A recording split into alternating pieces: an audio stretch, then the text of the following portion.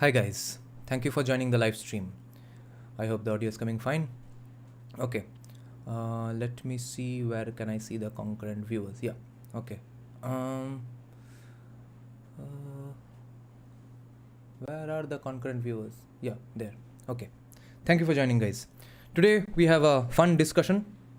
It's a gigantic set of books that I've recently bought. I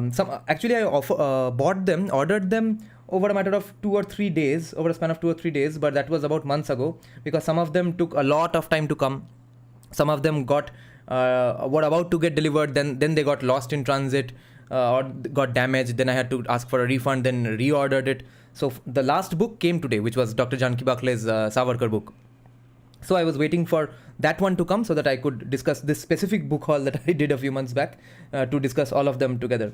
Although one book from this, which is Dr. Kaushik Gangopadhyay's book on majoritarianism and busting the myths surrounding the concept of majoritarianism with his phenomenal original research called LTSE, which is his counter to the idea of majoritarianism, and how he has proven that it's a much better way to judge which group of population might or might not oppress or do a genocide of another group of population.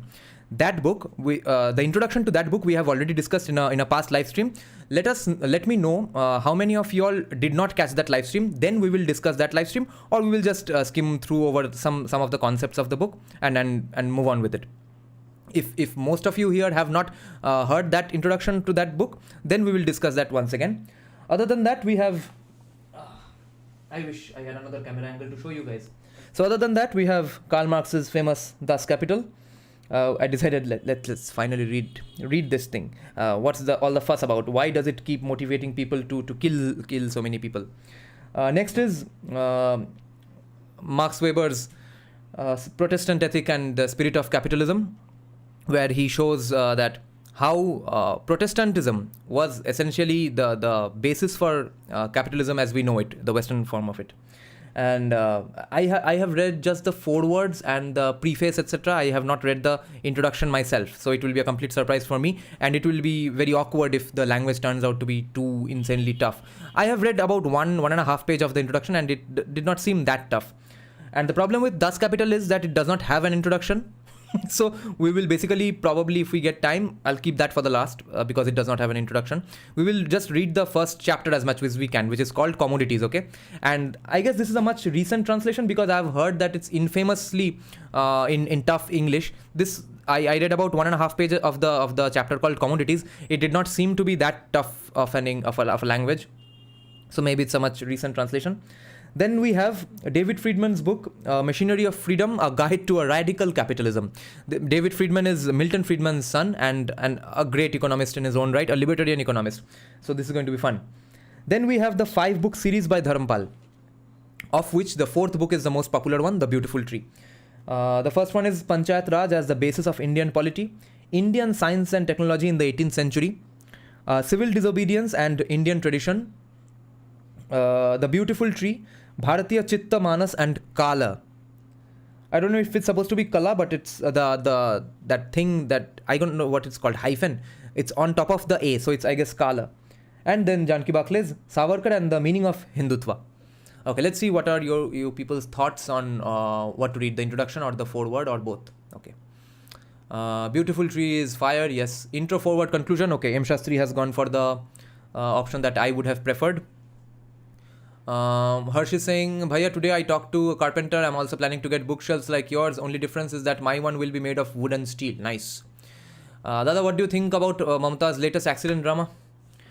See, she is pretty old, so it would not be surprising if she did in fact fall down in the bathroom. So, but considering that I've heard that I guess IPAC, Prashant Kishore's organization, is in fact still working in some sort of advisory or strategy position with Trinamool. So I wouldn't be surprised if they did it if they are doing this, staging this on purpose to give the vibe that, see, she's such a fearsome leader that she's injured and at this age and still doing such hard campaigns. She's so feisty, she's so fearsome. That might draw all the media attention away from Sandesh Khali and the so-called the rise of BJP, which everyone is talking about in the state. So this takes away all the attention from these two things, I guess. So it would make sense if that has also happened. Zenith is also going for the third option. Good, I like my audience. This is it's fake unless this is all natok. Afin is saying, please at least do today's stream in color. Please don't don't look good in black and white. I can't change the color in mid stream. अरे भाई आप पड़ेगा India से लो, वो थोड़े expensive है but best है. आई सी. Never thought of it. Let's see. Then okay, our mysterious sociologist is saying Das Capital paisa barbaad. And M Shastri, if you had any questions, you can ask him. He is online right now. S Paul. Das Capital, the most outdated popular book in economics. आज books देखाबे ताई black and white looks bad cover picture. Yes. I guess The Beautiful Tree became successful because of Abhijit Chavra, right? No, I think I've been hearing about Beautiful Tree and Dharampal from ever since Desai Deepak decided that he's going to write a book.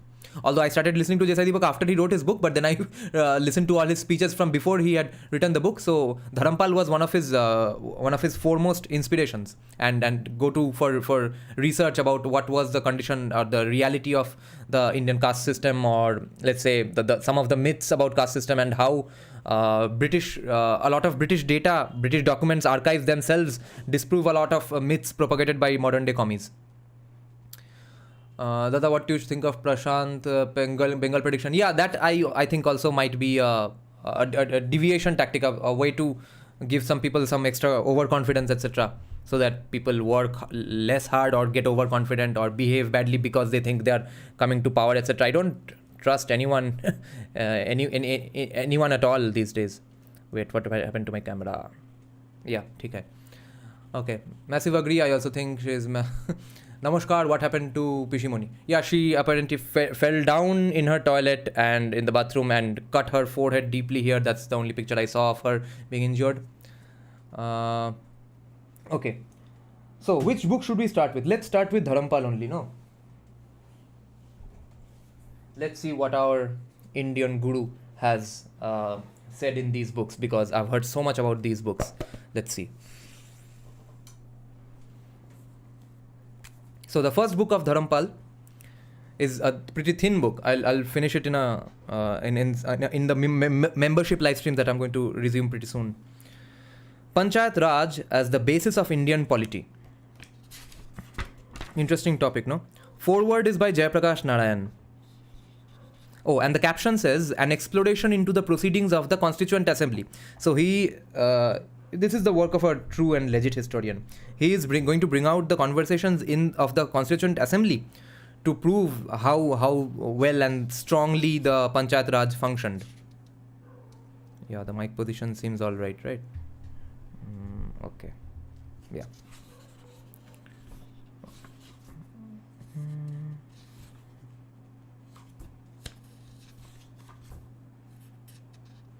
Okay, so foreword first by Jayaprakash Narayan. Shri Dharampal, Secretary of the Association of Voluntary Agencies for Rural Development, AVARD, has performed a great service in digging up from the voluminous proceedings of the Constituent Assembly all relevant material regarding the place of Panchayat Raj in the political structure of Free India. A study of the material presented here would fill anyone who has the least concern with Indian democracy with sorrow. During the freedom struggle, because of Gandhiji's formative influence upon the political thinking of those who fought for freedom, it was more or less taken for granted that Gram Raj would be the foundation of Swaraj. In other words, the concept of political and economic decentralization was axiomatic with fighters for freedom. But when the constitution came actually to be constructed, that concept somehow was forgotten, or to be more precise, remembered only as an afterthought. The present widespread practice in the ruling circles of showering seasonal, fulsome praise on Gandhiji and neglecting him in practice seems to have had its beginnings right at the outset of our freedom, when Gandhiji was still present in flesh and blood. There was perhaps a subconscious thought in the minds of the political leaders who followed Gandhiji that, while in the enforced condition of disarmament of the Indian people, Gandhiji's technique and philosophy of Satyagraha were useful in the struggle for freedom. His ideas were not relevant to the tasks of post-freedom construction. This thought was never clearly formed in the minds of the political leaders, who would have most indignantly rejected any such suggestion. I suspect, however, that from the beginning, that subconscious thought has influenced the practical policies that the new rulers of the country have followed since independence. Be that as it may, it is rather remarkable that it should have been believed at that time that constitution making was the job of lawyers and constitutional experts. All the constitutions that were framed after successful revolutions had been the work of the revolutionary leaders themselves, the experts doing no more than giving their ideas a legal framework. Unfortunately, in our case, even the distinguished lawyers to whom the task had, for all practical purposes, been entrusted, seem to have performed their functions rather perfunctorily, as is evident from Sri T.T. Krishnamachari's lament. Interesting. The intention of Sri Dharampal in bringing to light the buried bones of past discussions is not to indulge in sterile historical research. Since the report of the Balwantrai Mehta Committee and Balwantrai Mehta Committee and inauguration of what is known as the Panchayat Raj in Rajasthan in 1959, there has been a quickening of interest in the subject of decentralized economic and political democracy. It is to help in this process of rethinking that this material is being published. It should be found refreshing to be reminded of sentiments and ideals expressed when the glow of a unique revolution still lighted the minds of the people and their leaders. I should like, as a sort of footnote, this is not the appropriate place for elaboration, I should like, as a footnote, to the old debate, to emphasize that the question involved is not only that of decentralization. As I look at it, there are two entirely different concepts of society involved here. Even though not clearly expressed, this is implicit throughout Gandhiji's discussion on the subject. One concept is that put forward by Dr. Ambedkar and accepted as the basis of the constitution, namely the atomized and inorganic view of society. It is this view that governs political theory and practice in the West today. The most important reason for that is that Western society itself has become, as a result of a certain form of industrialization and economic order, an atomized mass society. Political theory and practice naturally reflect this state of affairs, and political democracy is reduced to counting of heads. It is further natural in these circumstances for political parties built around competing power groups to be formed, leading to the establishment not of government by people, but of government by party. What a brilliant observation. This is something we have discussed in our live streams as well. No, that the way democracies function in a political party setup. So they are basically groups of evangelists who go around saying that no, you don't know, you are in a lot of trouble. I'm telling you, you are in a lot of trouble, and believe me, now come join my side. But even that's fair enough. But the more destructive impact of a political party like situation in a democracy is that all your group identity is replaced by your political party identity and your support for a particular political party. See, in this in the age where basically family structures are all on the verge of breaking down, no one has big families. Even if they have big families, more often than not, they are quarreling with each other, etc. There's fights going on over who owns how much land and how much property, etc. In such a situation, people still feel that what you could call that a bee without a hive and a man without a tribe cannot survive. So a man's tribe, regularly we are going on seeing, is becoming just his political party.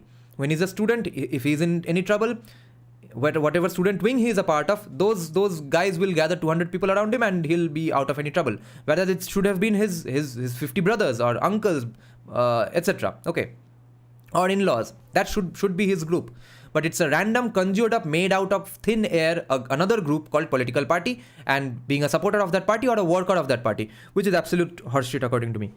In other words, by one or another power group. Yeah, that's not objectively worse, because if you even show up in what the example I'm giving, if you even show up in strengths of your family member, that's still a power group. But a party is sort of a twice removed, thrice removed group. Then you have bad incentive structures in how to succeed within the party or for the party, etc. It's a very screwed up situation. Exactly what Zenith Kujo is saying here. For Muslims, it is the congregation. They rely a lot on their community. Exactly how it should be for us as well. But our congregation is for our political parties. The other is the organic or communitarian view that puts man in his natural milieu as a responsible member of a responsible community. Exactly what we just discussed. This is nice. This view treats of man not as a particle of sand in an inorganic heap, but as a living cell in a larger organic entity. It is natural that in this view the emphasis should be laid more on responsibility than on right, just as in the inorganic view it is natural that it should be the opposite. When the individual lives in community with others, his rights flow from his responsibilities. With great rights and great duties come great responsibilities, and therefore again great rights. It cannot be otherwise. That is why in Gandhiji's sociological thought, the emphasis is always laid upon responsibility. This is sad. This is sad for a lot of people. Now, a community, in order to be real, that is, in order that it might be infused with the sense of community, must emphasize in its internal life such ethical values as adjustment, harmony, and cooperation. Yes. Without these, there can be no community. The community can never be at war with itself. One part of it fighting the other, albeit democratically, and the majority ruling over the minority. Such kind of political battle is possible only in the mass society, where there is no community. This does not mean that within the community there can be no difference of opinion or of interests, but they must be adjusted together and harmonized so that the community and its individual members live and grow and evolve materially and spiritually. The job is to discover the political and economic institutions and processes that can accomplish this task. It is time the protagonists of Panchayat Raj looked beyond the hackneyed phrases of political and economic decentralization, fondly hoping that parliamentary democracy plus a large measure of local self-government would perform the trick and usher in people's democracy of their dreams. People should move on from this idea. It is necessary to point out that according to the communitarian view, the community does not begin and end with primary community, the village or the small township. It does not end with that. Gandhiji's concept of concentric circles of community might be recalled in this connection. The outermost circle, which Gandhiji termed oceanic, embracing the whole world community of human beings. Just as within the primary community adjustment, conciliation, harmony and cooperation are the aim, so the relations between the different circles of community have to be adjusted and harmonized in the interest of all concerned.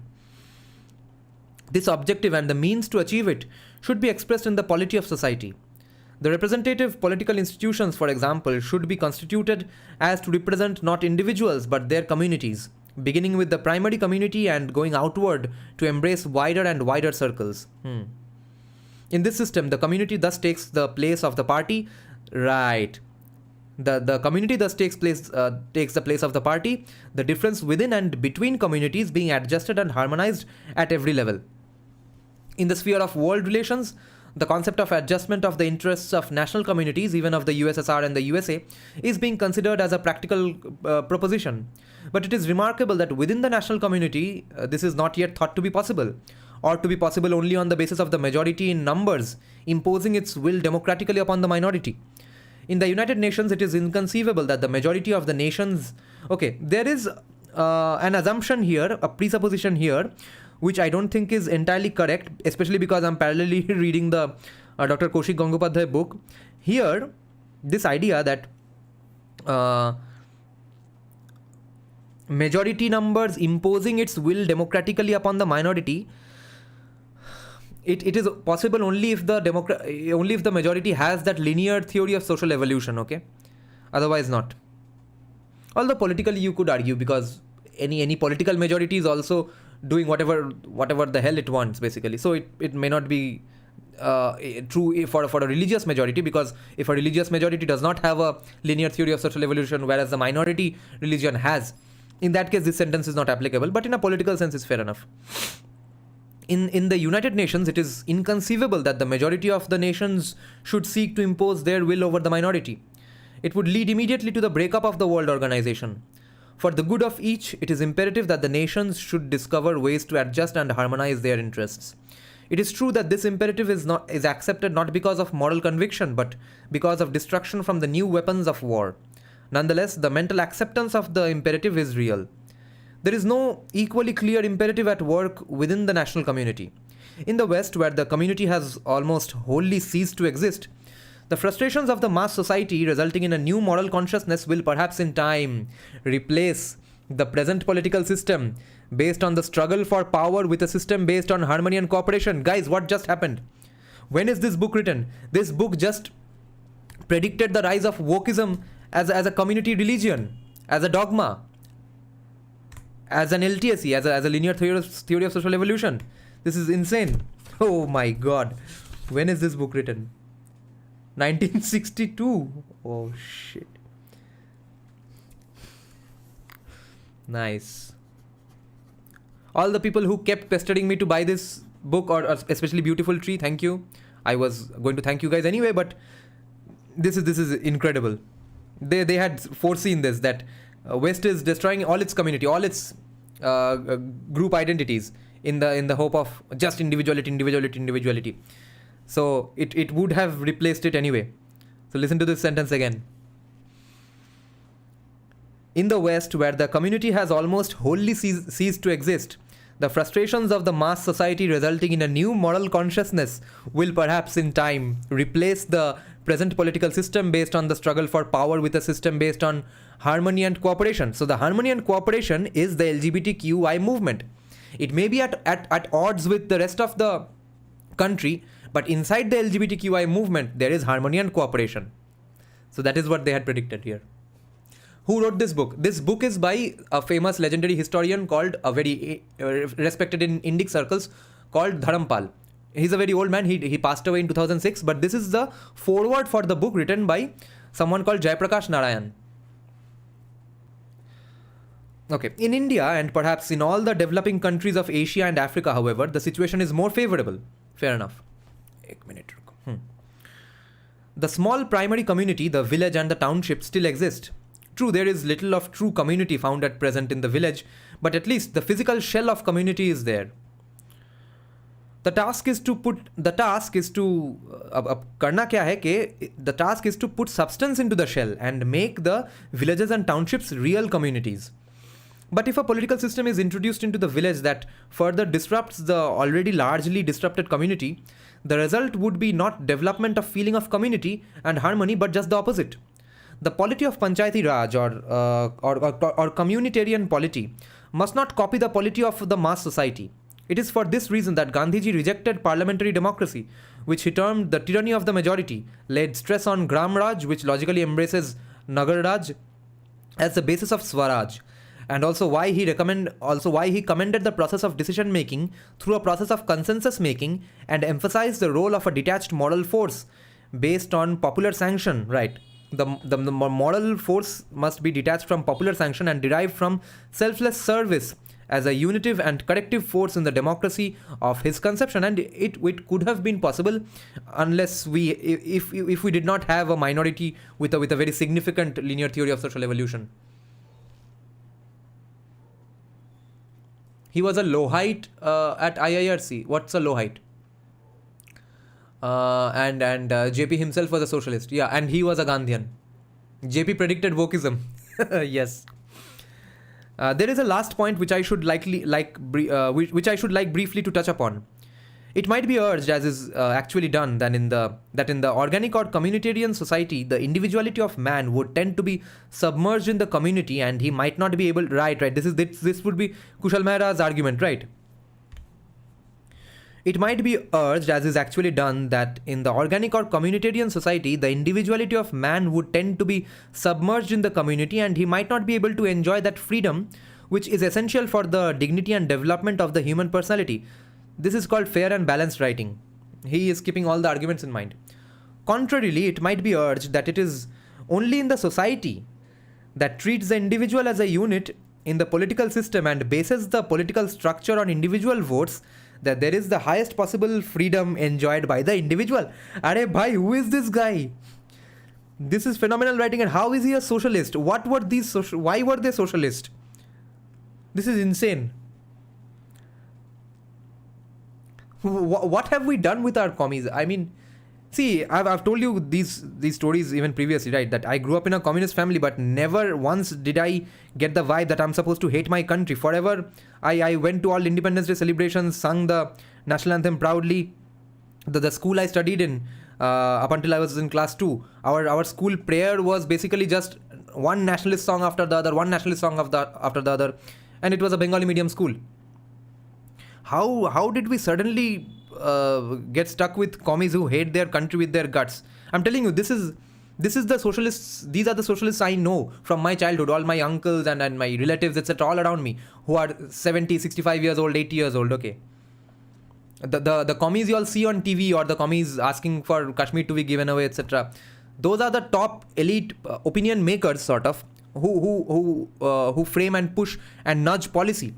On the ground level, these were the socialists forever, Listen to this phenomenal sentence. This is basically what I have also said as a counter to when people have to counter to Kushal Mehra kind of arguments that you need a society where heterodox people or individual rights can function. If you don't even have a society, where is the individual going to survive? Okay, even Karl Popper's argument, open society and its enemies. But for that you need an open society. Society means a community inherently.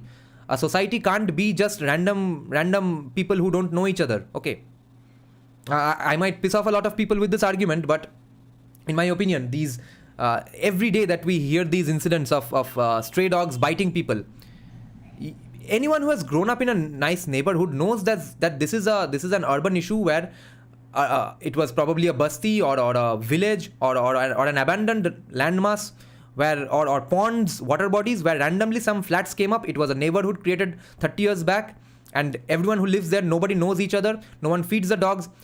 If at all they feed the dog or they go near the dog, they probably kick it.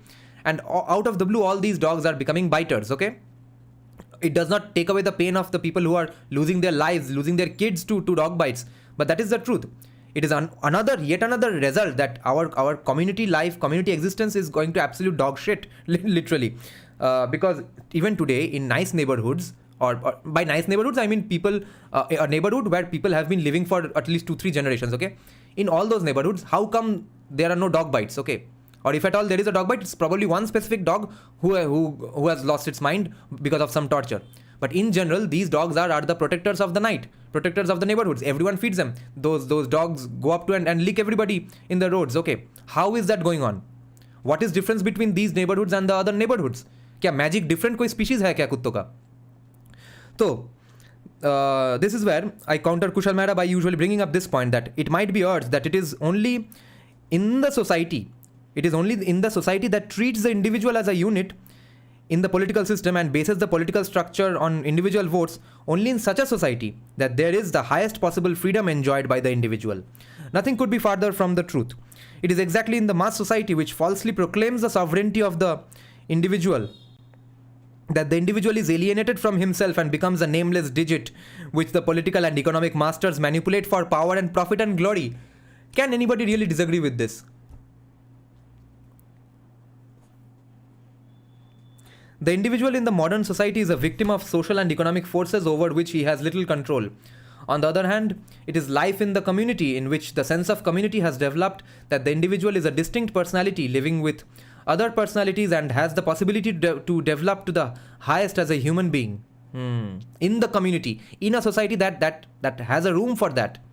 Now, of course, Kushal Mehra's argument is that since he's a heterodox, he fears being hated for being a heterodox. Now, in that case, I would say that India or Hinduism in general has done the pretty much the best job in case of letting heterodox people be. Okay, in that case, Abrahamic faiths have been an absolute disaster, and even Kushal Mehra would agree. But you see, the fact that I have long hair, or the fact that I did rock and metal in my school days, college days, and did not do conventional music. I did not sit with an harmonium and do saregama all my evenings.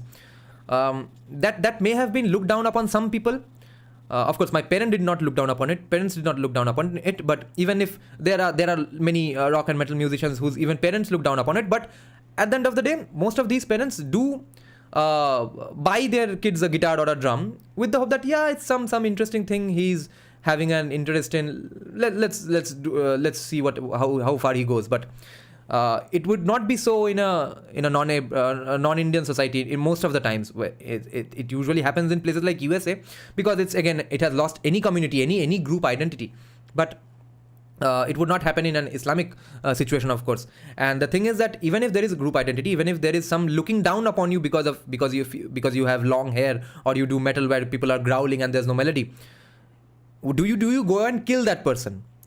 Do you bully that person to the extent that person kills themselves? That is not usually happening. Or even if it has happened, it has happened in a minuscule statistical minority of a number.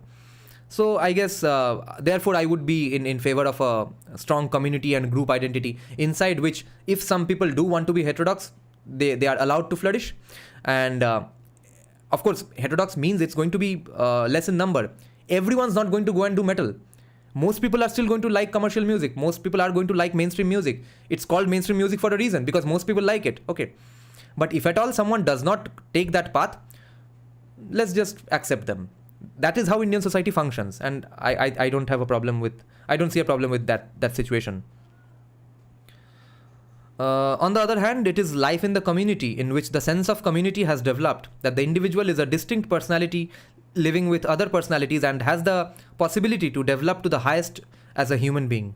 The relationship between the individual and the community, as Gandhiji expressed it, is the readiness of the individual to die for the community and of the community to die for the individual. Yeah, see, these things are the basically mission statements for any nationalist party, etc. Okay, but it's never followed. That one for all for one, isn't it? This is that same statement.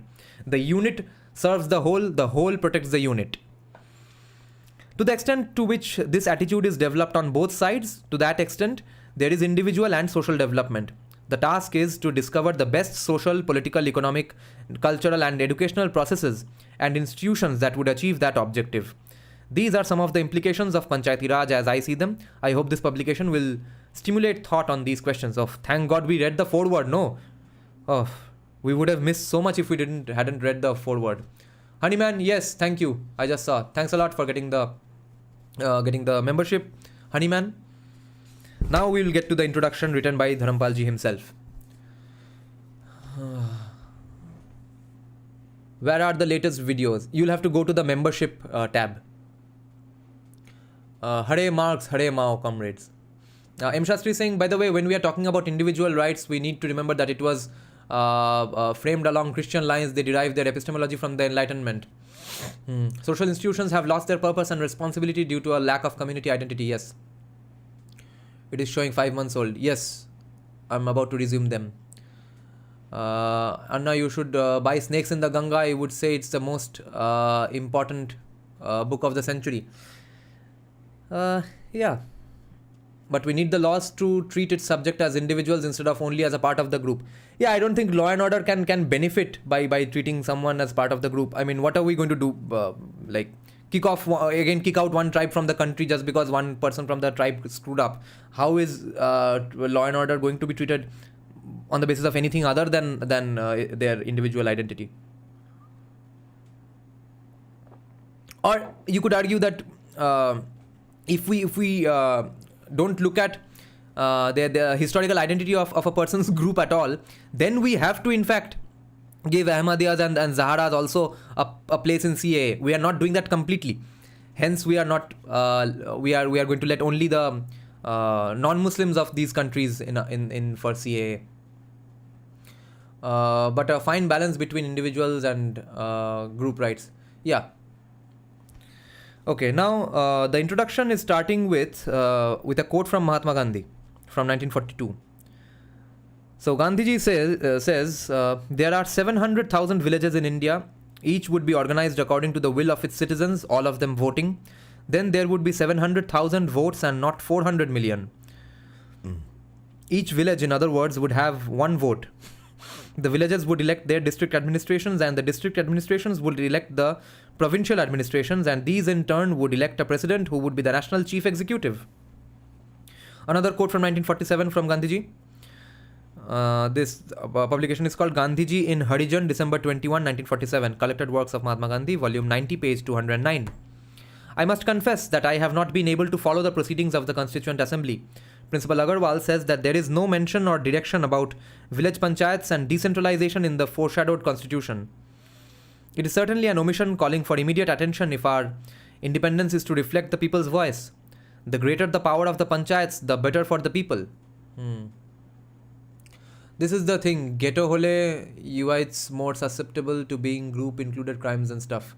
Yeah. Because SC/ST Atrocities Act or gynocentric laws are a result of group rights. Yeah, exactly. Introductory. The resolution on the aims... Now, this is Dharampal writing himself, okay? The resolution on the aims and objectives of Free India's constitution was introduced in the Constituent Assembly on December 13, 1946. This was a period of turmoil and uncertainty. The Muslim League, the second major party of India, had boycotted the assembly, and most of the representatives of the then Indian states had yet to be brought in. Yet Gandhiji was then very much with us. It is not surprising, therefore, that no specific mention was made in this resolution itself regarding the place of India's villages in an independent India, their role in its government, and the meaning of Swaraj to the Indian village.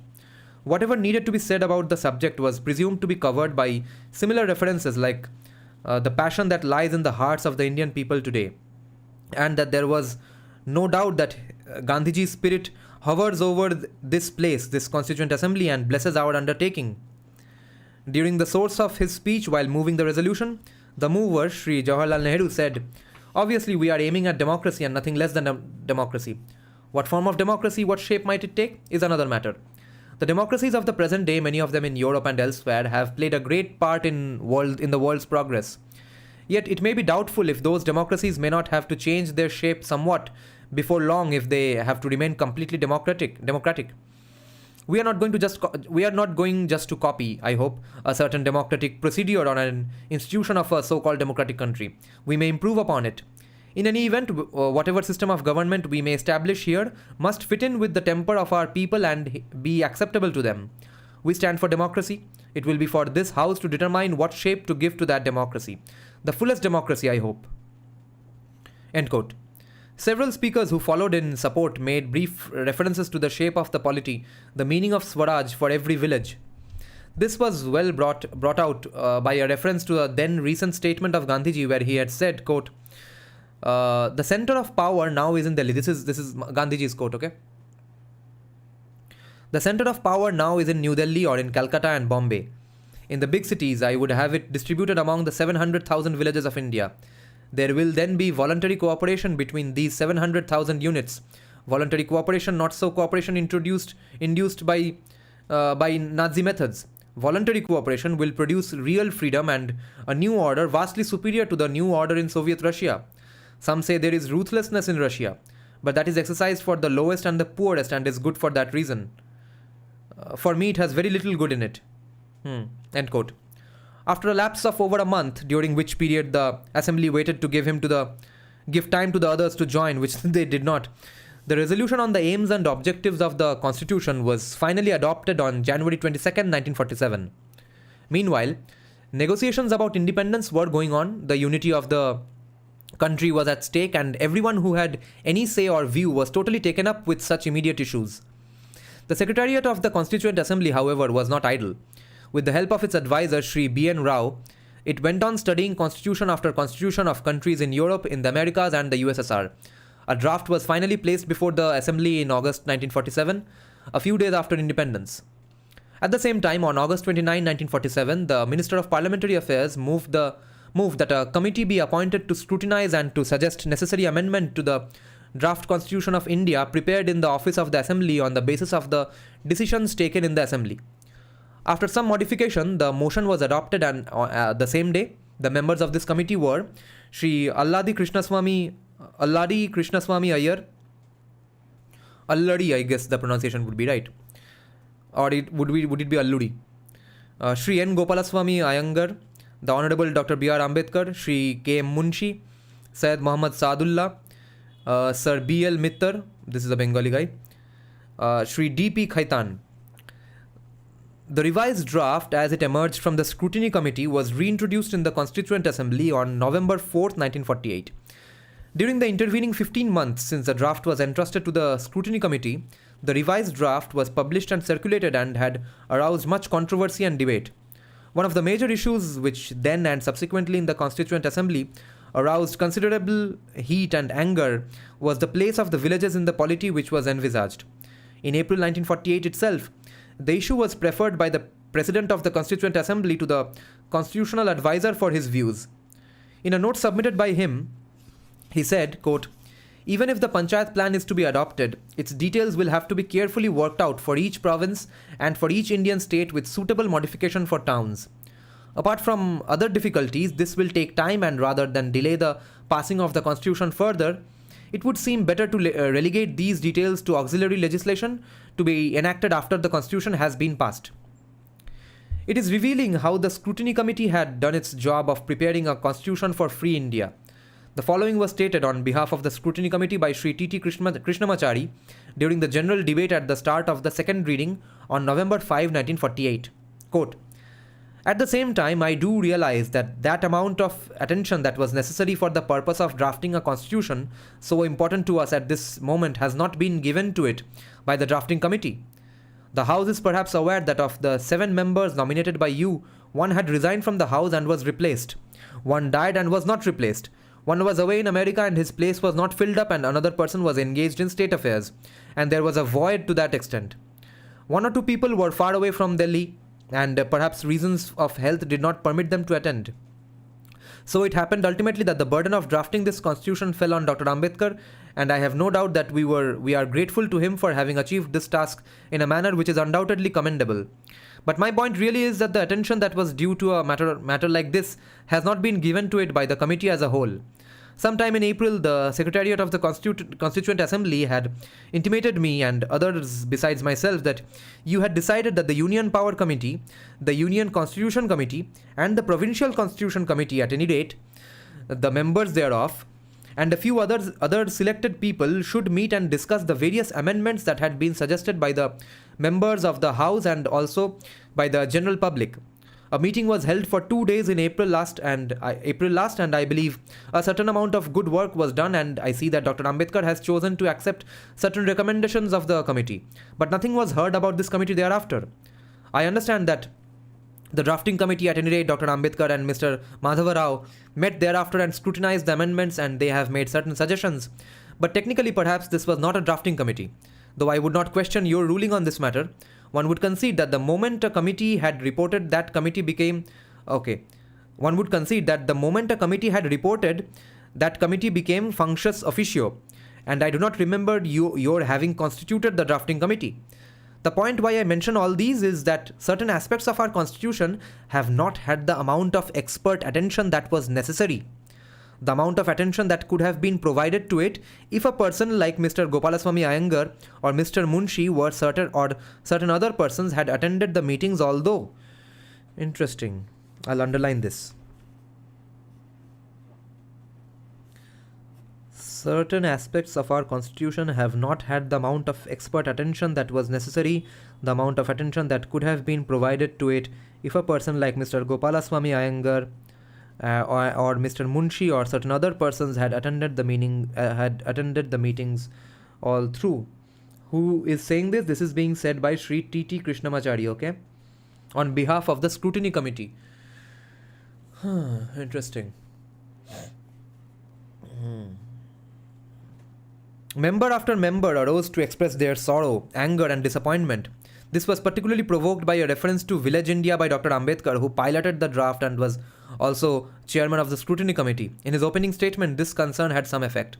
On November 22, 1948, a new clause was inserted in the constitution and adopted with no dissent. This was, quote, that after Article 31, the following new article be added, 31A. The state shall take steps to organize village panchayats and endow them with such powers and authority as may be necessary to enable them to function as units of self-government. This is how the present Article 40, which forms part of the directive principles of state policy, was incorporated in Free India's constitution.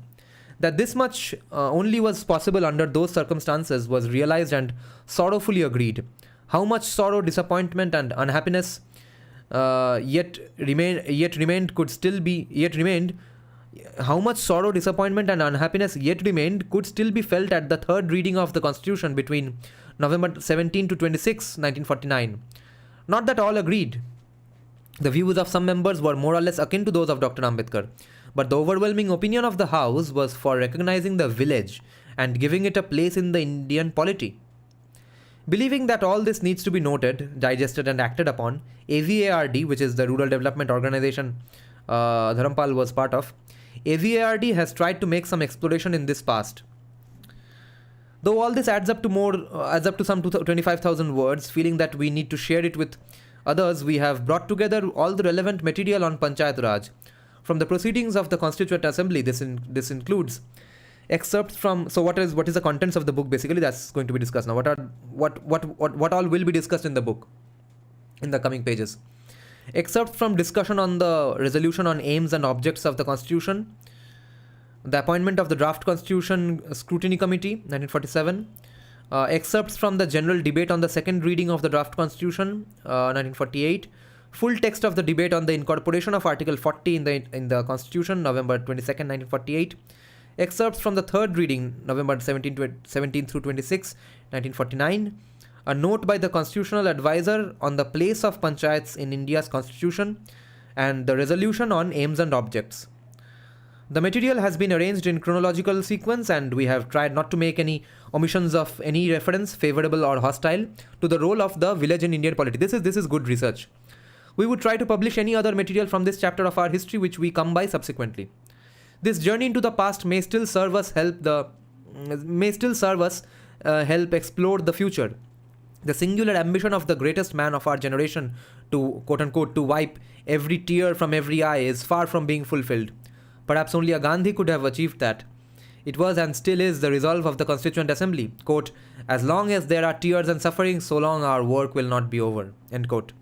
If during the last 14 years our attention has been diverted and our energies spent on problems arising out of the immediate happenings of the year of independence and its immediate repercussions, we can still plan to restart our journey by reordering the basic structure of Indian polity.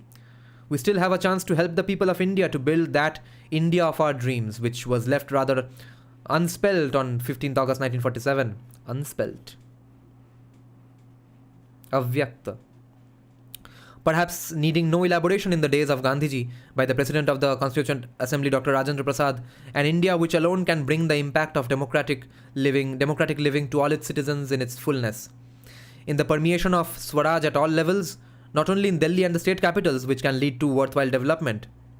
It is the permeation of Swaraj at all levels which can lead to worthwhile development, not just Delhi and the state capitals, which I could well argue had not started before 2014. You see, this is why RSS has so much socialist leanings. I guess they would identify with all of these and they would think these are all socialist values. Because these are very RSS values.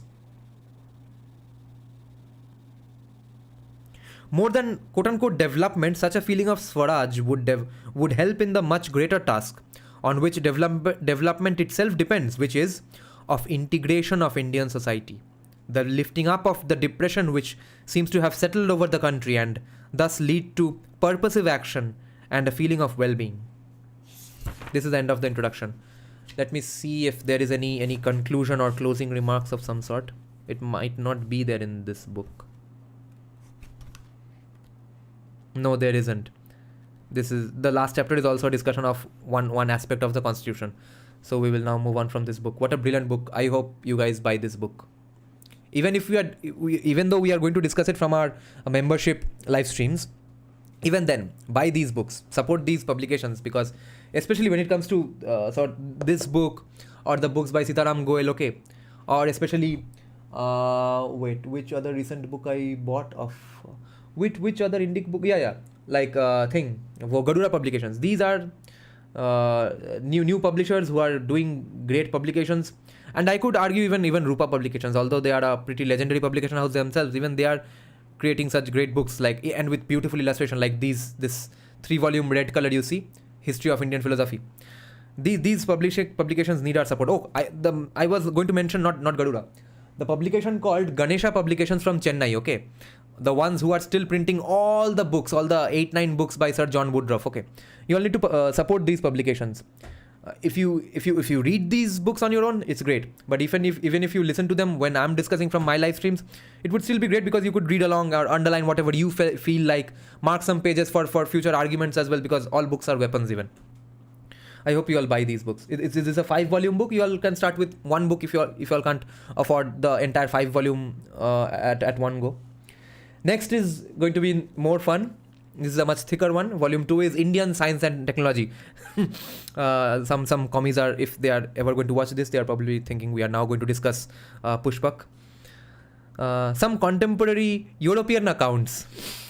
Indian Science and Technology in the 18th century from contemporary European accounts. How can British Raj be capitalist? It's literally government. Okay, let me have a bit of green tea before that, before I start another book, and let me just check some comments. M. Shastri is saying RSS is very skeptical of capitalism. That's very much evident in their writings. Yeah, they are also very they are also very wary of exploitation. Whenever they talk about capitalism, they are exclusively they are exclusively wary of its exploitation. Well, yeah, true actually, because the only capitalism they have seen, or I guess they sort of refuse to see the benefits that USA got itself. Now you can argue single currency reserve status, etc. But in the end, as a common person, what we are seeing is that objectively USA has been a better country for everyone to live in. Okay. Like we were discussing in our last live stream, that Gujarat is objectively a better place for Bengal's laborers. तो end of story. क्यों है, कैसे है, बंगाल का क्या excuse है, गुजरात ने कैसा ऐसा तीर मार दिया, वो सब बाद में है. यूएसए बेटर देश था, गुजरात बेटर स्टेट है, ये तो सच है. तो I think in that situation we can't completely blow away और इग्नोर कैपिटलिज्म, और nor should we base entire defense or pros and cons of argue capitalism on just wokeism of today or transgenderism of today. तो अभी 200 साल मज़े कर लिए, आज जाके सोसाइटी थोड़ा गड्ढे में जा रहा है, तो उसके लिए हम पूरा का पूरा इन 200 साल का उनका प्रॉस्पेरिटी हम इग्नोर नहीं कर सकते हैं. मगर अब हमारा तो है 5-6 हज़ार सालों का society, if not more. It could well be argued it's a 9,000 year autopilot society we are having, but they are just a 200 society. They are very soon going to be over. Okay, so we don't want anything that ends our society in 200 years. But whatever we can learn from their economics, that we must apply. So I understand RSS's concerns. I understand a lot of socialists' concerns of yesteryears as well, because many arguments against foreign investment would have been that it's sort of foreign Raj again, because they are going to buy up your land, they are going to invest in your companies. Your country is becoming dependent again. What are you doing? So they had the PTSD of a foreign rule. So I can understand them. I don't understand commies in Facebook using iPhone hating capitalism. So today we are going to have to evolve with the time, with the evidence we are getting. Honeyman is saying, firstly, we are aware of the bad things happened. I don't care what is written in Boo. If Hinduism has to survive, it has to get rid of caste system, period. Fair enough. Linguist is saying, man, actually this Vajrashuchi Upanishad manuscript mentions Ashwa Ghosh, Ashu Ghosh, who by scholarship is identified as Ashwa Ghosh, the Vedic Brahmin who also accepts Buddhist teaching too. हमें देखना चाहिए कि 200 उनकी गलतियाँ क्या थी जिससे वो वोकिज्म में चले गए. या very true. We will learn both from their mistakes and with their master strokes. Marx actually used East India Company as a basis of his writings in Das Kapital. and he was basically seeing feudalism, etc. So we have gotten rid of feudalism to a large extent, and we haven't gotten rid of feudalism in some contexts, and we have created new feudalisms in some contexts, like in academia or media, entertainment, etc. So no society is going to be perfect. No, everyone, some of my viewers keep hoping for one final solution, one incredible solution that's going to solve one particular problem forever and after, whether it's the Pattharbaz problem or an economics problem or families breakup problem. It's never going to happen. Everything that you care about, there are always going to be threats to things you care about, okay? And that is your test. That is your descendants' test, that you and your descendants will have to go on forever fighting for those things you care about. Stop hoping for one significant, one magic pill, one solution that's going to solve everything. It's never going to happen. Everything you hold dear is going to be forever in threat. So just keep on fighting. Shongram. I sound like a commie today very much. Okay, let's see what the foreword says here.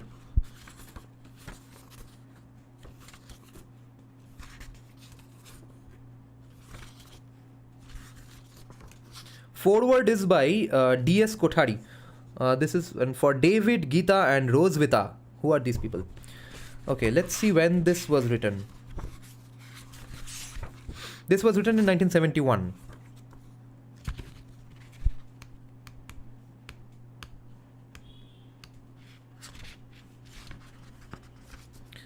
Okay, this has a very short introduction, but the preface is gigantic, so we won't be able to read the preface. How big is the preface? The preface is 40 pages, guys. So we are not going to read the preface. It's too big. We will, if we get time after reading the introductions and conclusions of all the books, then if we have time, we will, and I have energy and I can sit straight for that long, then we will come back to this book and read the preface, okay? Otherwise, let's just read the foreword and introduction.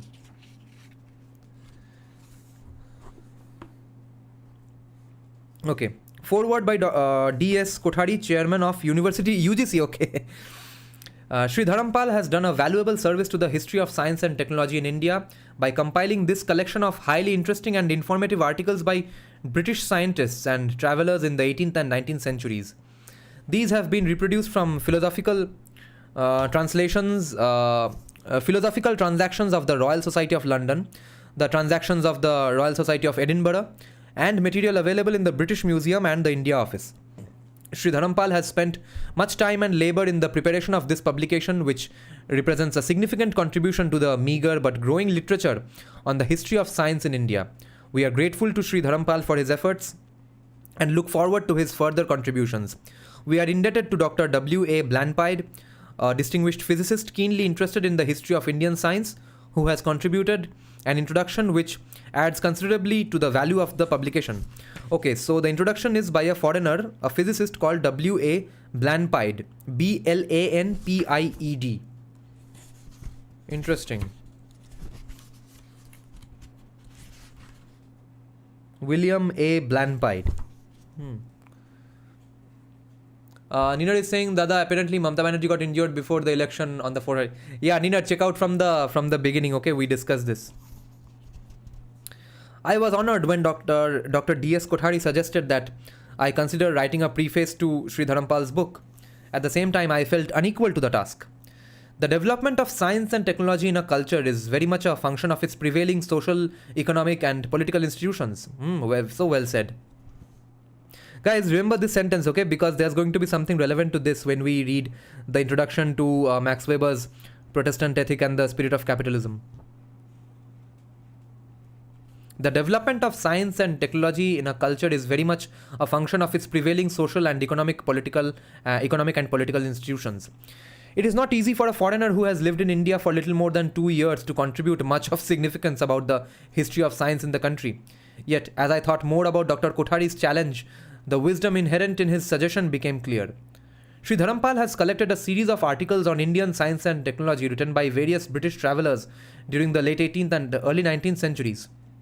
He himself has written a thoughtful preface placing these articles in the context of the India and the Britain of that period. I agree with Dr. Kothari that it might be fitting to have a sympathetic foreign scientist record a few of the thoughts he had as he read the accounts of Indian science and technology written by other foreigners 50 to 100 years ago. Okay, yeah, this is the idea that now he's understanding that why Dr. Kothari might have asked him to read this, because it might be fitting to have a sympathetic foreign scientist record a few of the thoughts he had as he read the accounts of Indian science and technology written by other foreigners 150 to 200 years ago. Frequently, the study of political history leaves one with the impression that human beings in all ages and all places have done little more than struggle for power, forge alliances, plot assassinations, and fight wars. The history of ideas tends to balance this extreme view by providing insight into the intellectual and social fabric of the world's cultures. Taken together, the history of science and technology constitute an essential thought until recently, the history of science and technology constitute an essential, though until recently, an often neglected component of the history of ideas. In a collection of essays entitled Science Since Babylon, Professor Derek Price has given one example of the manner in which the history of science can clarify one's view of a culture during particular periods in its evolution. Judged from the point of view of the drama, philosophy, and the art it produced, the golden age of Greek culture ended with the conquests of Alexander the Great in the 4th century BC. During the subsequent Hellenistic age, the influence of Greek culture spread through much of Western Asia, Northern Africa, and Southern Europe. But the literature, philosophy, and art produced was not of such a high quality. For this reason, the Hellenistic age was judged to be decadent by 18th and 19th century European scholars.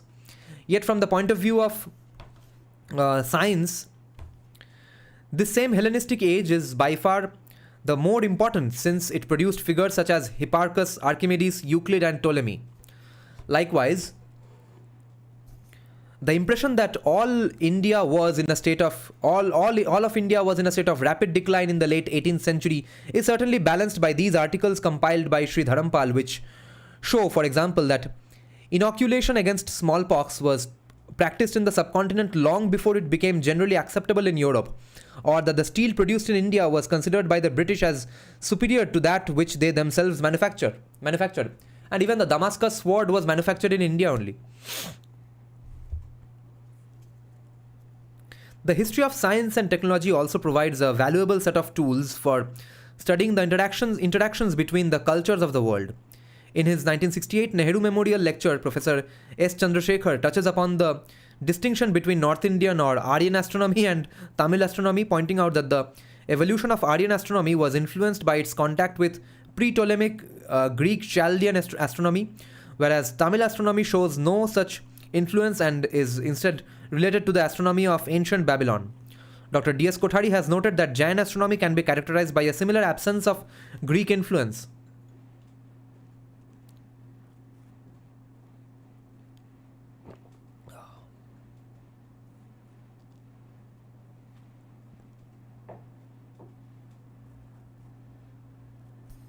Many others have exploited the history of science to these ends.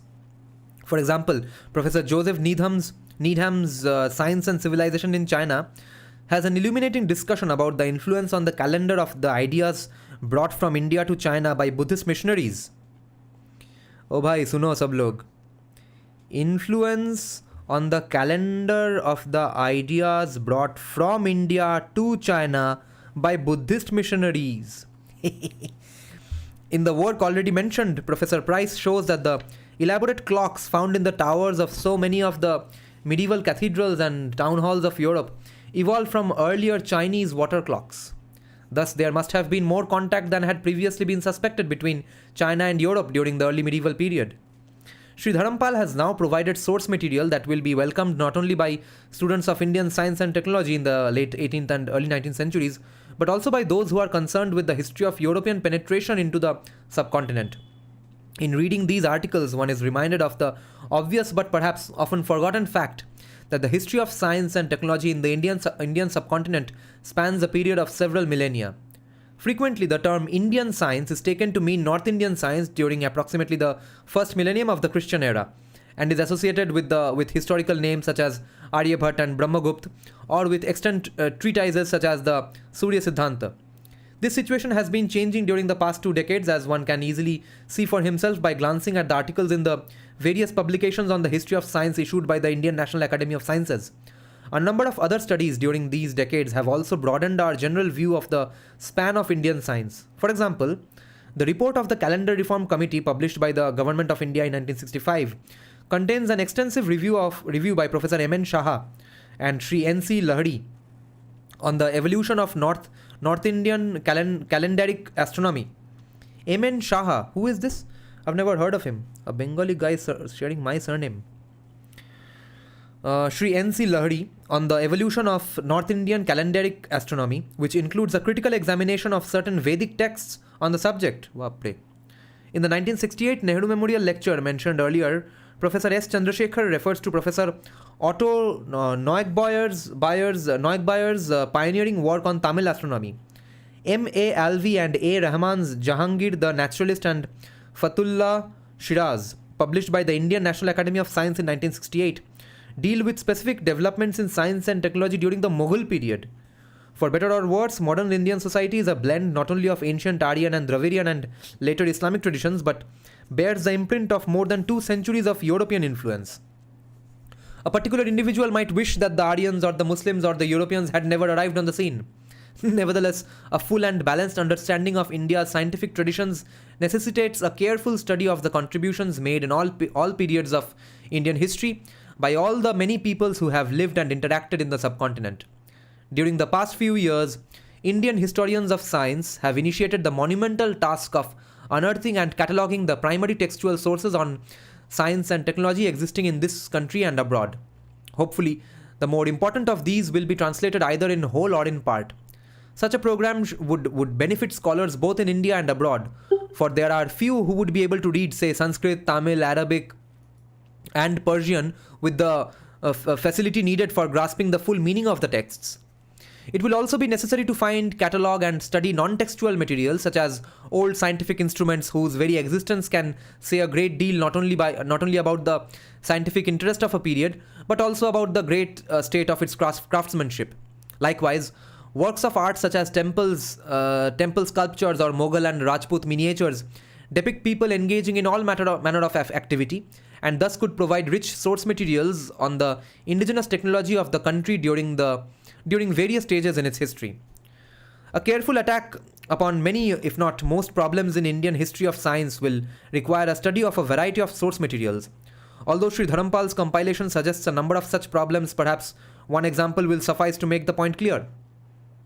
The first article in the book, written by Sir Robert Barker and entitled An Account of the Brahmin's Observatory at Banaras, Brahmin, provides one of the earliest European descriptions of this famous observatory, now regarded as one of the 5 Jantar Mantars erected by Raja Savai Jai Singh II of Amber and Jaipur early in the 18th century. Barker himself believed that the Varanasi observatory predated Jai Singh, and indeed, as Sri Dharampal noted in his preface, there has been considerable disagreement regarding the time of its construction. Of the 5 Jantar Mantars, only this one was erected on an existing building, the Man Mandir, built by Raja Man Singh, Jai Singh's famous ancestor, during the early 17th century. Is this the person on whom the stadium, Savai Man Singh Stadium, is named? The largest instrument at Varanasi is the Samrat Yantra, a type of sundial which seems to have been invented by Jai Singh and which is also found at the Jantar Mantars at Delhi, Jaipur and Ujjain. The 5th observatory at Mathura has now completely disappeared. Kahan gaya disappear hoke?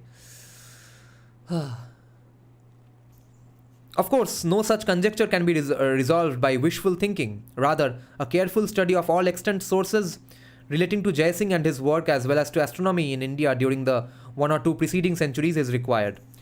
For example, a primary task would be to study and collate all existing copies of the Zij Muhammad Shahi, the astronomical catalogue prepared for Jai Singh during the reign of the Mughal Emperor Muhammad Shah. The preface of this work, which Sri Dharampal refers to in his own preface, outlines the motives of Jai Singh for erecting his observatories. 1 Sanskrit copy and 2 Persian copies exist at the City Palace Museum in Jaipur. There is another Persian copy in the private collection of the Maharaja of Jaipur and still another in the British Museum. More references to the work refer to a translation of the latter made by William Hunter in 1799.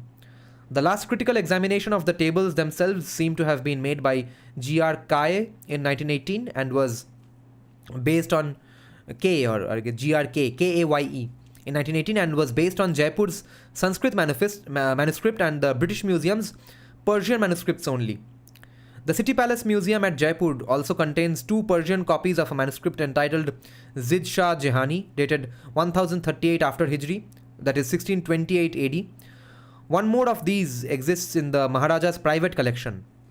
Since they were among the Indian manuscripts on astronomy in Jai Singh's library, it is possible that they contain important clues to the reasons for undertaking his own work, and might even refer to existing observatories in North India during the 17th century. In this connection, it is interesting to note that Shah Jahan himself had once planned to build an observatory in Jaunpur, but was forestalled from doing so. However, apparently the Zid Shah Jehani has neither been translated nor studied carefully by any historian of science. Sir Robert Barker's description of the observatory at Varanasi is but one of several early accounts of the Jantar Mantars given by European travellers. For example, Father Claude Baudier, a French Jesuit astronomer who travelled through India during 1734, described the observatories at Delhi, Jaipur and Mathura. Since Baudier was himself an astronomer and made telescopic observations during his journey, his descriptions might be regarded as particularly valuable. A number of his letters are preserved in the French Jesuit archives near Paris. It is interesting to note that during his travels in India, he was in contact with the Jesuit astronomer Pierre Gobel, who remained in China for 40 years and wrote the first comprehensive and scholarly account by any foreigner in modern times on the astronomical tradition of that nation. Finally, a study of Jai Singh's instruments is certainly in order. Such a study should encompass not only the massive masonry devices for which he is most famous, but perhaps even more important, the more conventional large metal instruments built into the Jantar Mantars as well as his smaller portable instruments. At Jaipur, one may see among other instruments 4 brass astrolabels, which is Yantra Raj, ranging in diameter from about 16 to 30 inches, all of which were believed to have been used by Jai Singh. 3 of these are inscribed in Persian and 1 in either Sanskrit or Hindi. K, that GRK, Kaye, GRKaye or K dates 2 of the former to the period of Shah Jahan, an indication not only that the astronomical instrument maker's craft was honored in 17th century Delhi, but also that active observational astronomy in India continued well into the Mughal period. A brass device at Jaipur used for displaying planetary orbits bears the names of the Parisian maker Francois Lemery and is of rather inferior workmanship. There is also a fine brass celestial globe that seems to be of European origin. The presence of these instruments as well as the existence of English and French astronomical tables in Jai Singh's library gives some indication of his contact with European astronomy. For a traditional society such as India, it was probably true that very frequently a particular scientific or technological technique which had been practiced for centuries came to be taken for granted and thus was not considered worth documenting by the practitioners themselves. Yes, this is the story of India's history. Things are so obvious we don't even note half the things down. For this reason, the accounts of foreign travelers in India who did not take these practices for granted say a great deal not only about the state of science and technology in the subcontinent, but about the science and technology of their own countries as well. In other words, such documents provide important source material for studying the scientific interactions between India and the rest of the world during different historical periods.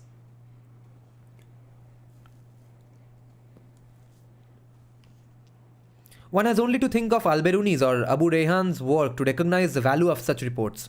After extended travels in India during the 11th century AD, he wrote his book, Accurate Description of All Categories of Hindu Thought, the first extensive and scholarly treatment of the subject by a Muslim author. His reactions to and his evaluations of the things he saw and learned in his travels, as well as his comparisons between Hindu and Arabic-Persian ideas, provide fascinating insights into his own culture and the culture he wrote about. A number of Hindu works in mathematics and astronomy, including those of Brahmagupta and Aryabhatta, had come to the Muslim world during earlier centuries and were known to Al-Biruni in their Arabic or Persian translations. In India, he found many of the original versions of these works. Any modern scholar who discovers the original versions of a text known to the world only in translation can imagine Al-Biruni's joy at finding these Sanskrit texts. Here, by the way, is another interesting set of problems for the historian of science. The Muslims learned a good deal of their astronomy and mathematics from the Hindus and, together with what they learned from the Alexandrian Greeks, used it to forge their own methods. It would be interesting to study the effects of this transmuted Hindu science on India when it was reintroduced in the wake of the Muslim conquests. So we were getting it second-hand from Muslim kings.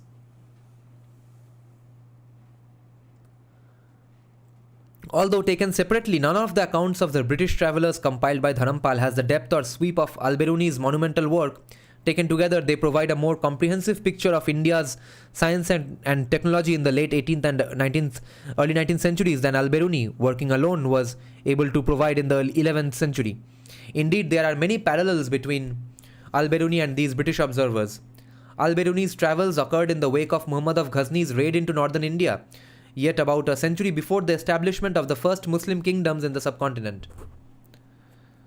The accounts of the British travellers were written from 40 to 80 years before the events of 1857, during a time when the East India Company still maintained the fiction that it was, in fact, no more than a trading company, etc. Which was a fiction they were maintaining. Thus, both Al-Biruni and the British travellers came to an India that was, in principle, still ruled by independent native princes, but which had in effect already shown itself to be ripe for political conquest by the very nations from which these travellers had come. For these reasons, they could all come to the subcontinent regarding themselves as representatives of superior cultures and reacted with a mixture of surprise, resentment, interest, arrogance, admiration and suspicion on discovering that many of their preconceived ideas were incorrect. Let me underline this, because many commies will disagree with these things.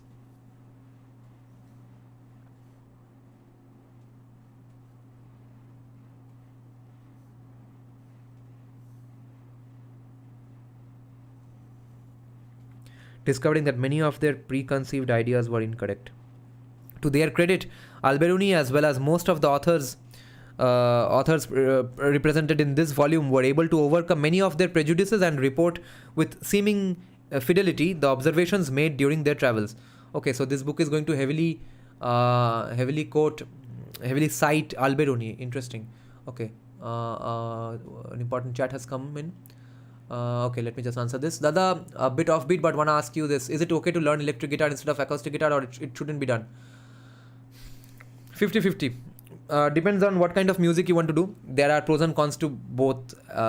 More cons than pros in case of learning acoustic guitar, or in case of learning electric guitar. See, acoustic guitar is basically obviously difficult to learn because there's a basic amount of physical strength and finger seasoning that you will require before you even are able to create any noise, any sound from the guitar.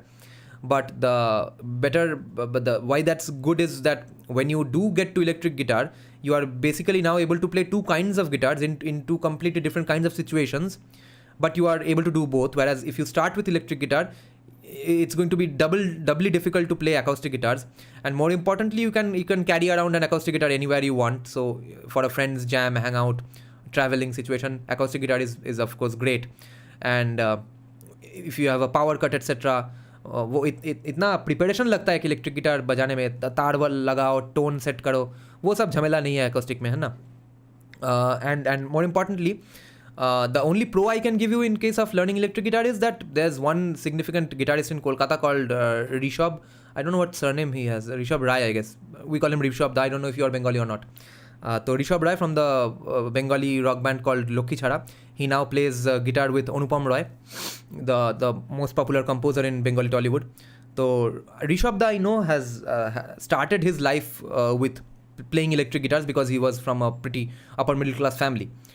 So he could not play acoustic guitar, so his parents gifted him a pretty high end electric guitar. But he ended up becoming a very, very phenomenal electric guitarist and a great guitarist. So now he can play acoustic guitars as well. Although the acoustic guitars he can purchase are of course smooth and easy to play as fuck. Okay, but there is precedence that even with electric guitar, people can become great guitarists. That's all. Okay. The analogies between Alberuni and these British observers should not be taken too far. However, several centuries of more or less continuous and relatively close commercial and intellectual contact between Islam and India preceded Alberuni's visit. Another 5 centuries were to elapse before the Muslims ruled a sizable portion of the subcontinent. By that time, Islam in India was already becoming something distinct from Islam outside of India. Interesting. In contrast, until about a century and a half before the first of these British accounts, India was, to virtually all Europeans, a semi-mythical land of ancient wisdom, uncountable treasure, exotic spices, strange gods, and fabulous maharajas. Indeed, and this Amartya Sen would be very happy with this book, no? Because his qualm is that we kind of agreed with the notion that Adhyatmikta hamara hai, science West ka hai. Indeed, even up to 50 years before these reports, contact between India and Europe had been chiefly commercial. Yet within another 80 years, the British ruled well over half of the subcontinent directly and held the balance of power in the remainder through their treaties with the surviving native princes. Thus, the types of reports offered to us by Sri Dharampal could only have been written during a rather narrow time interval when the British were familiar enough with India to observe its institutions with some objectivity, but did not yet consider the Indians as a conquered people. In that small time frame, these years also represent a time of transition in Britain as well. By 1780, the period of the Enlightenment, initiated by the publication of Newton's Principia, was almost 100 years old. Europeans, and most particularly the British, were secure and proud of the new system of science they had created. For this reason, while the European commentators on Indian science were willing to accept the fact that there had been strong traditions in mathematics and astronomy in the subcontinent, many of them implied that these traditions were no longer practiced, at least not with their previous vigor. In India, that is.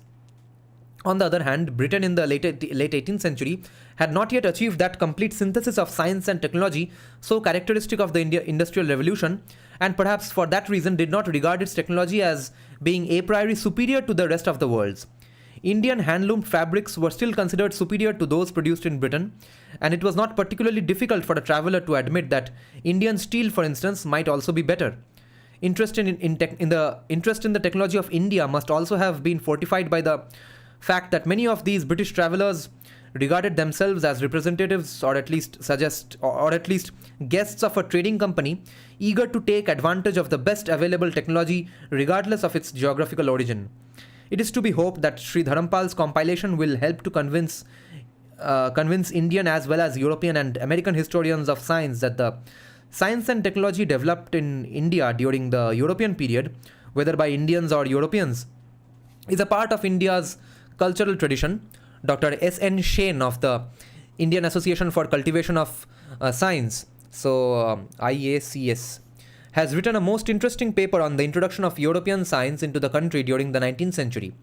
More studies of this kind are certainly needed. If they are to be carried out, then more material of the type that Sri Dharampal has assembled must be found and made available to scholars. The French Jesuit archives near Paris have already been mentioned as one possible source of important documents. The archives in Goa might also contain scientific observations made by the Portuguese missionaries. The archives of the various European types of scientific institutions established in the subcontinent should also be searched.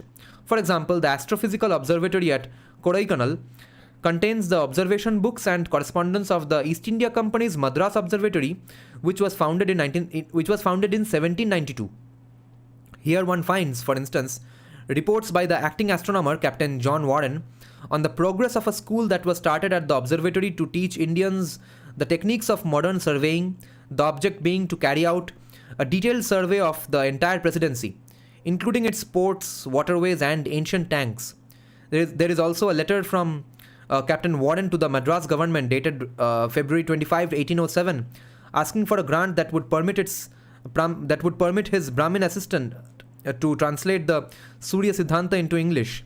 Later in 1825, this same Captain Warren wrote a book entitled Kala Sankalita, with a collection of memoirs on the various methods according to which the southern part of India divided time, Kala Sankalita, so a Sankalan of Kala, which contains one of the first accounts of Tamil astronomy by a European.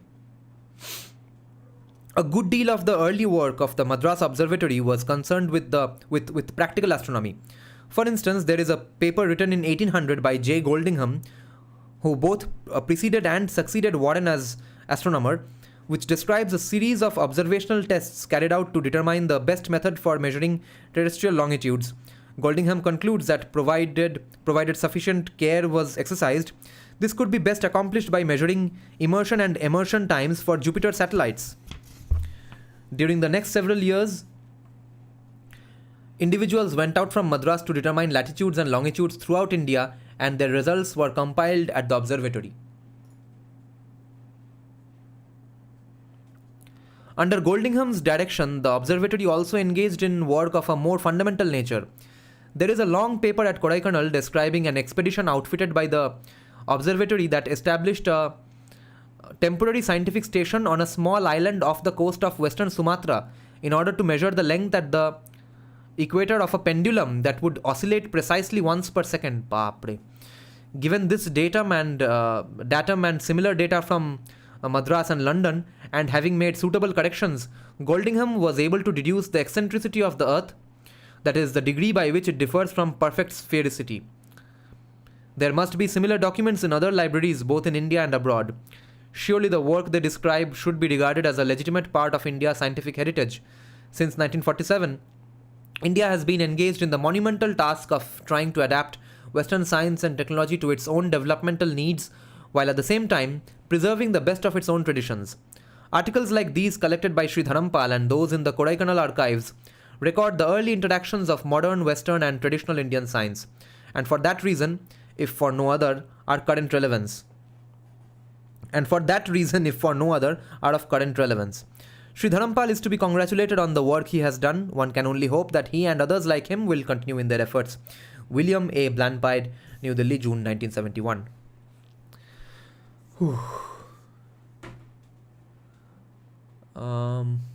What discussion? Linguist is saying Dada Alberuni says that Buddha himself wrote a book called Buddha Chudamani, which was famous in 10th century, but it's lost presently.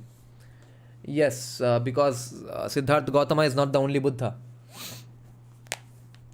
Harsh is saying it's clearly mentioned in the beautiful tree that even Shudras used to learn Vedas, as mentioned in British records themselves. Yes, we are going to get to that pretty soon.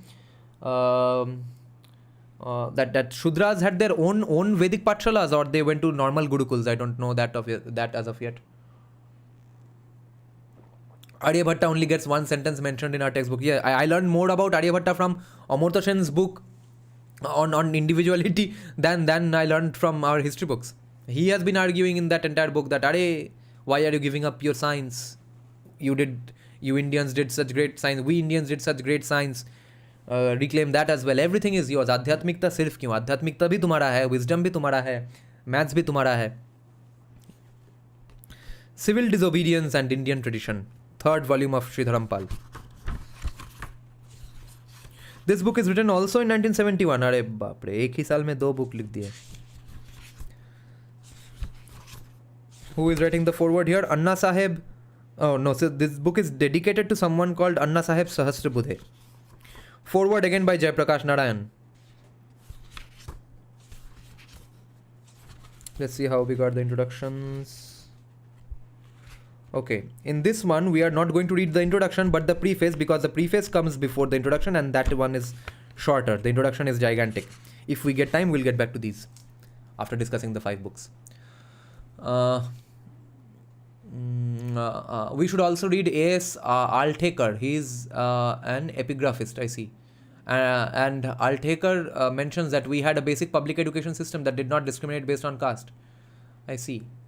So what is this idea of Shudras not being allowed to read Vedas then? Is it a qualification issue, or was it in fact prevalent in some places? Or was it not prevalent in some times and prevalent in some other time periods? Of course, that would also be pretty understandable. See, nothing you say about India, good or bad, was ever prevalent in the entirety of the country for the entire 5,000, 6,000 years. That is the lack of perspective that commies suffer from. Aryabhat, not Bhatta. No, you see, in Bengali we were taught the Uchcharan is Arjobhatto. So why not Aryabhatta? Aryabhatta, the chat Brahmin, but Sanghis are making him Avarna, lol. To appease some non-Hindus, they are distributing Brahmins and Kshatriya icons to them. Aryabhatta to is Savarna, I don't know. What's the problem here? But why Aryabhat, not Aryabhatta? Why aren't they the same things? Okay, did any other super chat come here? No, right?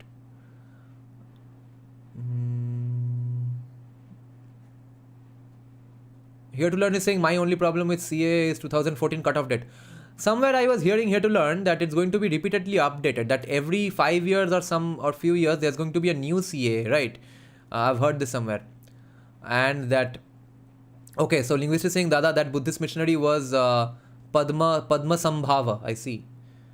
Batul the Great, is there a caste discussion going on in the live chat? Yes, in my live chat there's always a caste discussion going on for some weird reason. But this is good. We must fight out all our battles and disagreements in the chat section here, because you can't discuss here with threats of FIRs and beating people up. You'll have to have a thick skin and come up with arguments. This is a great thing here. Okay. And Batul the Great, I wanted to tell you that you made some great comments in last day's live stream chat, even in the main videos comment. I don't remember if you have commented there, but your questions require much long answers, so we'll get to them some other day, or you can ask them when we do the live stream again with that mysterious sociologist. M. Shastri is saying it was orally transmitted. I see. So if you did some other occupation, then you won't be able to give 100% to remember the Vedas. Yeah, obviously. Okay. Foreword by Jayaprakash Narayan on the topic of civil disobedience and the Indian tradition with some early 19th century documents. The ancients held that the highest form of knowledge is self-knowledge, and that he who achieves that knowledge achieves all. It seems to me that the value of self-knowledge holds good for nations as well. No matter how one defines a nation, and it has not been found easy to do it, its essence seems to lie not in its outward attributes, but in the mental world of those who comprise it. Nice. Of the ingredients of this inner world, the most important is self-image. That is, the image that the people comprising a nation have of themselves and their forefathers. During the British period, the needs of imperialist rule dictated that Indians be pictured as an inferior people in respect to material, moral, and intellectual accomplishments. This deliberate denigration of the Indian nation was furthered by the incapacity of the foreigner to understand properly a civilization so different from his own. So, in course of time, as our political subjugation became complete, we happened to accept as real the distorted image of ourselves that we saw reflected in the mirror the British held to us. Not a small part of the psychological impetus that our freedom movement received was from the few expressions of appreciation that happened to fall from the pens or lips of Western scholars about Sanskrit literature, Indian philosophy, art, or science. Sometimes these foreign opinions about past Indian achievements were seized upon and inflated out of all proportion so as to feed the slowly emerging national ethos. After the first few years of euphoria since independence, a period set in of self-denigration in which educated Indians, particularly those educated in the West, took the lead. Whether in the name of modernization, science, or ideology, they ran down most, if not all things Indian. We are not yet out of this period because this is 1971. I am not suggesting that what is wrong and evil in Indian society or history should be glossed over. But breastbeating and self-flagellation are not conducive to the development of those psychological drives that are so essential for nation building. Nor so is slavish imitation of others. You all can see how much J. Sai Deepak is inspired from Sri Dharampal's writing.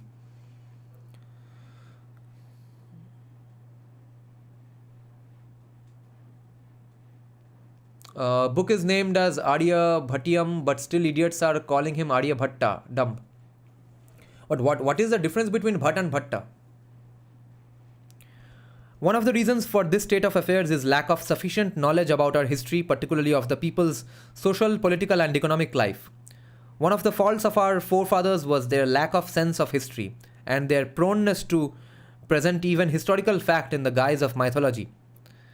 As a result, one of the faults of our forefathers was their lack of sense of history and their proneness to present even historical fact in the guise of mythology. As a result, even after long years of modern historical research in India and abroad, our knowledge happens to be limited, particularly in the field of social history. Although there are long gaps of periods of darkness about which not much of anything is known, one such period was that between the decline of the Mughal power and the arrival of the European trading companies, and the ultimate consolidation of British power. That period was undoubtedly one of political disintegration. Yet the material researched by Sri Dharampal and published herein reveals the survival of amazing powers of resistance to the state in the common people. The Lohars, the Mistris, the Julahirs, the Hujams, the Darzis, Kahars, bearers, of every class of workmen, to quote the acting magistrate of Banaras in 1810. When in their opinion it became oppressive or transgressed the limits of its authority, these specific jatis stood up in resistance.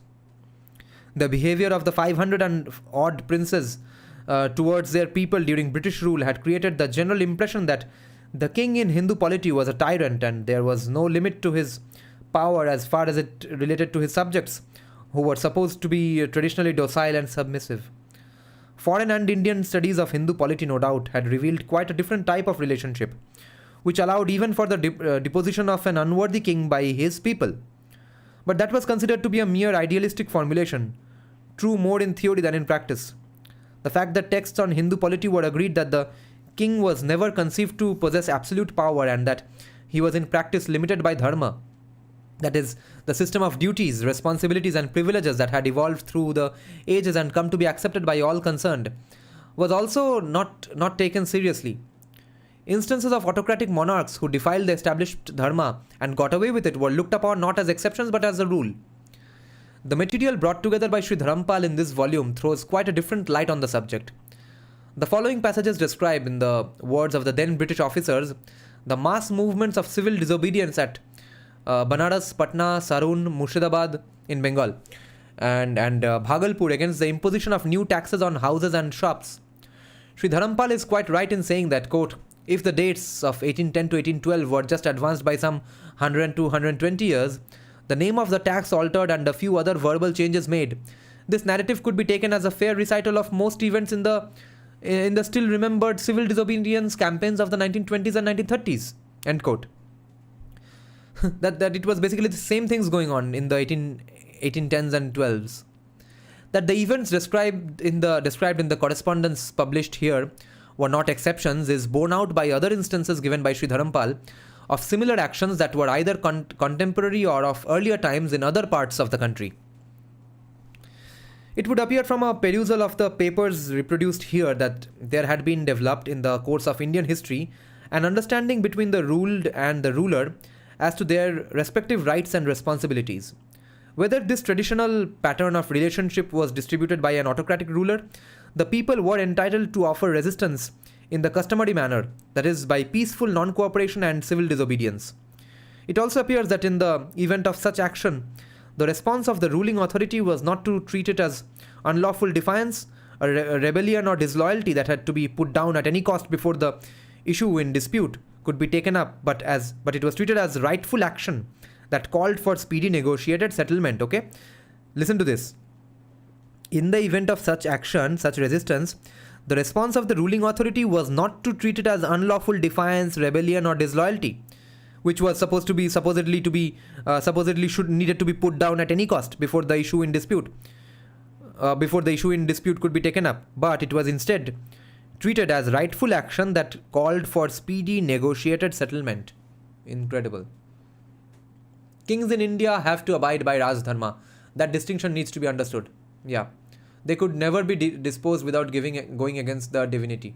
King in the West are considered to have divine power and divine right to rule. Yeah. Sengol was essentially for reminding kings of their Raj Dharma. Yes. Such powers and apparently well-practiced methods of popular resistance as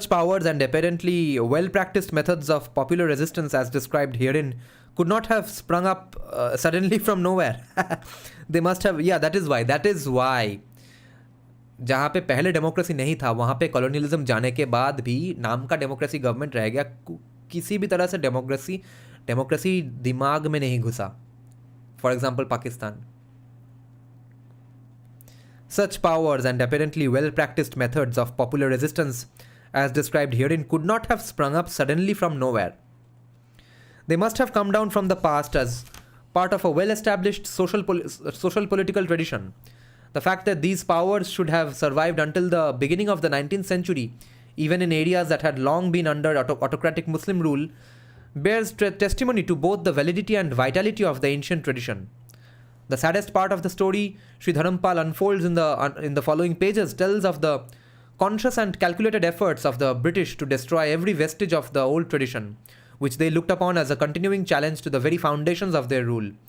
Whether it was to assert the quote-unquote dignity of the state, or for the so-called quote-unquote maintenance of the public tranquility, or for quote-unquote upholding those sentiments of respect which it appeared so essential that the community should entertain for the public authority, end quote, the traditional right of the people of peaceful resistance had to be given no quarter.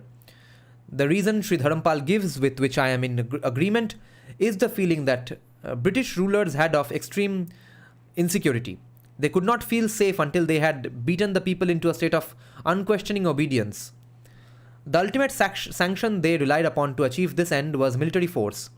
Thus was brought about the spiritual death of the people of this country, which the Congress Working Committee must have had in mind when its Declaration of Independence of 1930, which used to be reiterated at tens of thousands of public meetings every 26 January, speaking of the fourfold ruin of India, economic, political, cultural and spiritual, wrought by the British.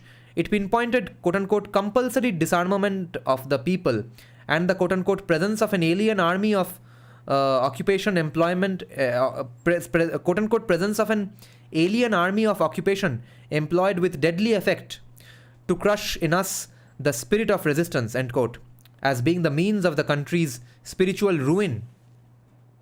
In an interesting and valuable section of his introduction, Sri Dharampal discusses the origins of Gandhiji's ideas of satyagraha and throws some new light on the subject. A point that emerges clearly from the discussion is that the primary source of inspiration behind Gandhiji's science of satyagraha was India's age-old traditional ruler-ruled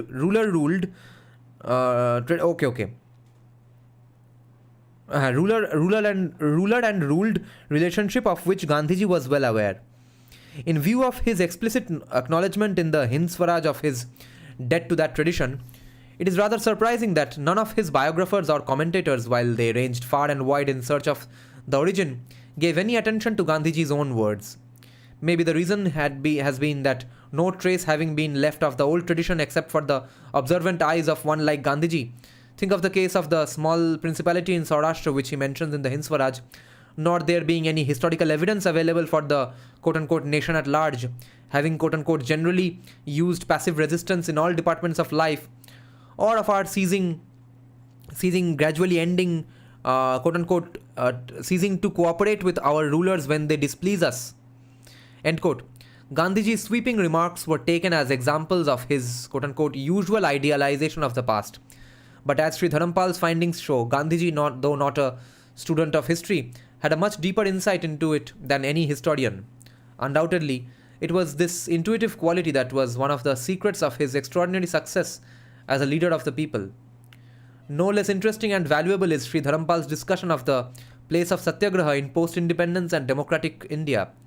An often repeated criticism, which has not lost its point by repetition, of government in free India is that the Congress, on coming to power, took over intact the bureaucratic machine created by the British for their purposes of undemocratic and exploitative rule. They are making this criticism even in 1971.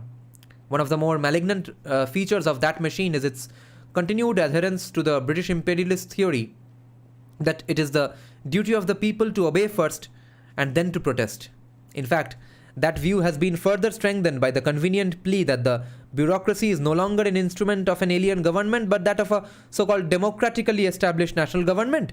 इसलिए तुम bureaucracy का बात मान लो पहले, obey first and then protest.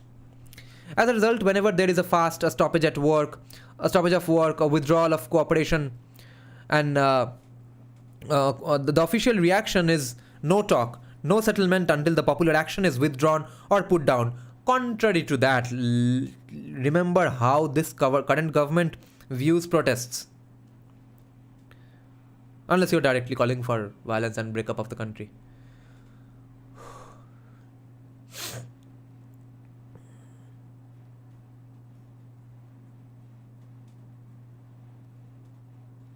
The consequence is that more often than not, the people concerned are driven to violent action, after which government usually surrenders or makes a compromise. Exactly. The government waits until people resort to violence and then agree to their demands. That, oh, acha, violence kar hi liya hai, tab theek hai. And then you end up creating a vicious, endless cycle of incentive structures where people are waiting to, or people directly do violence. That, okay, रास्ते में थोड़ा तोड़-फोड़ कर लेंगे, तब हमारा बात मान लेंगे. There is no doubt that satyagraha has often been resorted to for party political gains, but had government conceded the right of the people to disobey and resist peacefully whatever seemed unjust or oppressive to them, a code of conduct would have evolved through the past 25 years that would have set the limits of the people's and parties' action on the one hand and of government's action on the other. The plea that in a democracy the people have the ultimate sanction of removing an unpopular government at the next general election has been effectively answered by Acharya Kripalani in the passage Sri Dharampal quotes in the introduction. May I hope in conclusion that some institution concerned with the pursuit of knowledge and not enslaved to rules and regulations will consider it worth its while to utilize the talent and experience of Sri Dharampal so as to enable him to continue, deepen and enlarge the work he has started. May I also stress that the work is so varied and vast that no one man can do it justice. Therefore, what is really needed is to collect a team of researchers and endow them with the resources needed for this work, much of which has to be done in Britain as well as in the other countries which were involved in that period's history of India, such as France, the Netherlands, Portugal. I commend this thought to the Indian Council of Social Science Research, the University Grants Commission, and the premier Indian universities and research institutions. End of the foreword by Jayaprakash Narayan. Now the preface by who has written the preface? Let me see. एक minute, मुझे ना ये mic का position थोड़ा आप change करना होगा, नहीं हो रहा है, मुझे अपना थोबड़ा नहीं दिखाना है, बुक पढ़ने में दिक्कत हो रहा है. हाँ ठीक है, मुंह के सामने ही माइक रहने दो. Zenith Kujo is saying he doesn't understand Bengali galis.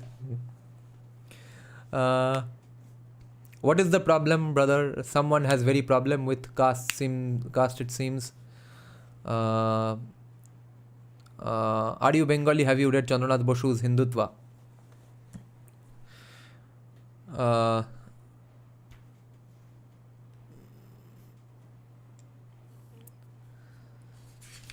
Oh, the preface is just 1.5 page, but the introduction is too big. We won't be able to finish it. How much time has gone? 1 hour 45 minutes. No. Then we'll just check the check this preface and then move on to the next book. Here to learn is saying hello guys. Bolche to spark a reaction stuff. Yes, let him spark the reaction and debate him and see if anyone agrees with him. So you'll have different viewpoints to disagree with and debate. It will be a great practice. Preface. In the course of a preliminary perusal of late 18th century and 19th century British official material on India in 1965, I happened to read of a boycott and consequent organizational steps taken by some village communities during the Deccan riots of 1874 in the districts of Ahmednagar and Pune. The techniques employed by these village communities, primarily against the moneylenders, but also against all those who sided with the latter, sided with the moneylenders, seemed essentially identical to those employed in the non-cooperation and civil disobedience movements of recent decades. This is a very important point in the context of casteism as well. This idea that people accepted caste-based oppression or Jati Varna-based bad behavior lying down forever and after. That how was that going to happen? Why would people unhappy for hundreds and thousands of years take it lie down? One example is this, because if you talk to a commie academic about Jati Varna, they will one of the examples they frequently bring up is the issue of these moneylenders, because the moneylenders would lend someone the money and have no accountability, and basically make the descendants go on and the descendants and their descendants go on pay whatever interests they came up with. That was one of the side effects and problems with birth-based casteism. So here he's pointing out that there was a big riots and protests even against these moneylenders. So, and obviously who are moneylenders? Not Brahmins. This is a riot by suffering people, anyone, any poor people against basically the Banyas and the Vaishya Varna. Let's see. Linguist is saying Brahmacharya Ashram. Do you know, as per traditions, we say Arya Bhattiya is by Aryabhatta the 1 and Mahasiddhant is by Aryabhatta the 2. I see. Rajputra, my friend, how are you? Lol.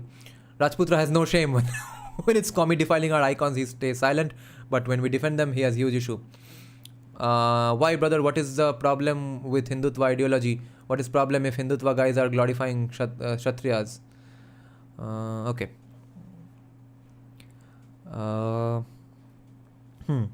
Further research led me to several other apparently similar instances of 19th century non-cooperation and civil disobediences in different parts of India. For me, this information was wholly unexpected.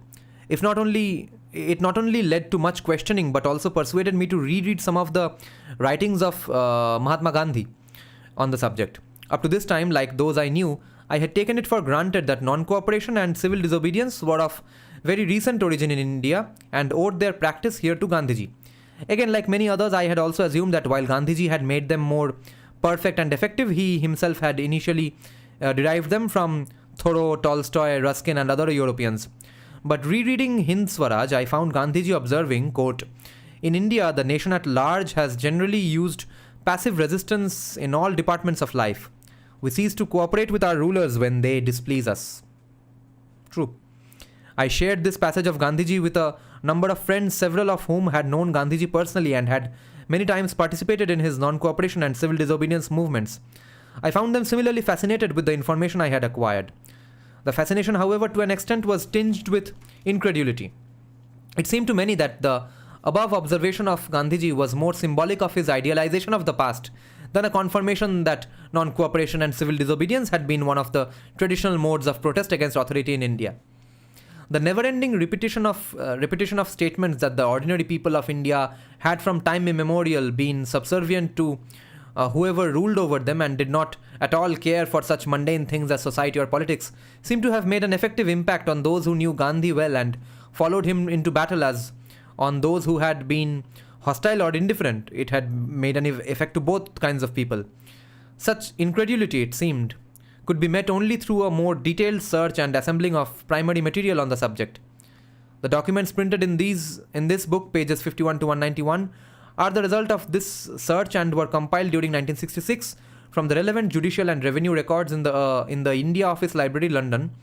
The first hint of the events described in them, however, came to me from the brief reference to them under the title "Commotion at Banaras" in Dr. Shashi Bhushan Chaudhary's book Civil Disturbances During the British Rule in India, 1765 to 1857, Calcutta, 1955. I am thankful to the authorities and staff of the India Office Library, the West Bengal State Archives, and the Gandhi Smarak Sangrahalaya, Delhi, for various facilities during this search. Though the compilation of the documents reproduced was completed in 1966 itself, the interpretation and presentation of the whole has been done during the past few months. The latter has been greatly helped by the facilities and support extended by the Gandhi Peace Foundation towards the completion of this book. Unpublished Crown copyright materials in the India Office Library and India Office records transcribed in this book appear by permission of the Controller of Her Majesty's Stationery Office, London. Innumerable friends have shown great interest and offered service as well as criticism on the material and interpretations presented here. I am grateful to all of them. I am specifically obliged to Bernie Horowitz, Muhammad Rafiq Khan, and Radhakrishna for affording me much of their time and attention in this regard. Okay, these are acknowledgements. I am also thankful to Narendra Goyal for help in the production of this book.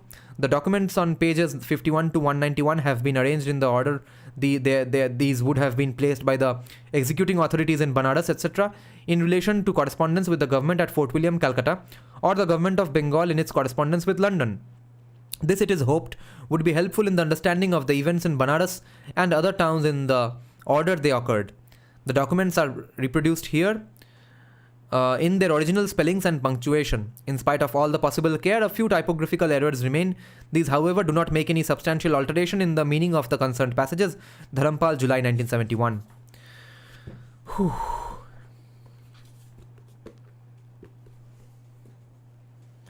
Next is, guys, The Beautiful Tree.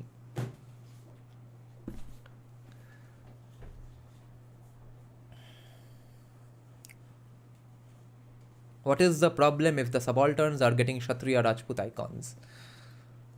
His argument would be that subalterns are not descendants of Rajputs and Kshatriyas. So,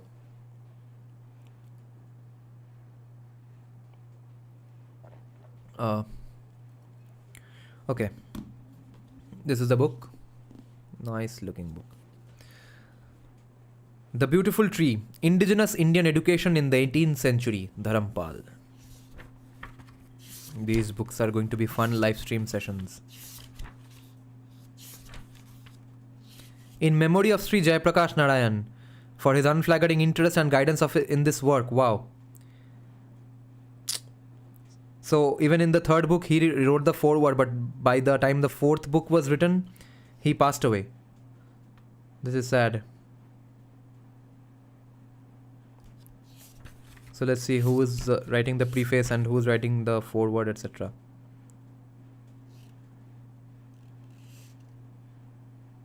Okay, so introduction is 84 pages. So we are going to just read something called Gandhiji statement, two statements, two small quotes, and then the preface written by Sri Dharampal himself. Yeah.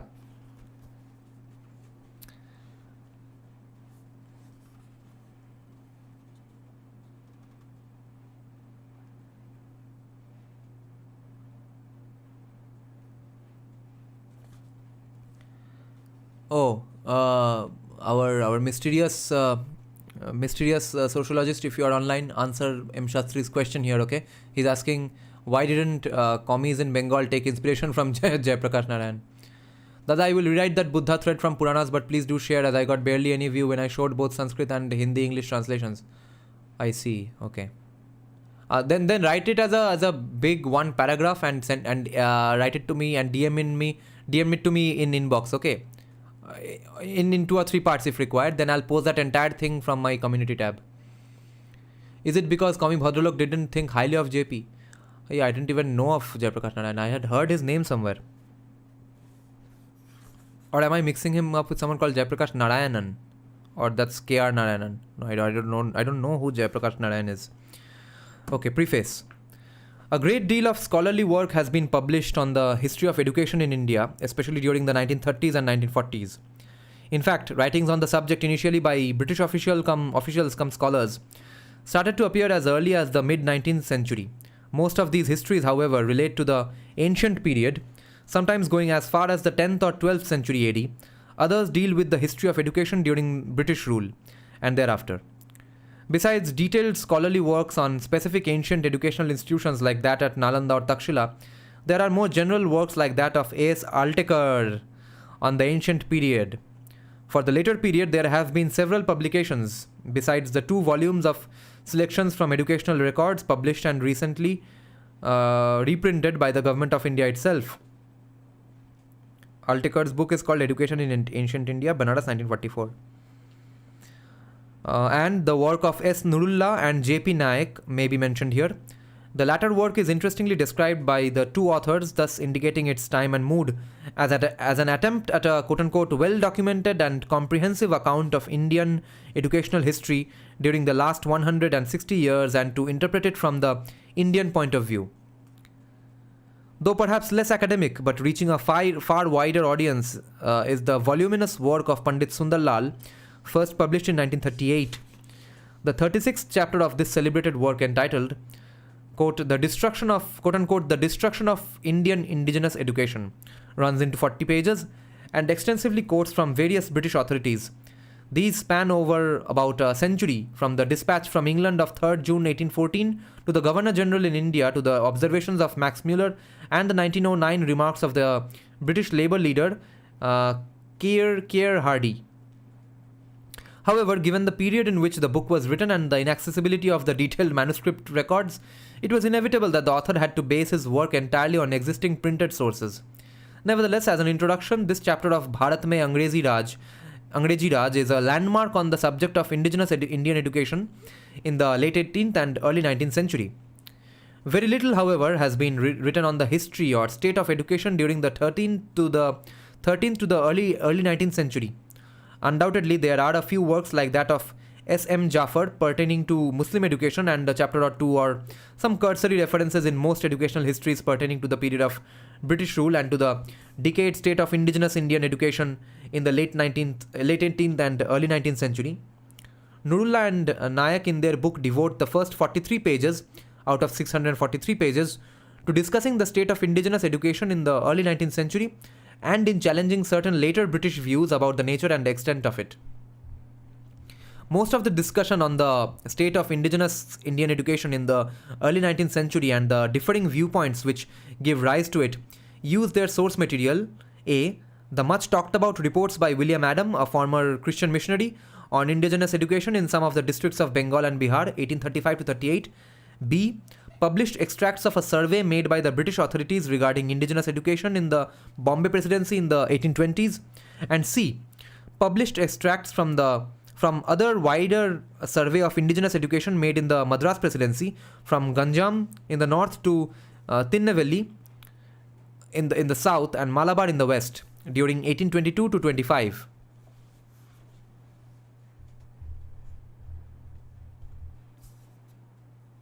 A much later work on the subject, but more or less of a similar nature, is that of G.W. Lightner pertaining to indigenous education in the Punjab.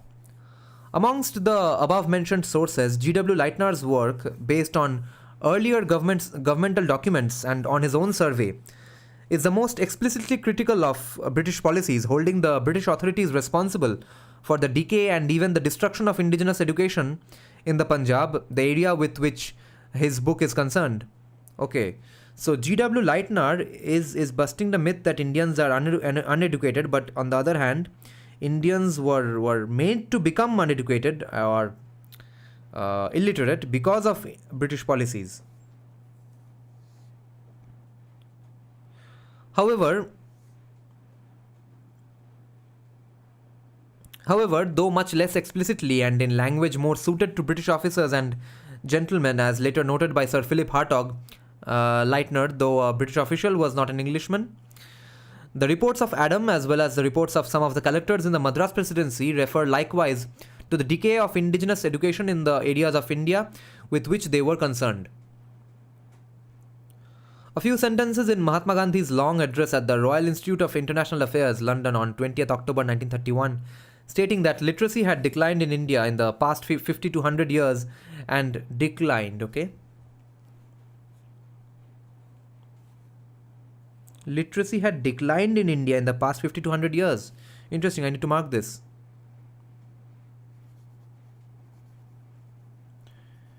Indian education system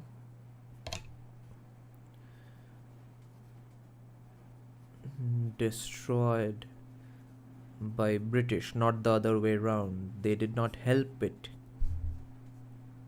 I think this is a big myth busting. Stating that literacy had declined in India in the past 50 to 100 years and holding the British responsible for it provided a real edge to the observations of Adam, Lightner and others, and to the view which Indians had held for decades.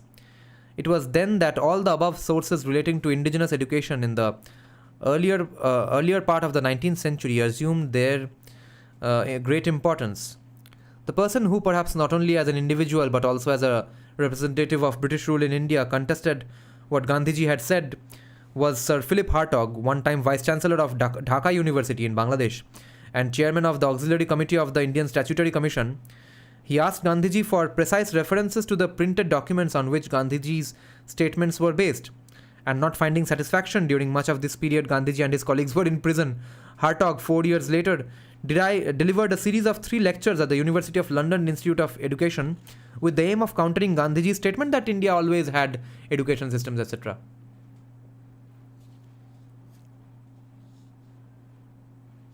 In 1939, Hartog, after adding 3 memorandas and necessary references, got these published in book form. In thus countering Gandhiji and the earlier sources, Sir Philip Hartog was really not being original. He in fact was following a well-trodden British path in defense of British acts and policies in India, a path which had been charted some 125 years earlier by William Wilberforce. William Wilberforce himself, later considered as the father of Victorian England, in the British House of Commons. In his own time, Hartog had been preceded in a similar enterprise by W.H. Morland, who could not accept Vincent Smith's observation that, quote-unquote, the hired labourer in the time of Akbar and Jahangir probably had more to eat in ordinary years than he has now. It is this challenge which appears to have led Morland from the life of a retired senior revenue settlement officer into the role of an economic historian of India. Quite understandably, unlike the present generation to whom their role in India is dead and gone, the British, at least till the 1940s, burdened as they were with a sense of mission, naturally could not accept any reflection on or criticism of what they did deliberately or otherwise in India or elsewhere during the 2 centuries of their rule.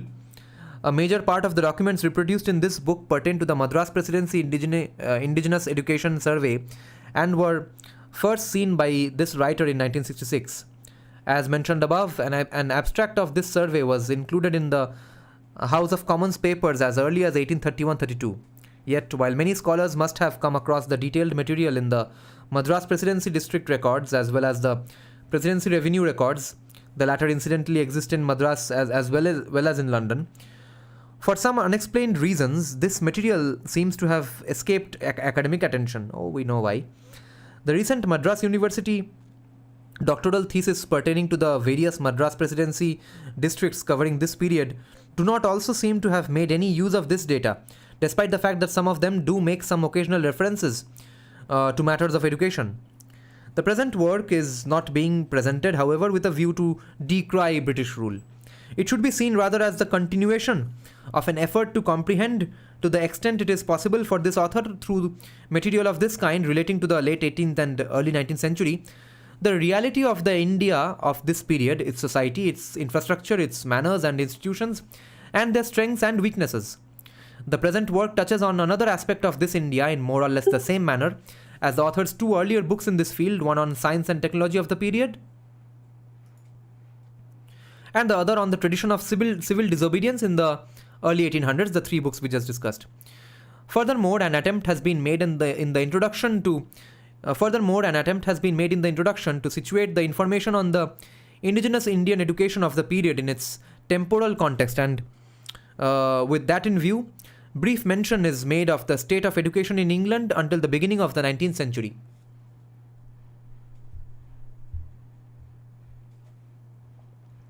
During the past years, a number of friends have taken interest in this material and offered me their valuable advice and opinion.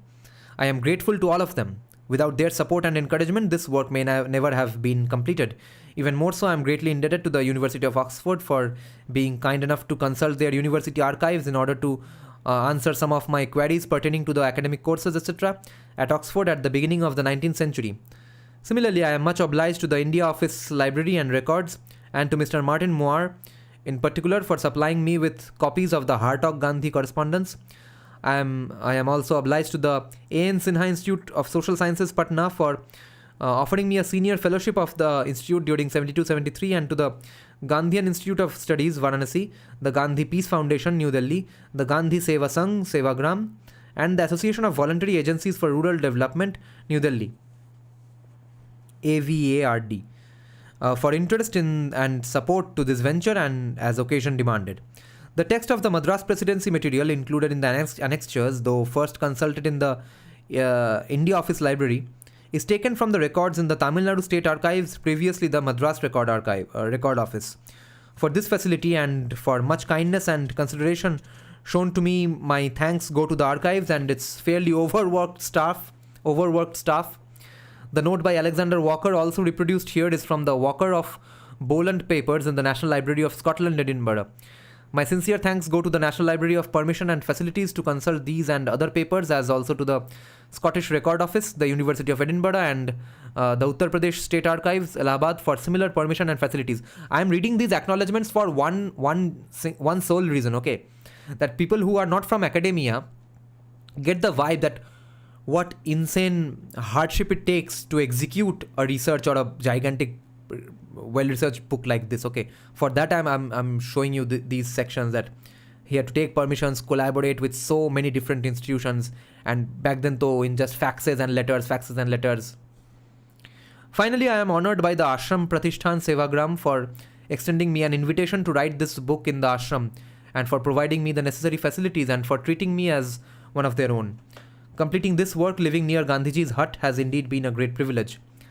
The title of this book has been taken from the speech which Mahatma Gandhi had made at Chatham House, London on 20th October 1931. He had said, quote, "The British administrators, when they came to India, instead of taking hold of things as they were, began to root them out because they were progressives." The problem with progressives is that they won't have a discussion about that story we have discussed multiple times, that you are walking in the middle of a forest, and what if there's a random fence you come across, and the progressive would immediately dig up that fence and throw it away, clearing his path because he wants to progress, and he does not give it a moment's thought. Why is that fence all of a sudden there in the middle of your path? Did it have some effect? Was it put there by someone for a very specific benefit? Okay, let me focus the camera. The camera has lost focus. Wait. Yeah, the camera is not focusing on the mic, not on me. Lol. Anyway, so British were like that. Yeah, the camera is not focusing on me. Kya kare? Ek minute. No, it's not coming. Okay, forget it. So, began to root them out. They scratched the soil and began to look at the rot and left the... so Gandhiji is saying, they scratched the soil and began to look at the root and left the root like that. And the beautiful tree perished. That is why the name of the book is The Beautiful Tree. The subtitle has also been chosen accordingly. Although the Madras Presidency data, which forms the bulk of this book, was collected during 1822-25, the educational system to which the data pertained was much older. It was still the dominant system during the 18th century, after which it started decaying very rapidly. The Adam reports reflect that decline in the fourth decade of the 19th century. Interesting. This is written in 1981. Dharampal, February 1981, Ashram Pratishthan Sevagram. Okay, I forgot to read those two quotes that's in the beginning before the preface. Okay, let me just check that. Ek minute. Yeah. So, Mahatma Gandhi at Chatham House, London, October 20, 1931. Quote, "That does not finish the picture. We have the education of this future state, I say without fear of my figures being challenged successfully, that today India is more illiterate than it was 50 or 100 years ago. And so is Burma, because the British administrators, when they came to India, instead of taking hold of things as they were, began to root them out. They scratched the soil and began to look at the root and left the root like that." Guys, this is a phenomenal quote from Mahatma Gandhi. What is going on here? Wouldn't all Indic wingers agree with this? This is brilliant. Wow. This is why my girlfriend has been going on saying that do read Gandhi, just to know the other side perspective. The village schools were not good enough for the British administrator, so he came out with his program. Every school must have so much paraphernalia, building and so forth. Well, there were no such schools at all. There are statistics left by a British administrator which show that in places where they have carried out a survey, ancient schools have gone by the board because there was no recognition for these schools, and the schools established after the European pattern were too expensive for the people, and therefore they could not possibly overtake the thing. I defy anybody to fulfill a program of compulsory primary education of these masses inside of a century. This very poor country of mine is ill able to sustain such an expensive method of education. Our state would revive the old village schoolmaster and dot every village with a school both for boys and girls. So that ship has sailed. We can't get back that situation now. Now we'll have to give quality education in every village and for free. Yes, I'll take her. Gandhi is always worth reading, but definitely not worth the reverence he gets. Fair enough. Because how many people are really worth the godlike stature that people end up giving them? I would claim that for, I guess, Thomas Sowell to a large extent, but not many people. Sitaram Goel definitely. Okay, the second quote is by Gandhiji to Sir Philip Hartog from Segao, August 7, 1939. I have not left off the pursuit of the subject, quote, I have not left off the pursuit of the subject of education in the villages during the pre-British period. I am in correspondence with several educationists. Those who have replied do support my view but do not produce authority that would be accepted as proof. My prejudice or presentiment still makes me cling to the statement I made at Chatham House. I don't want to write haltingly in Harijan. You don't want me merely to say that the proof I had in mind has been challenged by you. End quote. Now the fifth and final book of this series by Sri Dharampal. This is called, again a very, very short book. Bharatiya Chitta Manas and Kala. Interesting. Maybe Gandhi was great in creating word salads and peddling pseudo profundity.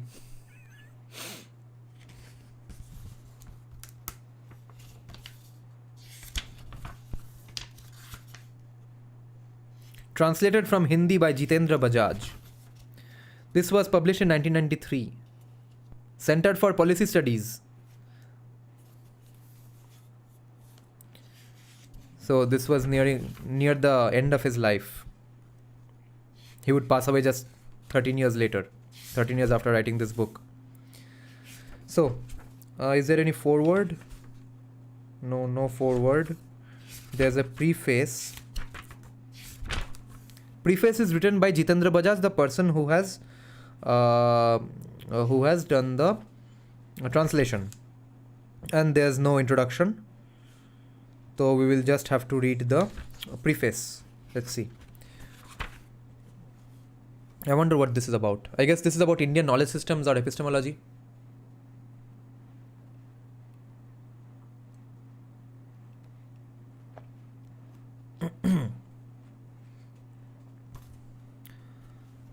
India is once again at the crossroads. The people of India, through their precipitate action at Ayodhya, have once again reminded the ruling elite. Oh my God, what is this starting with? Damn. The people of India, so 1993 guys. The people of India, through their precipitate action at Ayodhya, have once again reminded the ruling elite of India that they do not particularly relish the persistent insults to their civilizational sensibilities offered by most of the public spaces and almost all of the organized public activity in India. And India must pay heed to that reminder. It is unfortunate that after the successful culmination of a freedom struggle that Mahatma Gandhi had molded entirely around the Indian ways of thought and action, the leaders of independent India quickly discarded those ways and went about organizing the polity of free India in ways that had nothing to do with Indian civilizational consciousness and its varied expressions.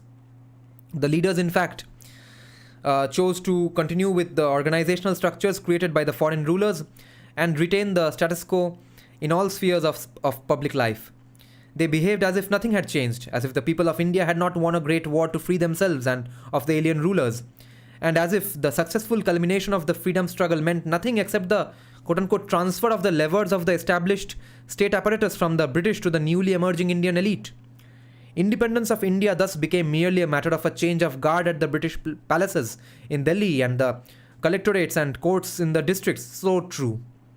It was a matter entirely to be settled between the British and their successors among the Indian elite. The people of India, having forced the British out, were to have no further say in the public affairs of India, and their sensibilities and sensitivities were to be of no consequence in framing the polity of free India. Even the task of drafting a constitution of India was entrusted to the experts of Western constitutional jurisprudence, most of whom had nothing but contempt for the people of India and their ways, and many of whom had explicitly expressed their contempt during the struggle for independence. To draft the constitution for free India, they searched through the constitutions of the whole world, but they did not care to have even a cursory look at the Indian ways of organizing public affairs.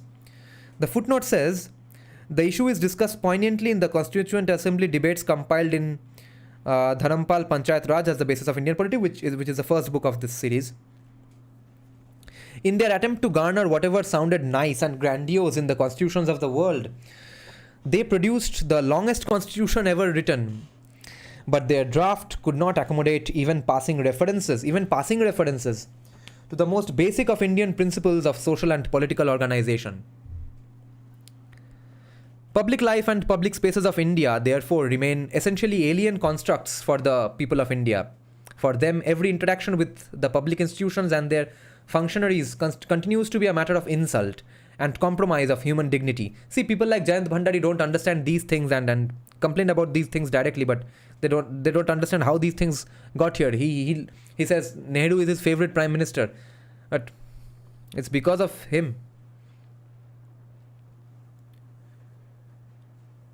For common Indians, every interaction with the public institutions and their functionaries continues to be a matter of insult and compromise of human dignity.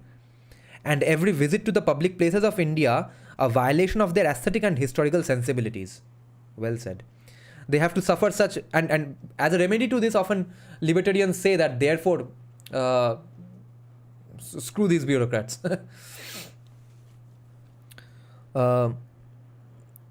They have to suffer such violation of their sensibilities not only while visiting the highly regarded sacred places of India like Ayodhya, Kashi and Mathura. Arey, ye kya preface hai? But also in their immediate neighborhood, in the ugly, alien and forbidding structures of the district hospitals, the district courts and the all-pervading circuit houses, rest houses and police stations, etc., none of which conform to their ideas of appropriate public structures. And the great metropolises of India, like Delhi, remain littered with innumerable symbols of Indian defeat and of the imposing wastefulness of the imperial victors that cannot but remind an ordinary Indian of the insignificance of his person, of his personality and his dignity in the public affairs of India. This is being written in 1993. No wonder people say that 2014 was our actual independence year. In this alien milieu, the people of India generally retain a sullen docility. They participate in the occasional elections and try to somehow extract at least the bare essential services from the public institutions and public functionaries. But they do not feel themselves to be forming any part of the public arrangements, nor are they ever asked or allowed to participate in these arrangements in any meaningful manner. Unless you are a part of the political party, which is your basically kinship. Occasionally, when their feelings are particularly disturbed by... Isko kya hua? My mic is working, right? Hello, yeah. Why is this a problem? The Indian condition is that we are forced to live with what we have. We can't rebel against Babudam because the alternative 2 is much worse, so we bear with it. So yeah.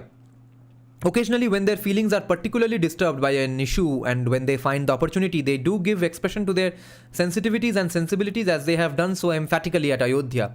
But even such precipitate actions by them seldom lead to any serious reflection on the state of India and on the ways to bring Indian polity in consonance with the aesthetic and ethical sensibilities of the people of India. And I guess, would you agree if I say that in this particular context, we can give some brownie points to Narendra Modi for making basically the entire country stakeholders in even the narrative of India, okay?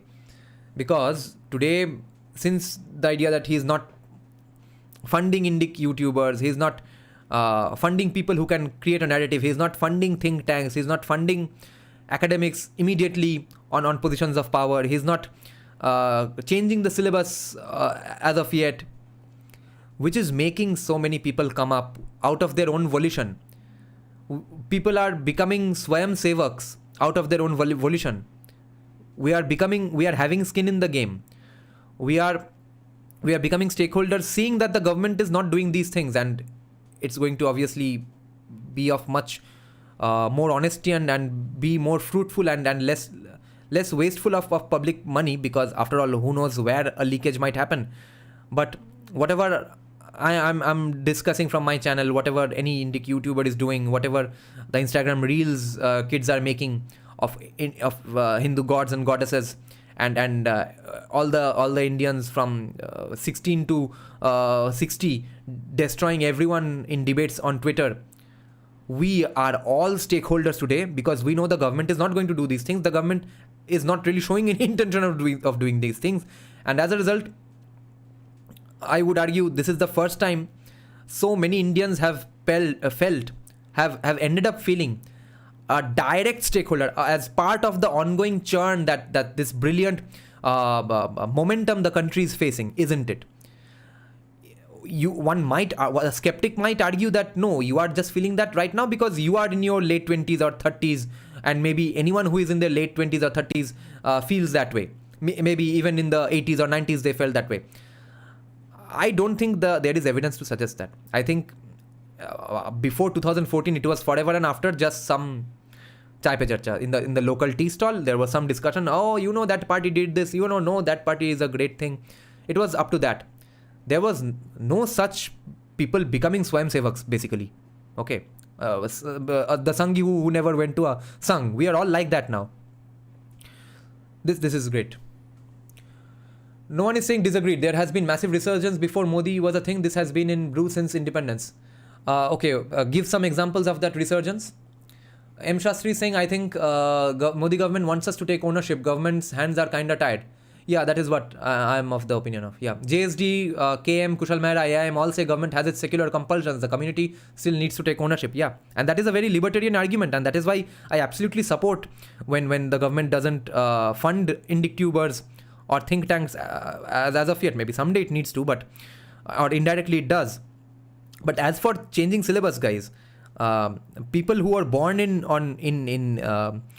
very, very proud Hindu families or BJP leaning families, you all don't understand that you all were very much a minority up until 2014. But you see, if in 2014 Narendra Modi came and immediately changed the syllabuses, there would be almost none of us, okay? We would be very pissed off that we know that we believe that the history we have been taught is the correct history. Mughals brought us biryani, architecture, music, etc. And out of the blue, a random Hindutva fascist guy comes up and changes all syllabus. Why is he so secure? If Narendra Modi changed the syllabus in 2040, there was no Sanjeev Sanyal books I was going to read, because I would be too pissed off with this government. Okay. And like me, so many of us who have changed our minds because of people like Kushal Mehra, because of watching podcasts like Kushal Mehra, and some because of watching podcasts like Sanjay Dikshit. But most people from the anglicized, almost atheist or at least non-BJP families, okay, there would be none of us in this movement if Narendra Modi changed the syllabus on the very first day. So all this movement demand is now coming ground up and swelling, groundswell. It's because he didn't change the syllabus. It's because he understands the Indian mind so well. It's because he's also a psephology genius. Because as I have said many times, go back and check his interviews from 30 years back in almost black and white. He talks like the best psephologist you have ever heard of. Okay. He is giving predictions. He is analyzing with hardcore data of every alley in Gujarat. Okay, that person knows that people who believe in BJP's ideology are a minuscule minority. Okay, most people voted for BJP in 2040 because they were fed up with Congress's corruption. That did not mean they now all of a sudden believe that Indians built Pushpa Viman. Okay, that's why Narendra Modi waited. That's why Modi is still waiting. Let me take care of the stately affairs, which have been also fucked by Congress, and you all take up the cultural narrative affairs, you the people. M. Shastri saying alternative historiography was suppressed. There's no way Modi government could have changed syllabus without inflicting self-harm. Absolutely. You are right, Dada. BJP RSS believe in a more bottom-up approach. Nuwan is saying, I think there is every evidence to suggest that Ram Swarup and Sitaram Goel were processing the undercurrent since that period. Would I say it has been amplified now? Yes, but that is due to internet.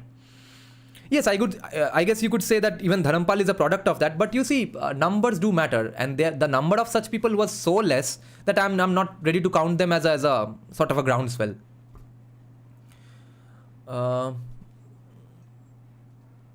Dada, kono Discord server ache? No, I'm not going to have any Discord server because some right-wingers from time to time end up suggesting street violence or any final solution of sort of things. And these groups are usually, any political discussion groups are usually infiltrated by people from opposing camps. Okay, like Sanjay Dikshit says, he has infiltrated countless commie WhatsApp groups. So there's no way I'm taking the chance of any Trinamooli infiltrating our Discord servers, and where some random guy suddenly says that we need to waken our Kshatriya spirit and beat up some people on the streets. So I'll be going to jail for that. So no Discord servers. Okay. There are two possible denouements of the events of Ayodhya. One, and the more likely possibility, is that the elite of India, after having expressed their initial disgust or euphoria, according to their particular political predilections, would soon revert to what they consider to be the state of normalcy. To achieve this normalcy, attempts shall probably be made to put a Hindu veneer on the state apparatus, and political parties that are perceived to be espousing the Hindu causes may even get a larger share of the state power. They are talking about BJP. But at the same time, efforts would be made to mold these changes such that the voice of the people of India finds no larger place in the public affairs of India, and that nothing of consequence is changed in the Indian polity. No, that fear has not come true. It has changed. There may even be demands along these lines are already being stridently made to quote-unquote harden the Indian state apparatus to make it impossible for the people of India to give vent to their sensitivities and sensibilities, as they keep doing occasionally and as they did once again in Ayodhya. But such quote-unquote hardening requires great commitment and a willingness to suffer deprivation and hardship for the larger and long-term interests of the state. It is unlikely that the Indian elite, isolated as it is from the Indian mainstream, would be able to find such commitment and patience and patient perseverance within itself. The state of affairs shall therefore remain unchanged, notwithstanding the cosmetic changes here and there and the brave talk about tightening the state apparatus and hardening the state, if India takes to this road of normalcy, the people of India then shall probably return to their usual state of sullen docility until the next great convulsion. The other possibility is that the events of Ayodhya are taken as a warning that the efforts to run the public affairs and organize the public spaces of India in ways that are contemptuous of the preferences, prejudices, and seekings of the Indian people shall not be tolerated anymore.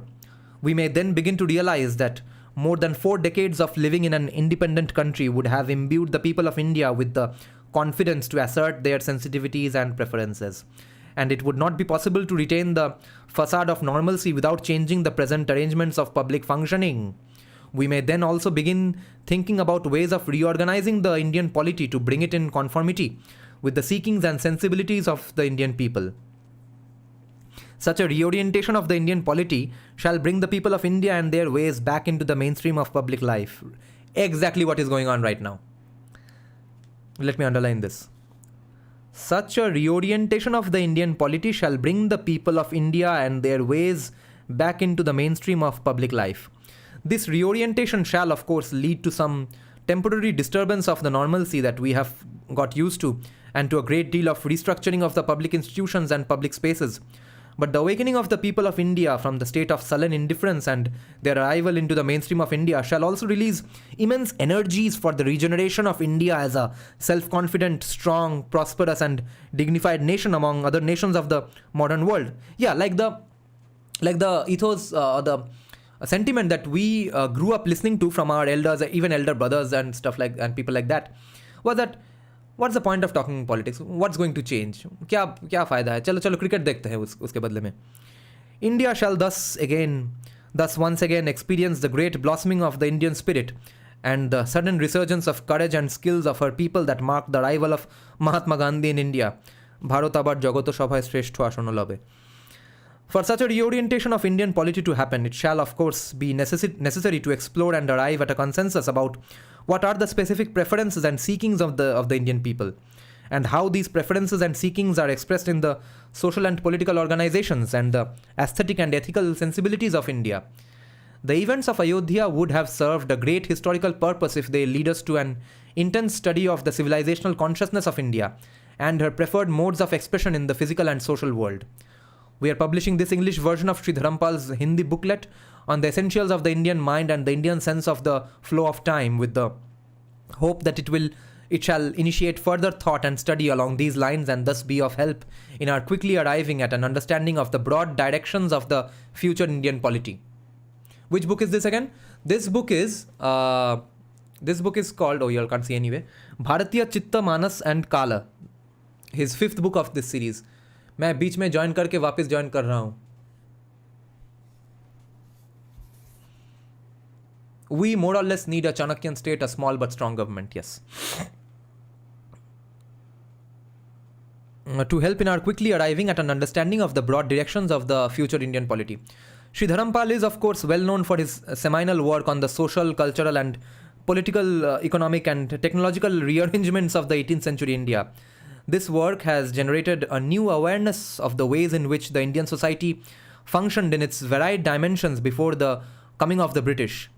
Those who have had the good fortune of reading his many books and articles and of listening to him in person have invariably been left with a heightened awareness of the Indian self, and have often seen opening before them new visions of a resurgent India, regenerated through the varied talents and skills of her people, and leading the world towards an Indian millennium. We in the center have been blessed to have shared such visions with him. For the last about 5 years, Sri Dharampal has begun to feel that though his historical studies have to some extent helped him understand the ways in which the Indians prefer to organize the physical world around them, yet he has failed to comprehend the mind that provides anchorage for these typically Indian ways, preferences, and seekings. And to learn about this anchorage to understand the Indian Chitta and Kala, as he puts it, he began a study of the Indian classical literature. His long essay in Hindi, published last year and translated into English now, is the first result of this study. The preliminary picture of the Indian mind presented in this essay is, of course, not meant to be final or exhaustive. The attempt is to emphasize the urgent need to understand the Indian Chitta and Kala if India is to once again find her moorings in the present day world and to sketch some of the basic aspects of the Indian Chitta and Kala that seem to set the Indians apart from the rest. It is hoped that this brief essay shall contribute to the reawakening of the Indian spirit that we are blessed to witness happening once again in our times. Jitendra Bajaj, January 28, Vasanta Panchami, Kali 5094, 1993. Wow.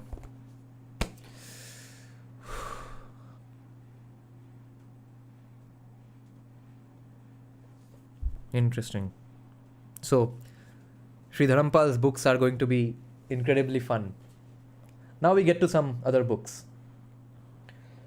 Savarkar or libertarianism. Okay, let's do a bit of libertarianism now. Okay.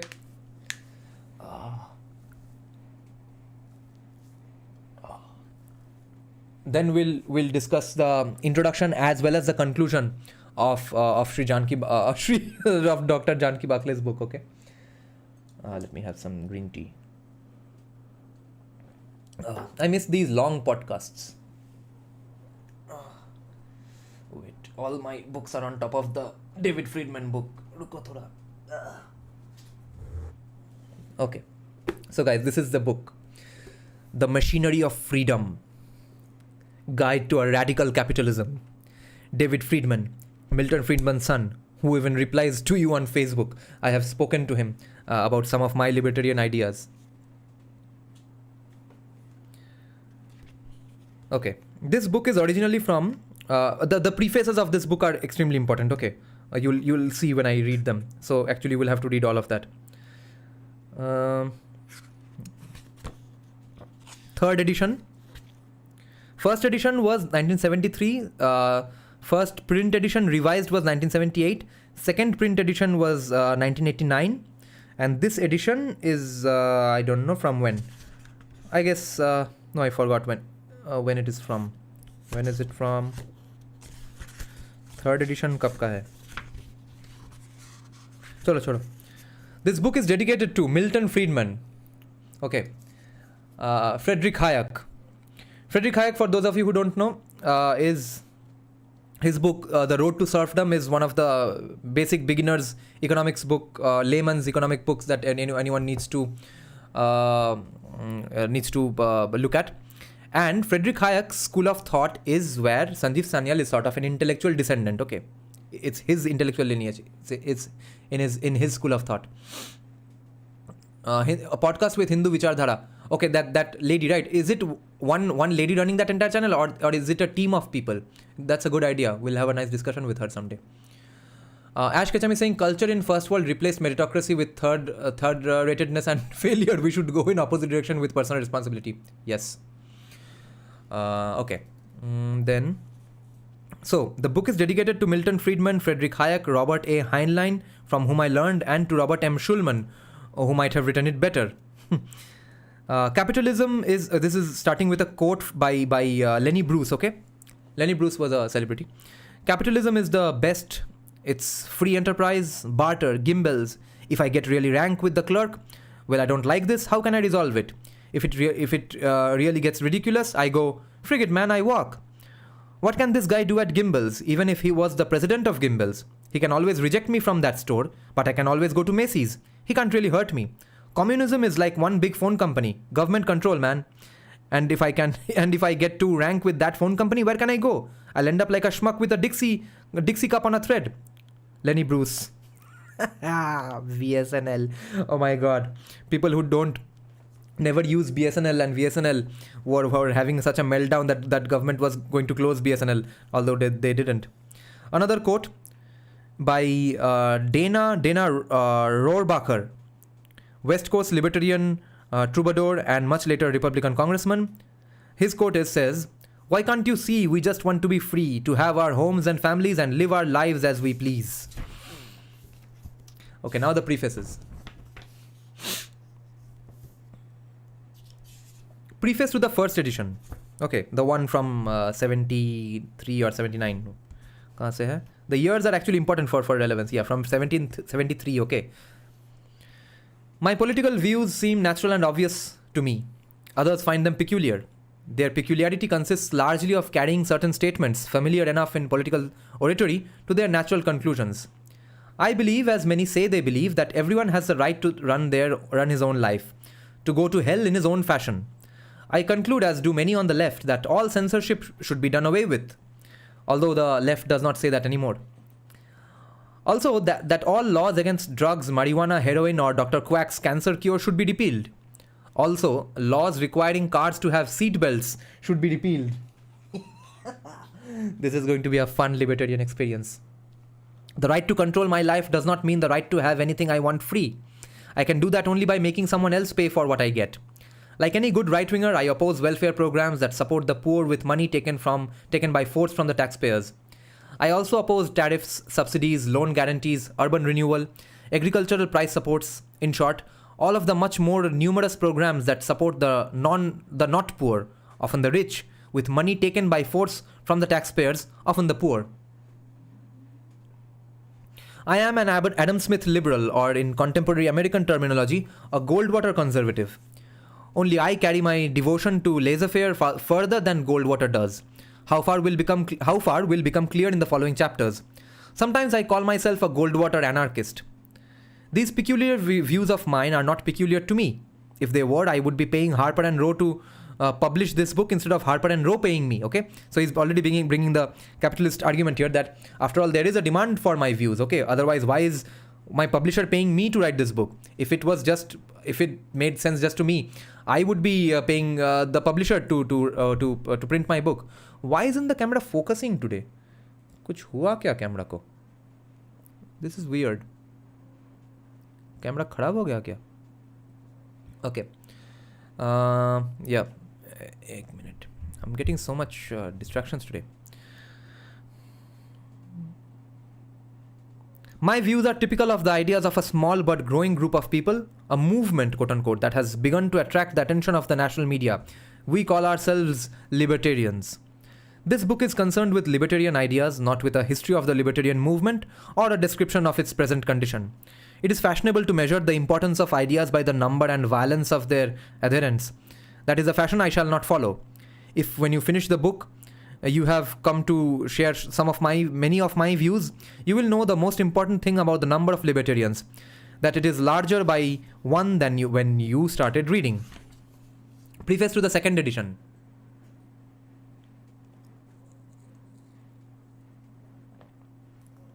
Most of this book was written between 1967 and 1973 when the first edition was published. I have made only minor changes to the existing material in the belief that the issues and arguments have not changed substantially over the past 15 years. Okay, this is not relevant unless we're reading the book right now. Yeah, preface to the third edition says, the first edition of this book was written a little over 40 years ago, the second about 20 years later. In this third edition, as in the second, I have chosen to leave the original material for the most part unchanged. References in parts 1 to 3 are to the world circa 1970, in part 4 to the world circa 1988. I have added a few footnotes and notes at the ends of some chapters. Okay, this is about how he has written or what additions he has done. Let's read the introduction then directly. This will be fun.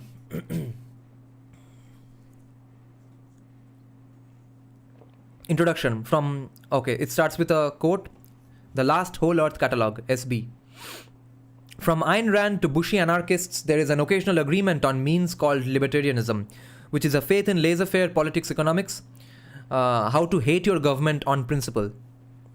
The central idea of libertarianism is that people should be permitted to run their own lives as they wish. We totally reject the idea that people must be forcibly protected from themselves. A libertarian society would have no laws against drugs, gambling, pornography, and no compulsory seatbelts in cars. We also reject the idea that people have an enforceable claim on others for anything more than being left alone. A libertarian society would have no welfare, no social security system. People who wish to aid others would do so voluntarily through private charity instead of using money collected by force from the taxpayers. People who wish to provide for their old age would do so through private insurance. People who wish to live in a virtuous society surrounded by others who share their ideas of virtue would be free to set up their own communities and to contract with each other so as to prevent the sinful from buying or renting with them. Those who wish to live communally could set up their own communes, but nobody would have a right to force his way of life upon his neighbor. So far, many who do not call themselves libertarians would agree. The difficulty comes in defining what it means to be left alone. We live in a complicated and interdependent society. Each of us is constantly affected by events thousands of miles away, according to people he has never heard of. How, in such a society, can we meaningfully talk about each person being free to go his own way? The answer to this question lies in the concept of property rights. If we consider that each person owns his own body and can acquire ownership of other things by creating them or having ownership transferred to him by another owner, it becomes at least formally possible to define being left alone and its opposite, being coerced. Of course, you don't own your body because you were forced to take a jab for a plague, ongoing plague. I'm not using the exact word so that my video does not get demonetized. Someone who forcibly prevents me from using my property as I want when I am not using it to violate his right to use his property is coercing me. A man who prevents me from taking heroin coerces me. A man who prevents me from shooting him does not. This leaves open the question of how one acquires ownership of things that are not created or that are not entirely created, such as land and mineral resources. There is disagreement among libertarians on this question. Fortunately, the answer has little effect on the character of a libertarian society, at least in this country, meaning USA. Only about 3% of all income in America is rental income. Adding the rental value of owner-occupied housing would bring this figure up to about 8%. Property tax, rental income collected, which is rental income collected by government, is about another 5%. So the total rental value of all property, land and buildings adds up to about 13% of all income. Most of that is rent on the value of buildings, which are created by human effort, and thus poses no problem in the definition of property rights. The total rent on all land, which does pose such a problem, is thus only a tiny fraction of total income. The total raw material value of all minerals consumed, the other major unproduced resource, is about another 3%. There again, much of that value is the result of human effort of locating the ore and digging it out of the ground. Only the value of the raw resources in situ, that is in that location, may reasonably be regarded as unproduced. So resources whose existence owes nothing to human action bring to their owners at the most perhaps 1/20th of the national income. The vast majority of income is the result of human actions. It is created by identifiable groups of people working together under agreements that specify how their joint production is to be divided. The concept of property allows at least a formal definition of letting alone and coercing. Okay, the concept of property allows at least a formal definition of quote-unquote letting alone or quote-unquote coercing. It all comes down to property. That this definition corresponds to what people usually mean by those words, that a libertarian society would be free, is by no means obvious.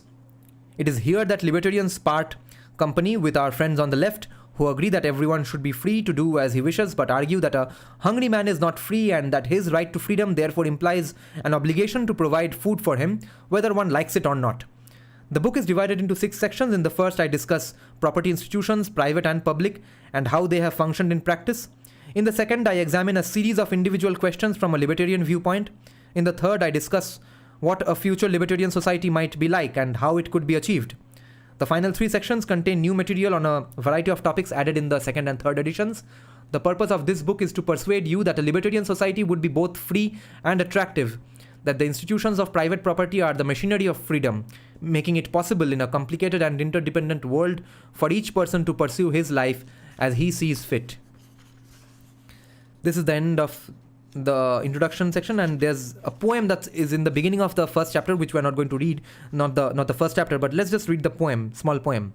In defense of property, a saint said, "Let the perfect city rise. Here needs no long debates on subtleties, means, end. Let us intend that all be clothed and fed, while one remains hungry. Our quarreling but mocks his pains. So all will labor to the good in one phalanx of brotherhood." A man cried out, "I know the truth. I, perfect and whole. He who denies my vision is a madman or a fool, or seeks some base advantage in his lies. All peoples are a tool that fits my hand, cutting you each and all into my plan. They were one man." Okay, now we have 3 more books to go, unless we count, if we count Kaushik Gangopadhyay's book, whose introduction we have actually discussed in the past. Let's now discuss Dr. Janki Bakhle's introduction and conclusion of her book on Savarkar. Again, I'm going to pick up all my books.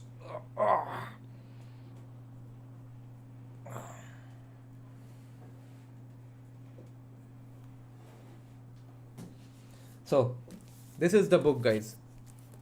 This is a pretty gigantic book, almost the size of India, Bharat, Pakistan. Okay, and this is of course high quality research, no? So, guess how much is the citation?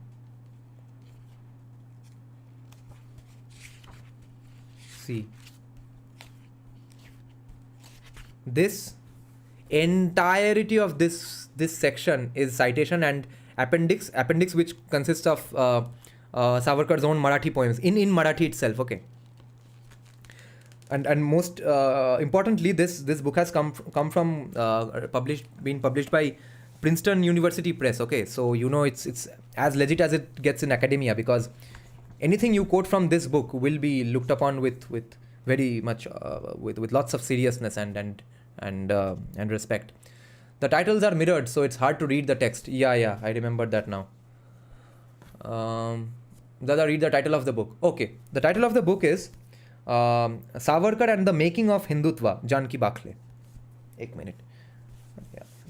अभी आया, अभी धूल हो गया. This arrived today only, and so much dust. Okay, एक minute. I'll take off this loose cover for now. This is the book. Beautiful print quality, etc. Princeton का है भाई. Princeton University Press. Okay, this book starts with a dedication called For Nick, and Nick is Nicholas B. Dirks. So what a cute way to begin it with. It's dedicated to the heroic sociologist who's almost worshipped in Indic circles.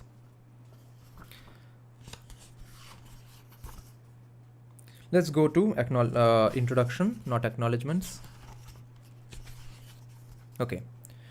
On July 20, 1910, the London Times reported a daring escape by a young Indian law student being extradited to India to stand trial on charges of treason and abetment to murder. When the SS Moria docked near the port of Marseilles, the student squeezed himself out of a porthole in the ship's bathroom and swam to shore. He requested asylum as a political prisoner but was returned to the British detectives in charge of him. The New York Times reported that French socialists agitated on his behalf, claiming that he had been improperly returned to British authority. The case eventually went to the Hague Tribunal for arbitration. Much to the relief of the British Secretary of State for India, Sir John Morley, the Permanent Court of Arbitration ruled that France could not hold him. The 27-year-old student was then brought to India, where he was tried and sentenced to an unprecedented 2 life terms of banishment to a penal colony. Ha, bhai, ye. The Muchleka guys, apology guys, listen to it. He went to jail when he was 27. Indian students frequently ran into trouble. Two life sentences at 27 years old. Kitno ko milta hai bhai aisa? Indian students frequently ran into trouble with British police without it being covered by British and American national newspapers. But this was no ordinary student. His name was Vinayak Damodar Savarkar, an Indian revolutionary nationalist who believed uncompromisingly that armed struggle was the only way for India to free herself from British colonial rule, and he would become one of the most important figures associated with right-wing Hindu nationalism. Shail Sharma. This lady Janki Bakhle accused Vikramji of plagiarism. Yeah, that is weird, because then I read her review of Vikram Sampath's book. Okay, there she did not bring up plagiarism at all. She said some good things and she said some bad things. And by bad things, I mean that she said that Vikram Sampath is overly attached and almost hero worships, is almost a fanboy of Savarkar. So I guess his research is a little affected because of that. Okay, he does not say that what a horrid, what a bullshit researched book this is. She does not say that. Nor does she say that this is full of plagiarism. So what my guess is that even Sanjeev Sanyal points this out when he is defending Vikram Sampath. My hunch is that some sneaky commie fuck was basically feeding these words to Janki Bakhle. Okay. And when Janki Bakhle did not know that, maybe she had not read Vikram Sampath, his 2-volume tome, maybe she just found the quotes. She thought, okay, maybe this is in fact plagiarism, because the person who told me this is plagiarism, I trust that academic. It was later found out that in fact the citation was given. Okay, so I think it's all a big misunderstanding. Okay.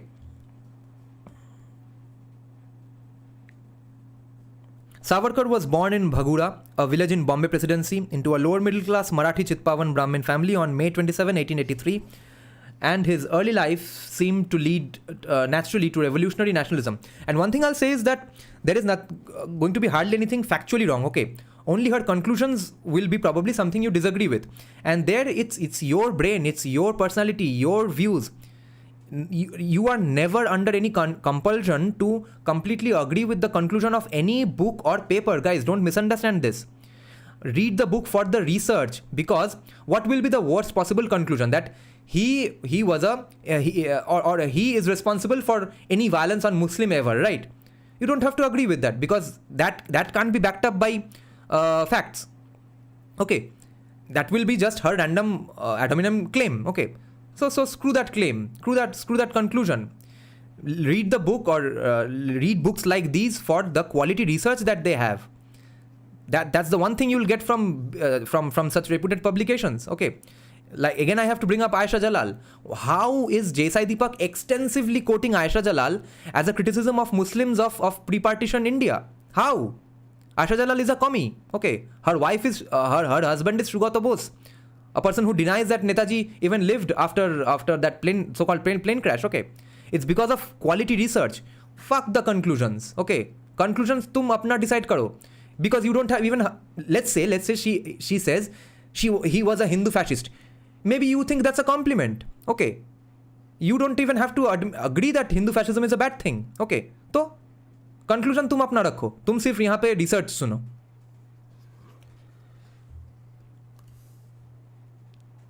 Okay. His childhood and adulthood were filled with tragedy.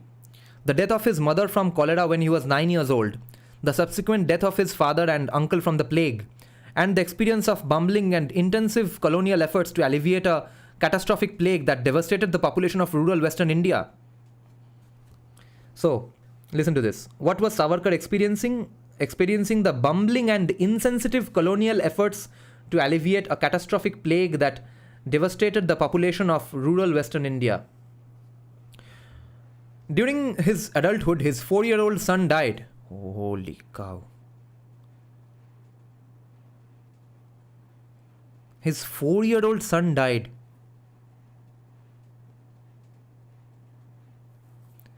Just before Savarkar was released from prison, his beloved sister-in-law died. And while under house arrest in Ratnagiri, he lost another child. During his adolescence, the plague became the proximate cause for anti-colonial sentiment across Western India, resulting in political assassinations, the glorification of revolutionary nationalists and anarchists from far away, particularly Italians and Russians, and tactics that the colonial government would quickly categorize as terrorist, quote-unquote terrorist. She says quote-unquote terrorist, okay? In 1899, a teenage Savarkar and some friends founded a secret revolutionary society called Rashtrabhakta Samuha, Devotees of the Nation Society, which in 1901 became the Mitra Mela, Friends Society. In 1902, he entered Ferguson College in Pune, where he organized anti-colonial protests. Like many other young educated Indian men, he went to London for postgraduate study, arriving in 1906, but spent most of his time engaged in political activities, some benign and some less so, including procuring Browning pistols to smuggle into India for political assassinations. He was a classic example of the early 20th century revolutionary Indian nationalist, enamored with guns and bombs. He went to London to study law only to have the Metropolitan Police decide he was breaking it. He went to study law, Metropolitan Police realized he was breaking the law. So,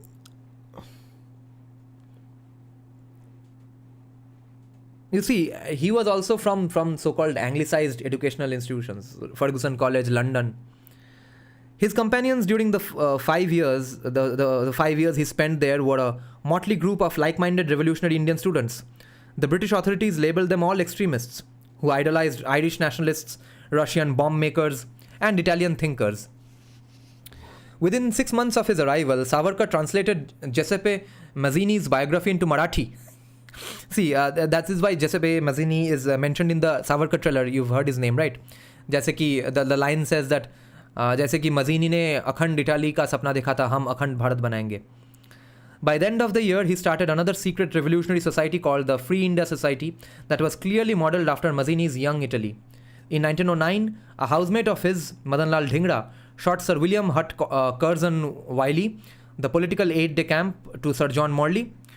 And in 1910, and in 1910, Savarkar was arrested in connection with not just that shooting, but also for having supplied pistols for political assassinations back in India, after which he was repatriated to India to stand trial. The notoriety surrounding his trial made him a world-famous quote-unquote terrorist and captured the interest of the international press as well as figures like Maxim Gorky. We have a Gorky Sadan in Kolkata. Savarkar was sentenced to 2 life terms in the notorious cellular jail on the Andaman Islands, but was brought back to India in May 1921. He was placed under house arrest from 1924 to 1937, during which time he promised to cease all political activities, but nonetheless wrote history, poems, plays, speeches, and editorials as he became known as a serious political figure even while under police watch. Okay, lots of footnotes here. Okay, I have to read some footnotes. Samagra Savarkar Vangamaya, Swatantra Veer Savarkar Rashtriya Smarak Prakashan. I have used 2 major collections of Savarkar's Marathi works. Samagra Savarkar Vangamaya, volumes 1 to 8, published by the Maharashtra Prantik Hindu Sabha Samiti, hereafter identified as SSV MPHS, and Samagra Savarkar Vangamaya, volumes 1 to 9, published by Swatantra Veer Savarkar Rashtriya Smarak Prakashan, hereafter identified as SSV SSRSP. While the material collected in both is the same, the editor of the first was S.R. Date, a close associate of Savarkar's who consulted with him about the compilation. The second one was compiled by a committee put together by Savarkar's family members with a different set of prefatory remarks than the ones written by Date, so I found it worthwhile to use both. There were interrelations and connections between Egyptian nationalists and Indian extremists that were strong enough to render Savarkar's early historical tome on the 1857 rebellion as the chief source of Indian history for the Egyptian nationalist paper Al-Liwa. Listen to this. Wow. So, Egyptian nationalists were inspired by Savarkar's 1857 book on 1857 revolution. Following the assassination of Curzon Wiley by Madanlal Dhingra, what travelled was the image of an Indian nationalist martyred in Egypt, Ibrahim Nasif al-Wardani, who was well acquainted with the Dhingra case and shot the Egyptian Prime Minister Boutros Ghali, leading some British officials to focus on his connection to Indian extremism. The Andaman Islands are located in the Indian Ocean. Yeah, तो ये तो foreigners के लिए है. Okay, let's just read it. The Andaman Islands are located in the Indian Ocean, about 600 kilometers east of the southern coast of Myanmar, between the Bay of Bengal and the Andaman Sea to the north of Sumatra. In the 17th century, Archibald Blair of the Royal Indian Navy founded a naval base, and soon after the 1857 rebellion, the British government of India started a penal colony named Port Blair. Archibald Blair के नाम से. Construction of the Andaman Cellular Jail was completed by 1910. The jail was built in a cellular pattern with a total of 698 cells. Indian revolutionaries were sent from mainland India to Port Blair, and prisoners were sent to clear the surrounding jungles until the settlement was abandoned. Okay. He was moved to a jail in Ratnagiri thereafter for a few years, where, according to Karandikar, he was despondent to the point of considering suicide. Okay, now back to the book, away from the footnote.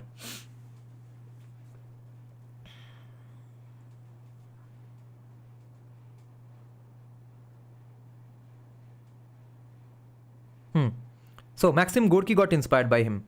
Savarkar was sentenced to 2 life terms in the notorious cellular jail on Andaman Islands, but was brought back to India in May 1921, after which he was sent to Ratnagiri prison, which no one talks about. Ratnagiri house arrest. He was placed under house arrest from 1924 to 1937, during which time he promised to cease all political activities, but nonetheless wrote history, poems, plays, speeches and editorials, as he became known as a serious political figure even while under police watch. In 1937, after his release, he became the president of the Hindu political party, the Hindu Mahasabha. By the time he stepped down from that position in 1943, his rhetoric had taken on a particular strident and virulent tone, denouncing Gandhi and the main voice of Indian nationalism, the Indian National Congress, for taking too soft a line on Muslims. In 1944, 3 years before independence, a veteran American war correspondent interviewed Savarkar. He was one of the very few political leaders not in jail, because the Hindu Mahasabha had stayed aloof from the Quit India movement that had roiled most of British India in 1942. तो ये तो कोई मतलब escapism का बात नहीं है, क्योंकि he already had served his time in prison. तो तब जेल में था, जेल में नहीं था, ये कोई मतलब आनंद का बात नहीं है, या फिर कॉमीज को कोई एक्सक्यूज देने का भी बात नहीं है. Tom Trainer describes Savarkar as unshaven and disheveled, but intellectually engaged and eager to talk about how he perceived Indian Muslims. Asked by Trainer how he planned to treat the quote-unquote Mohammedans, Savarkar said he would regard them as a minority in the position of your Negroes. To Trainer's follow-up question about what might happen if the Mohammedans, if the Mohammedans secede and set up their own country, end quote, Savarkar, according to Trainer, quote-unquote, waggled a menacing finger, which is shown in the trailer. Okay, so you see the trailer has been the movie has been pretty well made. I would predict that this is going to be the best non-left movie in Indian history. Just like Uri is my favorite non-left movie. It might be up there with Uri, if possibly a little better. I don't think so, but maybe if not, it will be just rank 2 after Uri. So waggled a menacing finger and promised that, as in your country, there will be civil war. When British India was partitioned in 1947, Savarkar's promise of civil war seemed to come true in the paroxysm of Hindu-Muslim violence that midwifed the birth of Pakistan and India as two independent and mutually hostile new nations. At midnight, August 14, 1947, India's first Prime Minister Jawaharlal Nehru spoke to the new nation. He said, quote, "Long years ago we made a tryst with destiny, and now the time comes when we shall redeem our pledge. A moment comes when an age ends, and when the soul of a nation long suppressed finds utterance," end quote. While his lofty words and ideals captured the ebullient spirit of independence, they also evoked the horrific possibility that the violence of partition was also an expression of the nation's soul, but of its dark side.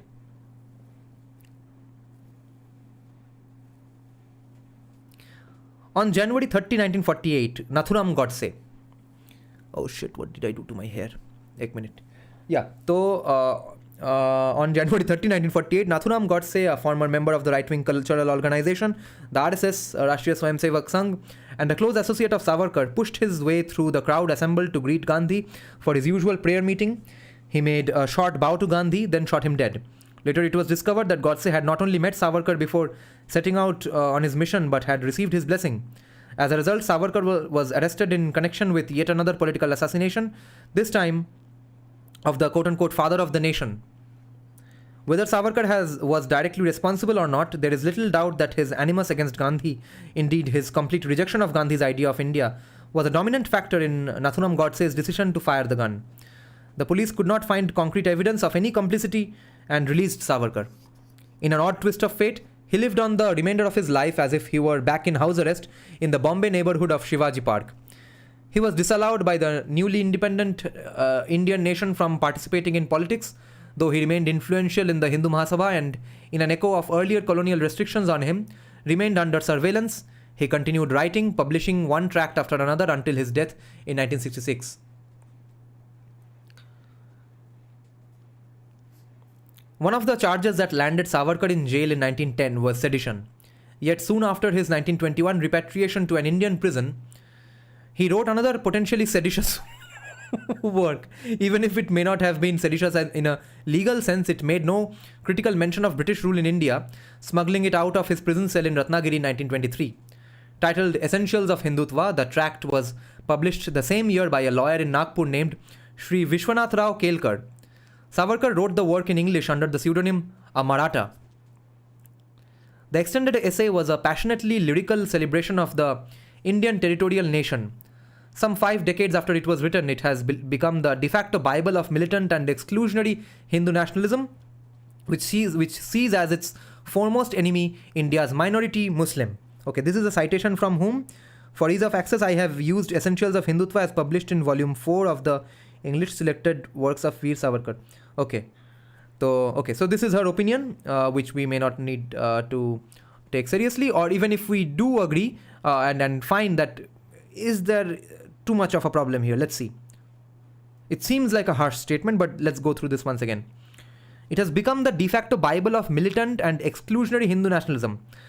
Militant तो है ही नहीं, exclusionary है क्या इस्लाम के तरफ, तो inclusion तो चल रहा है.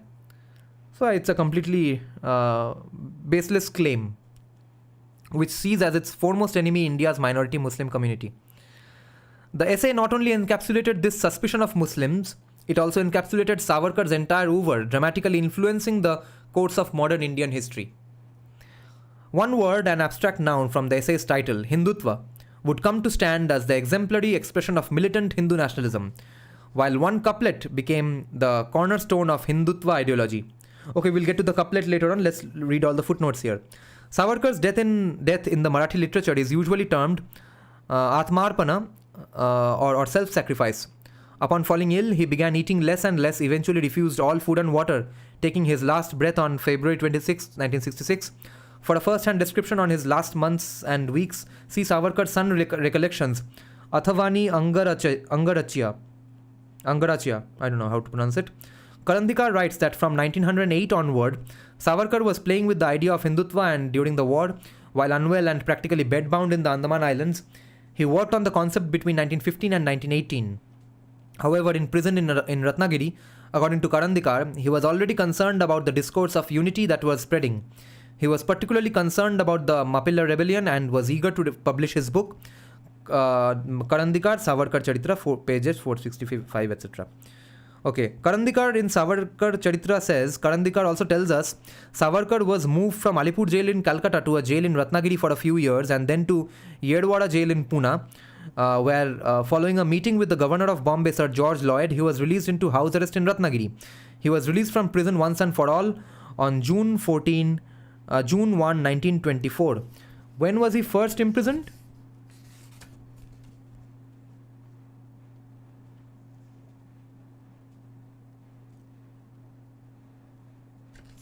पहला imprisonment कब हुआ?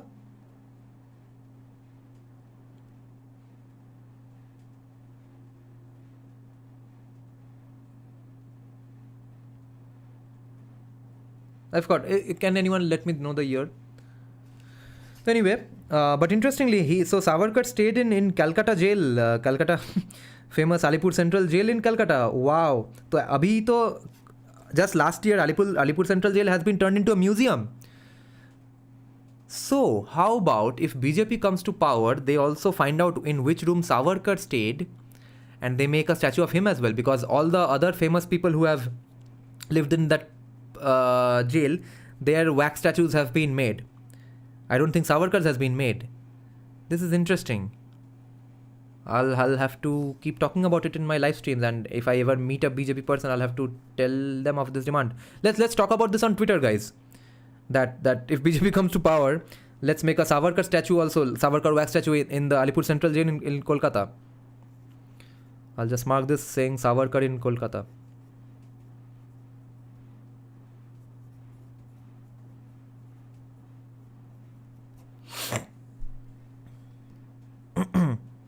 Okay, so one word and abstract noun from the essay's title, Hindutva, would come to stand as the exemplary expression of militant Hindu nationalism, while one couplet became the cornerstone of Hindutva ideology.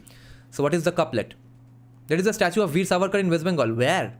But I want it inside the this thing, the Alipur Central jail, because he's lived there, and especially now that it's a museum. So the couplet says, Asindhu Sindhu Paryanta Yasya Bharata Bhumika Pitrabhu Punya Bhushchaiva Sa Vai Hinduriti Smritaha. This we discussed in Janki Bakhle's paper as well. Translated literally, the couplet claims that India's geographical contours extend from the Sindhu River in the north in present-day Pakistan to the seas below in the south. All people who claim India as both Pitra Bhumi, the land of their ancestors, and Punya Bhumi, holy land, were its natural habitants. He clarified what he meant by Punya Bhumi 10 years after publishing Essentials of Hindutva, to ensure that he was not misunderstood. He said, quote, "The land in which the founder of a religion appeared as a rishi, an avatar or prophet, and in which he preached that religion, and by his living in the land it required sacredness, that land can be considered the Punya Bhu of a religion. Like a Palestine for the Jews and Christians and Arabia for the Muslims, it is not to be understood simply as sacred land." End quote. Interesting proof that India is Bharat is the Punya Bhumi, or so-called the sacred land, holy land for Hindus all over the world. The example is given by Sandeep Sanyal in one of his books, I think in Ocean of Churn, that he went to Cambodia or Vietnam. Where is Cham? It's, I guess, in Vietnam.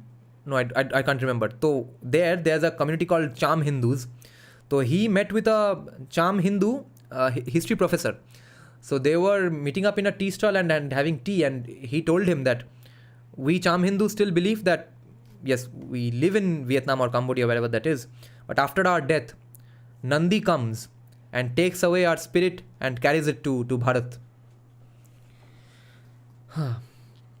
The modern boundaries of India contain the oldest shrines and sacred sites of its Hindu, Sikh, Jain and Buddhist communities. They also contain sacred... Now this is Janki Bakhle writing, okay? The modern boundaries of India contain the oldest shrines and sacred sites of its Hindu, Sikh, Jain and Buddhist communities. They also contain sacred shrines of India's Christian, Jewish and Muslim communities. But because Jerusalem, Makkah and Medina were outside the territorial boundaries of modern India by Savarkar's definition, Jews, Christians and Muslims were neither natural nor natural inhabitants of India.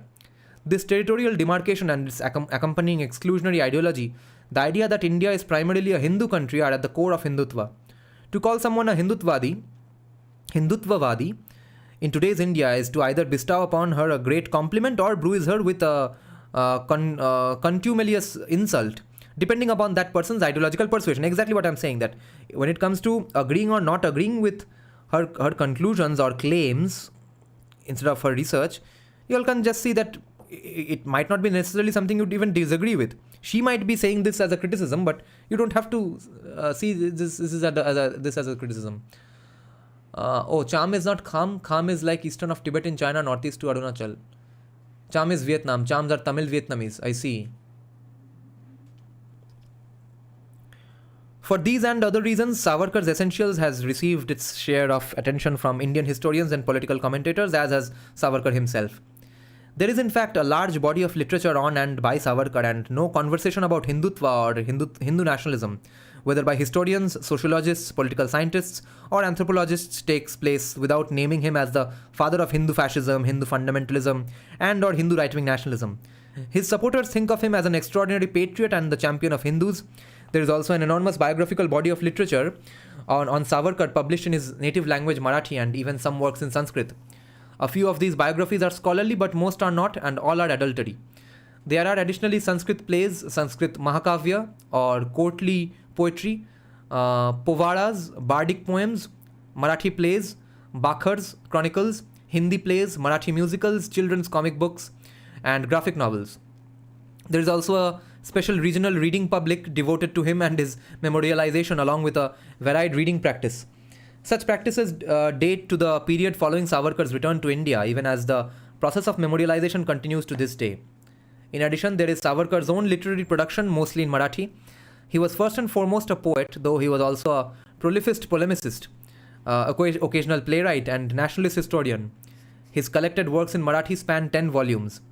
While English language scholarship on him focuses on essentials of Hindutva, he has a much larger corpus, from poetry to prose, from music dramas to speeches, from jeremiads to historical writings, that is read only by Marathi readers. His patriotic poems set to music and songs such as Shatajanma Shodhitana from his music drama Sanyasta Khadga, Forsaken Sword, are routinely performed at commemorative events and on television. Yet the works of his that tend to have the largest circulation have been translated into English and Hindi, and on occasion Gujarati, Tamil, Bengali and Malayalam, are his historical works and political tracts. His works on Bhasha Shuddhi, purification of the language, and Lipi Sudharana, writings on Lipi Sudharana, reform of the script. Okay, so this is basically Bengali. Lipi Shodhrano, Lipi Sudharana, and Hindi even, Lipi Sudharana. We are one nation connected with one language. His poetry, his essays on caste reform, his writings on the Manusmriti, and most importantly, the numerous articles he wrote in which he attacked the Orthodox Hindu community and M.K. Gandhi remain untranslated. Savarkar has also had a very different afterlife in his home state of Maharashtra compared to the rest of India. To take just one example, in no part of Savarkar's writings do we see a recidivism or a desire to return to the Vedas or any support for Hindu ritual.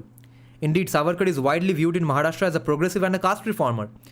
But the Savarkar who is iconic all over India is not the progressive, let alone the caste reformer, but rather the revolutionary Hindu nationalist. Okay, now we'll have to interrupt and read the footnote.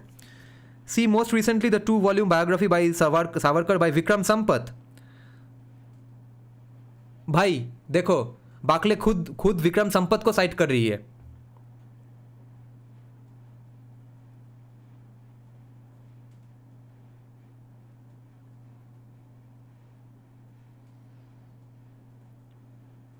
See also my review of Sampath's biography in India Today and my statement about Sampath's plagiarism of my article. Vikram Sampath is claiming my ideas, words as his own. Yeah, this is that article. She's asking you to check out what it is about. And in India Today, she does not mention it at all. And in fact, it's later found out that it was not even plagiarized.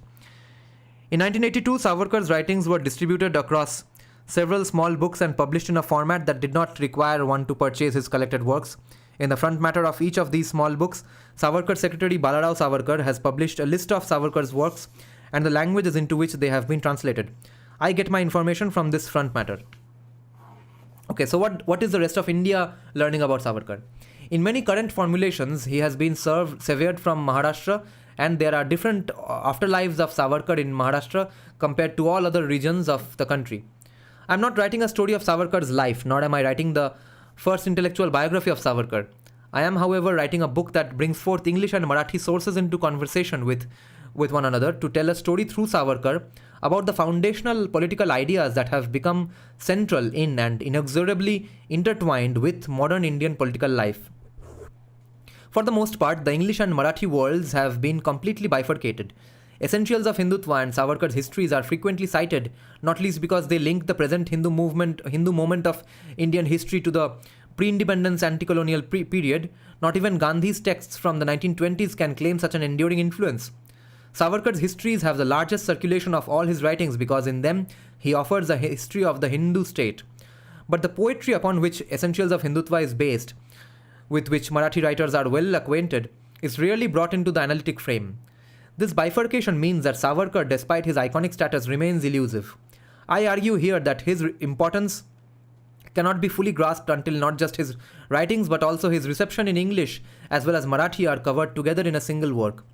It is not possible to fully understand Savarkar in his own terms unless he is read in the language in which he couched those terms, a language deeply rooted in the regional formation of which he was so proud, and over which he displayed an unmistakable mastery. To not read Savarkar in Marathi, in other words, is to reproduce a colonial dynamic in which the regional is assumed to be parochial and only the national or international is taken to be of global significance. So one could argue that she is taking a decolonial approach to rereading Savarkar.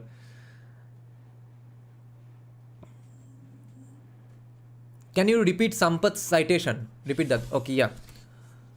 She is saying, see most recently the 2-volume biography of Savarkar by Vikram Sampath, the name of the books. See also my review of Sampath's biography in India Today, which I'm talking about, where she says some good things about Sampath and some criticisms, and my statement about Sampath's plagiarism of my article. Vikram Sampath is claiming my ideas, words as his own. This is the name of her article. So she's asking you to check out her statement about Sampath's plagiarism of my article. So which did Sampath plagiarize? Sampath plagiarized this article called Vikram Sampath is claiming my ideas.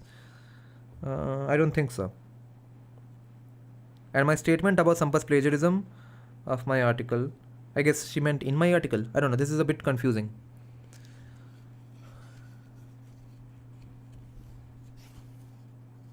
Okay. There is an additional element to the bifurcation of historical treatments of Savarkar, related in fundamental ways as well to Savarkar's own sustained effort to reclaim and re-narrate the history of India. Savarkar fervently believed that the domination of historical literature by Muslims and the British had resulted in the denigration, if not downright suppression, of the glories of the Hindu past. Savarkar's reclamation project was nativist in the extreme and a part of his more general critique, not just of earlier non-native historiography, but even of what he saw as an accommodationist tendency on the part of nationalists such as Gandhi and Nehru. The English historical record, like the Muslim one before it, was contaminated by an outsider's perspective and was not engaged with so much as simply dismissed or ignored. And was not engaged with so much as simply dismissed or ignored, yeah. A similar nativism continues to dominate the writings of many of the Marathi historians writing about Savarkar, including Y.D. Phadke, S.N. Valgundkar, Sheshrao More, Raja Dikshit, and Sudhakar Bhalerao, among others, even when, as is usually the case, they are fluent in English. भैया trailer में कहाँ वो उंगली दिखाते हुए बात कर रहे हैं स्टान के बारे में? I remember seeing, or was he wagging his pen? I guess that was also a tribute to this, where he talks about cutting the kaleja of British. And even in the speech, where in Bengali it's written Hindu Mahasabha behind him, even there he's waggling his fingers very much. Who knows if that was a conscious decision? Or did Vikram Sampath also mention this particular incident? The English sources referenced tend to be the occasional primary source, such as the Colonial Sedition Committee report or police files, and only a few secondary sources at most. It is not as if a broader conception of history and sources was unknown either in Savarkar's time or now. Savarkar himself studied the works of Spencer, Comte, Mill, Darwin, Bentham, and Macaulay, in addition to studying the Upanishads and Vedanta. Savarkar's contemporary T.S. Shejwalkar found much to learn from the stalwarts of Anglo-European history and engaged seriously with canonical European historians, Toynbee, Gibbon, Macaulay, Weber, whose introduction we are going to read, Weber, Marx, Kant, Hegel, Cross. Okay, so we are going to read two of the 5-6 people mentioned by even people who liked Savarkar. Bhaiya, please limit to 1 hour and nothing more. No, long podcasts में ही तो असली depth है. You'll have to watch it in parts. Look at all the best podcasts that have happened in the world. None of them are 1 hour. No, only Beer Biceps does. No. Let's stay on topic, and ends the podcast in 1 hour. The most informative podcasts are of Lex Friedman, Joe Rogan. Most of the best ones are 3 hours, 4 hours. Okay. Balaji Srinivasan's podcast with Lex Friedman, one sitting, 8 hours. Okay. You'll have to listen to it in parts.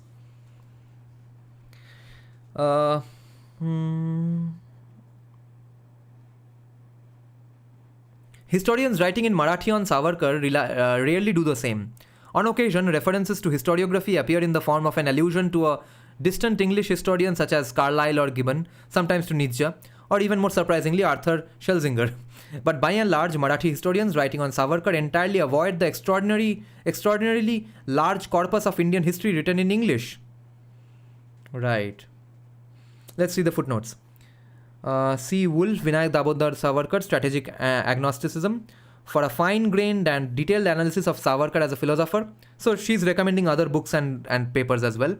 For a fine-grained and detailed analysis of Savarkar as a philosopher, examining the possible influences of European liberal thinkers on him. See also Visana, Savarkar Before Hindutva, 1-24, in Maji Janmathep, My Transportation for Life. Savarkar provides an extraordinary list of materials that he and other political prisoners requested for the library at Cellular Jail in the Andaman Islands. It includes journals such as Modern Review and Indian Review, biographies of Swami Vivekanand, Michael Madhusudan Datta, Raja Ram Mohan Roy, Tagore and Vidyasagar in Bengali. Oh my God. Where are those Muchleka fuckers now?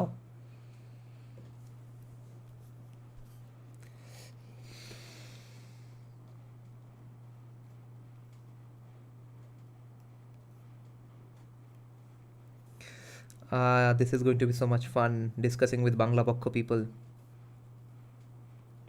Let me mark this.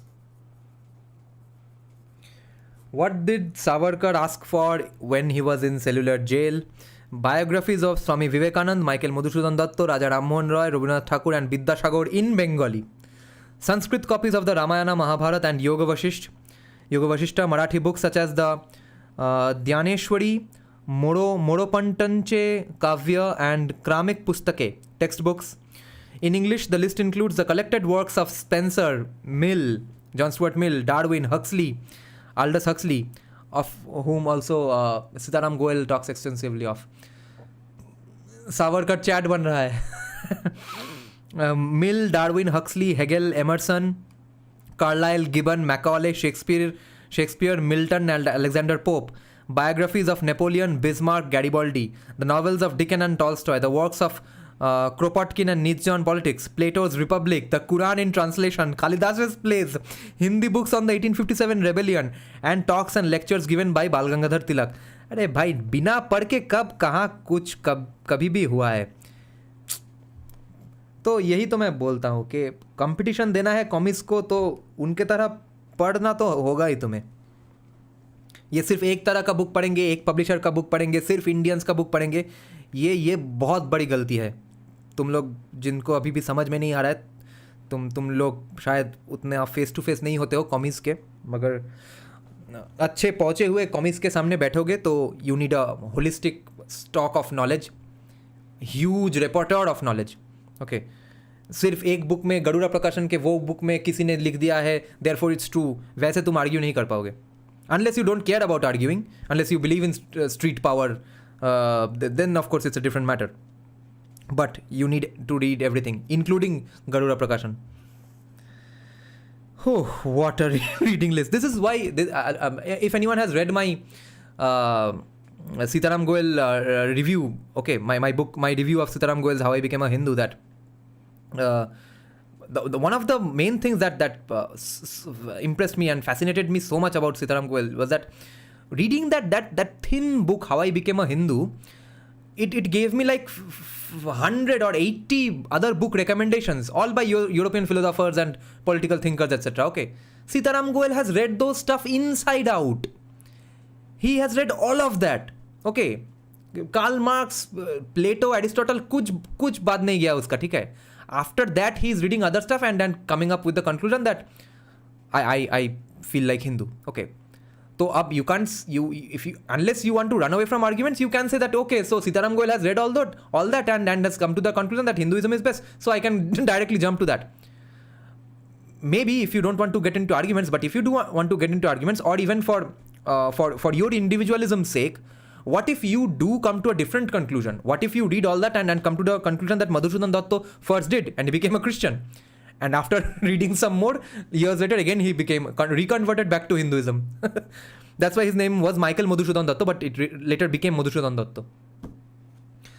Savarkar knew Bengali? Apparently yes. We need street power and academic power as well. Yes. Okay. Now, so where were we? Just as the respective literatures are split, so too is the English scholarly literature on Savarkar. Nationalist histories have dominated the field for generations, and only nationalists and political parties on the so-called correct side of Indian history. Look, she is being honest. She is being as neutral as possible. She's saying that the so-called correct side of Indian history, which is to say on the Gandhi-Nehru side of history, she's saying quote-unquote correct. Guys, what more do you want from her? Received sustained and serious historical inquiry and examination. Only that side of the so-called correct side of history. With a few notable exceptions, the almost obsessive focus in scholarship on Gandhi has been conspicuously absent for right-wing anti-colonial nationalists such as Savarkar. who is written about almost exclusively by those who either see him as the founder of an Indian quote-unquote fascism and as a eugenicist interested in producing a master Hindu race, or by partisan apologists and eulogizers. Footnote says, on the notable exception is Pinisine, a person called Pinisine. Pinisine's excellent dissertation on the verge of Hindutva, which Bakhle is saying is neither of that kind, okay? It's not overly critical, nor is it apologetic. I guess what she would accuse Vikram Sampath of being. Okay, my ink is over. Let me take out a new pen. Acha, huh. So, this is getting juicy. In the first instance, he is condemned as an extremist. In the second, he becomes the present oracle of all that has come to pass in modern India. Neither side subjects him to careful analysis, meaning that his role as a major, if not always original, contributor to modern Indian intellectual and political history has so far been little understood, okay? So she's saying, obviously, this was a complaint of hers in the paper as well, that why aren't you giving Savarkar the due credit as a anti-colonial nationalist, albeit right-wing, but an anti-colonialist nationalist as well? Why only the left-wing nationalist anti-colonialist should be glorified? Why not a right-wing nationalist colonialist, right-wing nationalist or anti-colonialist? The history of Hinduism, Hindutva cannot be restricted to one ideology for the sake of clarity. To reflect Hindu Dharma, it needs to be multifaceted. Hinduism is all about accommodating different viewpoints, not aligning with one pole. We are not Abrahamic. You need a diversity of view and perspectives. Yes. Good night, Brahmacharya Ashram. Hope you watch this the next day from here. Okay. Now, neither side subjects him to careful analysis, meaning that his role as a major, if not always original, contributor to modern Indian intellectual and political history has so far been little understood. This is true as well for the Marathi literature on Savarkar, with a few exceptions. Rao Saheb Kasbe, Vasant Palshikar, and Ashok Chausalkar, all of whom are political scientists, have written works critical of Savarkar. But for the most part, the literature both in Marathi and English takes partisan positions on him.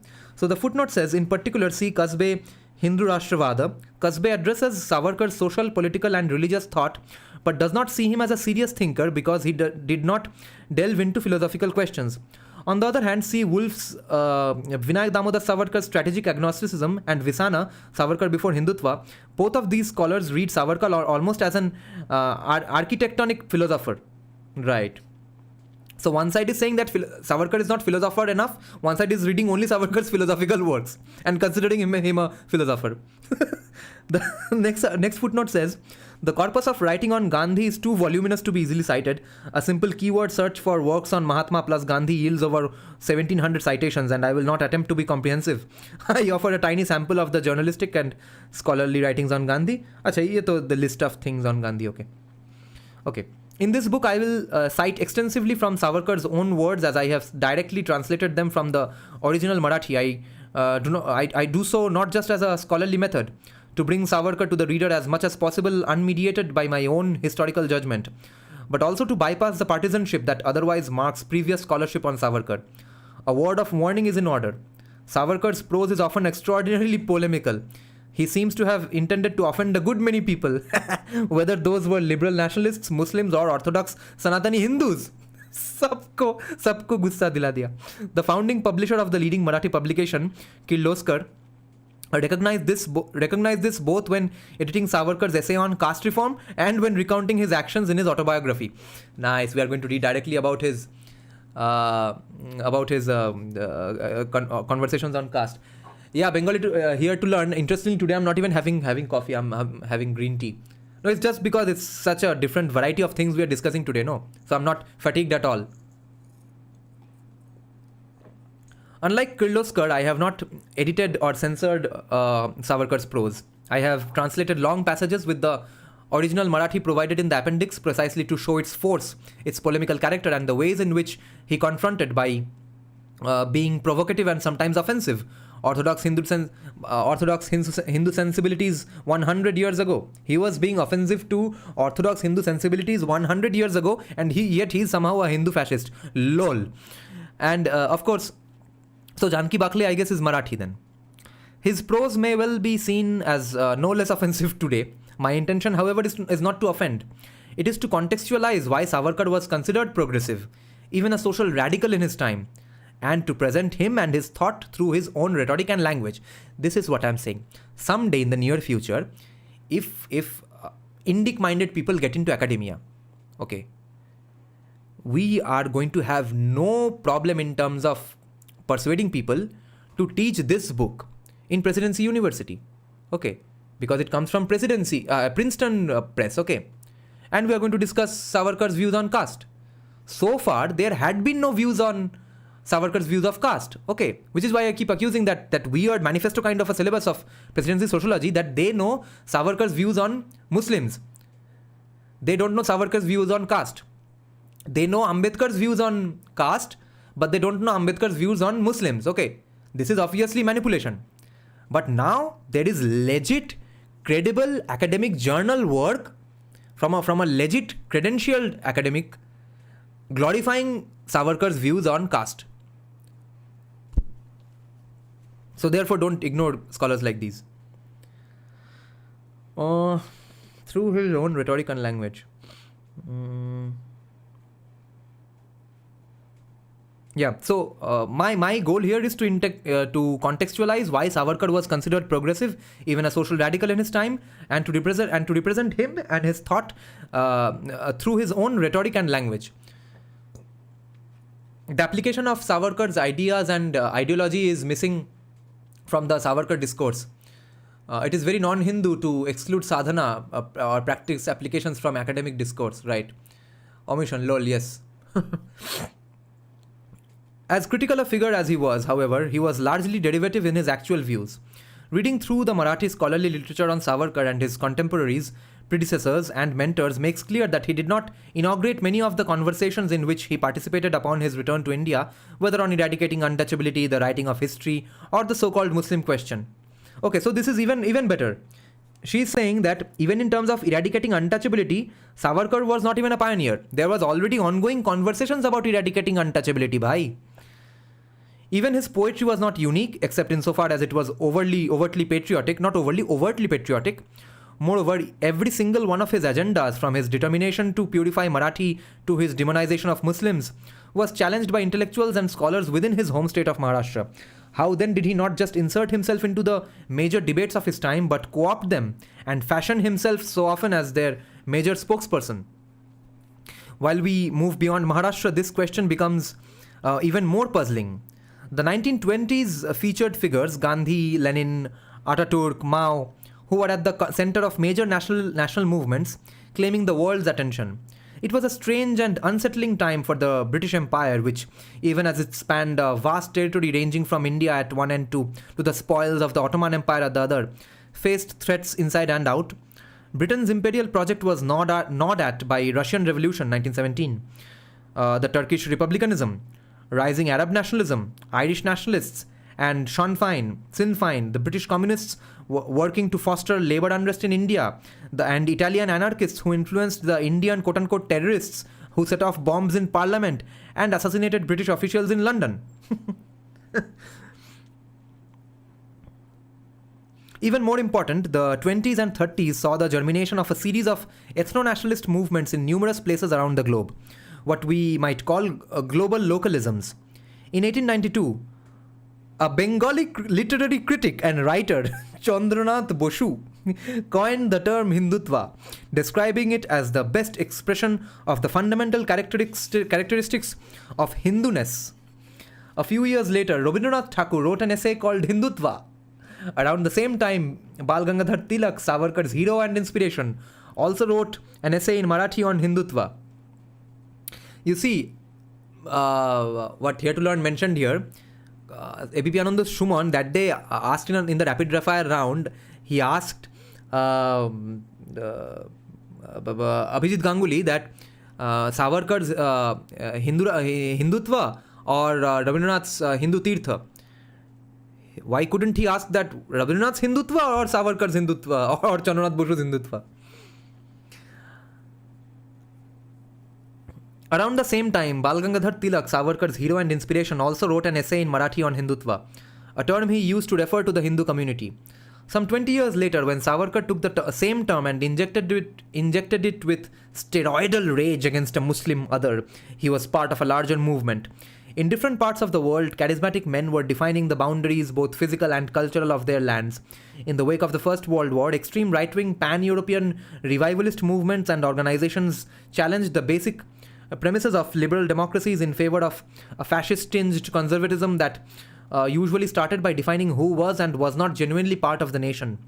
Such concepts and movements were present in India too, like we have discussed Bengali Nazis, who believed in the Aryan invasion theory so much that they were Brahmins who considered themselves Nazis and therefore became identified with the Nazi movement. And then there was Brahmo Samaj, who also considered them Aryans because they were Brahmins, but considered them to be principally opposed towards idol worship. What weird fuckery was going on. দাদা বইয়ের নামগুলো একটু pin করে দিও please. কোন বইয়ের নামগুলো, যে বইগুলো সাভারকার কিনতে বলেছে ওখানে, না কোন বই আরেকবার ক্ল্যারিফাই করো তারপরে বলে দেবো। Hindutva word was first found in Anandamath by Bankim. Yes. Some 20 years later, yeah, Savarkar did this Muslim other. Yeah. Such concepts and movements were present in India too. There was a perceptible global zeitgeist and striking resemblances between Savarkar's concept of Hindutva and the earlier German concept of Volkisch, the subsequent cult of Romanita in Italy, or even Ferenc Szalasi's Hungarism. A little further afield, the academic Karelia Society advocated the purging of non-Finnish influences from Finnish life, meaning Finland, and Finnish life and culture, hoping to create a greater Finland whose boundaries were east as far as the Urals. All these groups romanticized a deep connection to native soil, privileged the country over the city, and meaning the grama over the nagara, and advocated a palingenetic renewal of ethnic and in some cases racial purity alongside the removal of foreign influences. He knew the fake Bengali narrative of Rabindranath's secular idea. Rabindranath himself said the Muslims told him they would not side with India in a case of Islamic invasion and expressed distress. যেগুলো তুমি পড়ছো আর যেগুলো সাভারকার কিনতে বলেছে। Okay so this person is asking the list of this particular books, okay, and the books that Savarkar recommended for the jail, okay, so I'll just mention those. I am not reading just this books, I have countless ongoing books, I read every day some other book, okay, so that I'm never bored of any book. So today the books we are discussing are this book by Dr. Janki Bakhle, who is a professor of history at University of California, Berkeley. This book is called Savarkar and the Making of Hindutva. Next book is Machinery of Freedom, A Guide to a Radical Capitalism by David Friedman, son of famous legendary economist Milton Friedman. Then if you search on Amazon, there's a 5-part book series by Dharampal on Indian polity of 18th century. Then Das Kapital by Karl Marx, Max Weber's Protestant Ethic and the Spirit of Capitalism, and Kaushik Gangopadhyay's book Majoritarian Myth. Okay, and the books that Savarkar recommended was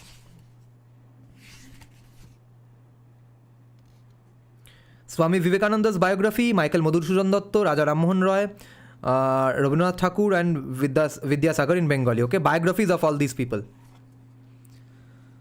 But Savarkar's love for the soil probably came from Chand Bibi rather than the Finns. Chand Bibi invoked fighting for the soil when she revolted against Mughals. I see, who is Chand Bibi? God forbid anything may happen to anyone in history. Muslims are absolute sacrosanct for these historians. The reporter knew the fake secularist idea would be exposed.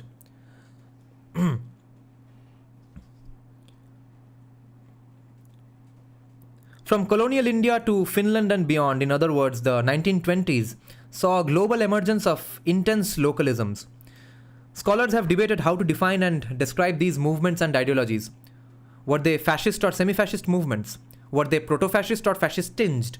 Or did they partake discriminatingly of a fascist repertoire, quote-unquote, of ideas? A quote-unquote fascist repertoire. Whatever the case, these movements and ideologies were bolstered by political and cultural organizations and cult-like secret societies.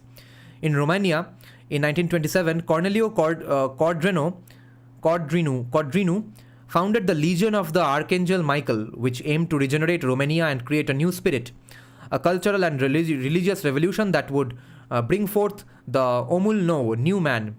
India had the Tarun Hindu Sabha, founded in 1923 by Savarkar's older brother, who actually wrote the foreword to that famous Indian Nazi, whose she was a white woman whose surname was Mukherjee because she married a Bengali Brahmin Nazi. G.D. Savarkar. India had the Tarun Hindu Sabha, founded in 1923 by Savarkar's older brother, and the RSS, founded in 1925. But that book was not on Nazism. The book was a sort of a warning to future Hindus. Chand Bibi was the queen of Deccan Sultanate. She was Muslim but was a disciple of Warkari saints. Her husband was murdered and Mughals were starting their invasion. I see. At that time, Chand Bibi asked the locals to fight for the soil and Rashtra and pushed back. Are bapre.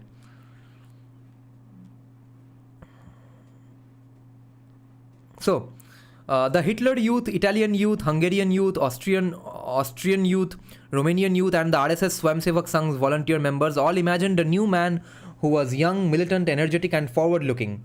This new man meaning a new kind of man, okay? This new man who was young, militant, energetic, forward-looking. This new man also aimed to forge a non-cosmopolitan sense of identity and enact an identitarian and exclusionary politics. Let's check the footnotes now. For analysis of Tagore's essay on Hindutva, see Chatterjee, Tagore's Non-Nation in Lineages of Political Society, okay? Tilak, Hindutva Ani Sudharna, Bal Gangadhar Tilak, 1856-1920, was the editor of Kesari and Maratha, a Hindu nationalist politician and leader. Yeah, we know these things. On fascism in Bengal, see Zakaria, a voluntary Gleichstellung. This is the name of the article. Zakaria documents the fascination with fascism in colonial Bengal and the active attempts to implement it in India. This is probably the stuff I'm talking about. The Bengali Nazis. Stanley Payne has argued that's the fault of Aryan invasion theory. Stanley Payne has argued that Hungary takes the prize for the single largest number of right-wing radical secret societies, all cultivating the spirit of national revival. C. Payne, A History of Fascism. The association, called the Etelkos Association, made new members swear unquestioning oaths of complete obedience and promise to court death before giving up on the idea of a racially pure and Christian Hungary. Okay. The C. Hoffman, The Fascist Effect, on Shimoi Hakuruchi, who in the 1920s was the most aggressive promoter of the ideas of fascism, as he had learned them from his association in Italy with political figures such as Gabriel di Annunzio. I am grateful to David Friedberg for his suggestion that what I was describing might more accurately be described as global localism. Nice. Okay, then Zakaria, Voluntary Gleichstellung. This is for Bengal. Then see Griffin, Fascism, book Fascism, in particular part 3, Abortive Fascisms. See also Callis, The Fascism Reader, in particular part 2 for discussions about what Griffin has termed the fascist minimum, and essays by Stanley Payne, Ernst Nolte, Zeev Sternhell. See pages this and this for variations on the fascist theme in Romania and Hungary. See also Payne's magisterial book, History of Fascism, for non-European variants of fascism, and Paxton's canonical The Anatomy of Fascism, and Blinkhorn, Fascism and the Right in Europe. My goodness. This is a tiny selection from the enormous body of literature on fascism, but no such enormous body of literature on Stalin's bad actions. That is the problem of the academia. Indian Nazism, some jokes just write themselves. Yeah, because some Bengali Brahmins decided that they are Aryans, and Aryanism is Hinduism, and that is Nazism. Therefore, they dreamt of Nazism in India. Okay, check out, Google it. Google Bengali Nazi or something. Some guy with the surname Mukherjee was one of its key proponents. And some people have even argued that Binoy Kumar Sarkar or Das, I keep forgetting his name, the person who has wrote those papers on geopolitics, drawing from Indian texts, okay, he was also a fascism sympathizer, although back then no one knew that fascism was going to end up killing so many people. So he was saying that, yeah, fascism is such a great way of governance. Binoy Kumar Sarkar, who wrote the book Hindu Rashtra Gyan, exactly, right.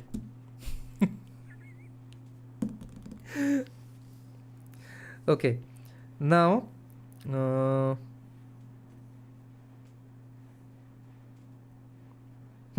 in India during the same period, Okay, so this new man also aimed to forge a non-cosmopolitan sense of identity and enact an identitarian and exclusionary politics. In India, during the same period, Gandhi began his slow but sure takeover of the anti-colonial nationalist movement, though not without being challenged regarding his insistence on non-violent non-cooperation as a political strategy, his conservative, paternalistically reformist views on caste, his support for the Khilafat movement, or his idea that spinning was the best way to further the cause of Indian independence from colonial rule. Savarkar entered all this political and social ferment from house arrest in Ratnagiri. Brought back to India in 1921, he set in motion in the Marathi language and milieu a starkly alternative process and set of assertions and ideas about Hindu primacy that a wide range of Hindu fundamentalists across India would later appropriate.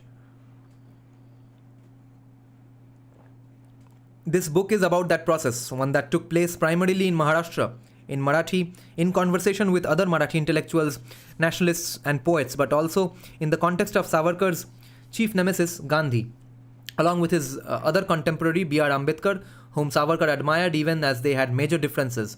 Savarkar never doubted that he was a legendary leader of global significance, and his hubris served him well in crafting for himself a near mythological persona for posterity. See, Savarkar admired Ambedkar. He did so through his writings, which ranged across the genres of history, biography, historical novels, and Marathi poetry.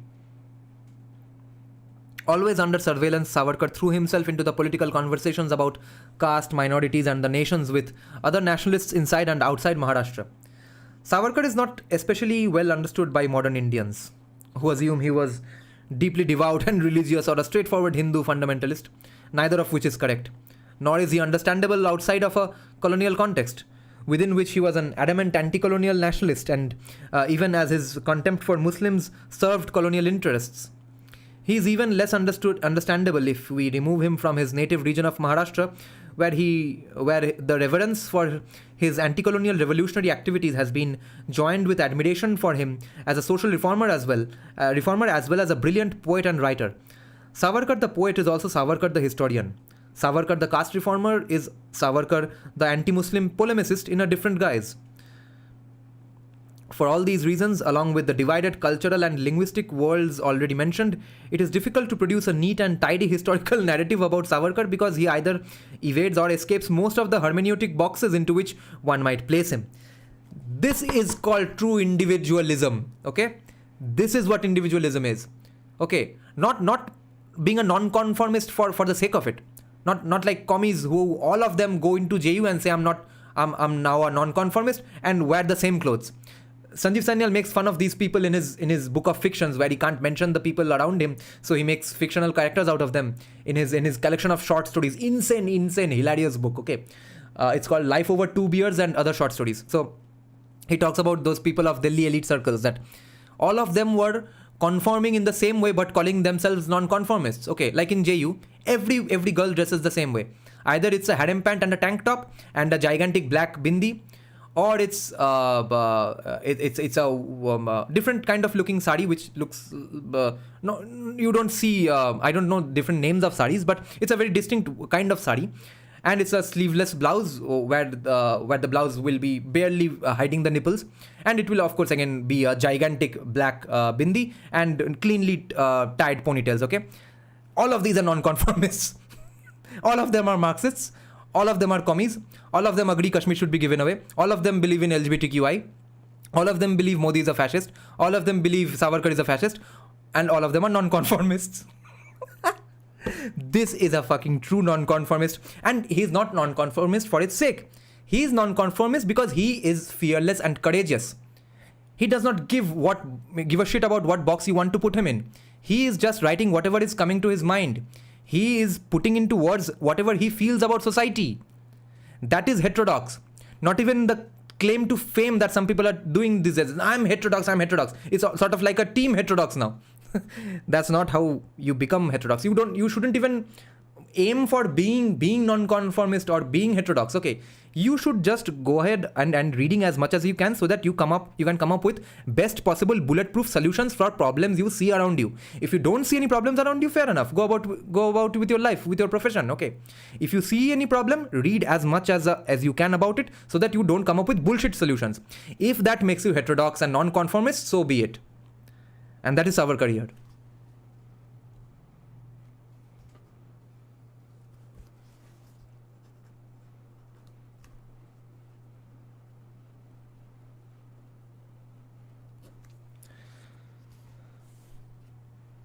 Balatkari ho tum, that reel, yeah. I have one of my high school best friend is in that reel.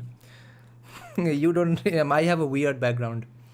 India just became 80% literate in this decade. It was never 80% literate since independence. Communists are the most anti-libertarian in terms of economic freedom and liberty. Yes, of course. Bakhle's analysis is faulty. Okay. She assumes that people who are just recently literate would know 100% about a historical figure. Yeah. Actually, she is more criticizing the academia repeatedly, for not bringing out his non-English works. That is what I'm getting from this work. There's a badass line in Nojrul's poem Shobboshachi, Shuta diye mora shadhinota chai boshe boshe kal guni.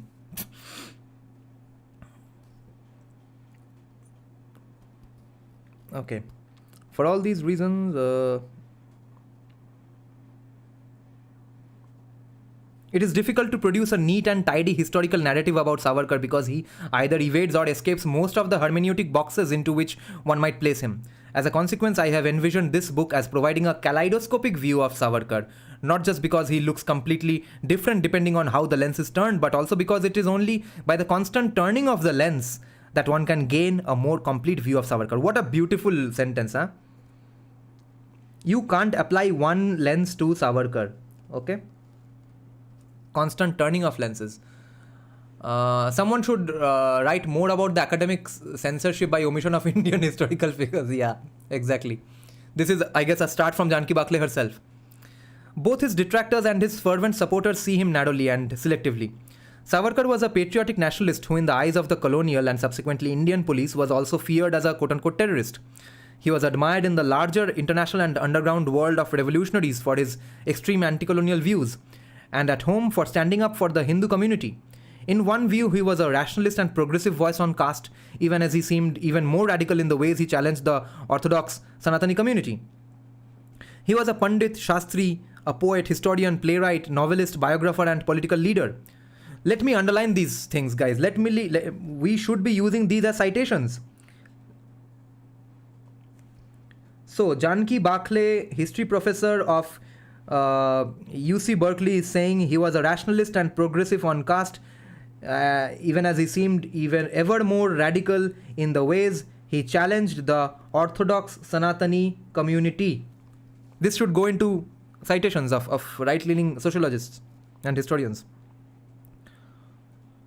But while he was famous in his region as a poet and a progressive leader, he was also extreme in his anti-Muslim rhetoric, viewed as dangerous not just by the British but by many Hindu nationalists who took a more cosmopolitan view. Each one of these Savarkars was, Savarkar in plurality, okay? Each one of these Savarkars was connected to the other. To understand how his ideas relate to each other or are coherent, it is necessary, I believe, to look at a combination of his contradictory ideas, none of which are clear without a kaleidoscopic gaze. One needs to keep turning the kaleidoscope to see how the pieces rearrange themselves and reveal new connections. Beautiful. This is quality research. No part of this can be accomplished without reading Savarkar both from within Maharashtra and from outside. And from the outside. I turned the kaleidoscope not just on Savarkar's work and life but across three frames: regional, national, and global. The book's chapters do not move lockstep from region to nation to globe. Rather, each examines the interplay among the three. Savarkar's poetry, for instance, was intensely nationalist and patriotic, but it was rooted in regional history. For all his travels, he maintained a deep and affective relationship with the language, people, poetry, politics, and landscape of the rural world of Bhagur and Nashik, where he grew up. Indeed, a large part of his reading audience and his subsequent base comes from places like Makhjan, Amneshwar, Solapur, Kolhapur, Nagpur, Nashik, Amravati, Aurangabad, and Ratnagiri, the villages, towns, and small cities of Maharashtra. It is from here that his base reads Savarkar's works and the many commemorative books about him in Marathi. Beyond the hinterland, however, he is also revered in the two major cities of Maharashtra, Pune and Mumbai. He penned an homage poem to a Marathi poet named Moropant, also known as Mayur Pandit, and to his village of Bhagur, in addition to praise poems to Generals Washington and Kruger. Listen to this. Savarkar wrote praise poems to General Washington and Kruger. General Washington meaning George Washington, I guess, right? Because of getting independence for USA, I'm guessing. Who is Kruger? I'm a little weak on history. Savarkar must be seen with K. Munshi. K. Munshi was the Savarkarite mind in a Gandhian body. He took Savarkar's work and went around arming Hindus for the upcoming partition in 19... I see. Gandhi convinced him to shun violence. He then spent most post-independence writing about history and Indian heritage through Bharatiya Vidya Bhavan. I see. Batul the Great is saying, when I was a commie child, they used to say slogans like, Bangalira kokhono karor pa chate na, amra lore khete jani, ekhon marware. The worst part is these idiots don't even know that how their idiocy will fuck them in the future, because when they cross 30s, then they will realize what is capitalism. Aaron Kruger from AOT. Also, Batul, I'm glad that you are also a former commie. These days, I'm feeling some sort of hate for a lot of former commies who have turned into non-left or right-wingers. Okay, they think we are doing this for some opportunism or stuff, but please go on convincing these people that minds do change in terms of new evidence, or else what's the difference between us and Abrahamic faiths? Okay. There are two especially important moments in the history of nationalism and around Gandhi's canonical rule in that history that offer a sharp portrait of Savarkar's developing nationalist thought and persona. The first has to do with Gandhi and his nonviolent movement. In March 1922, a group of angry villagers set fire to a police station, killing 19 policemen while proclaiming Gandhi Raj is here. Outraged by this violence and without consulting anyone, Gandhi called off the non-cooperation movement. In March 1922, called off the non-cooperation movement. Many non-cooperators heard the news in jail and were incredulous that a relatively small act of violence made Gandhi call off a movement when success seemed within reach. But the Mahatma was resolute.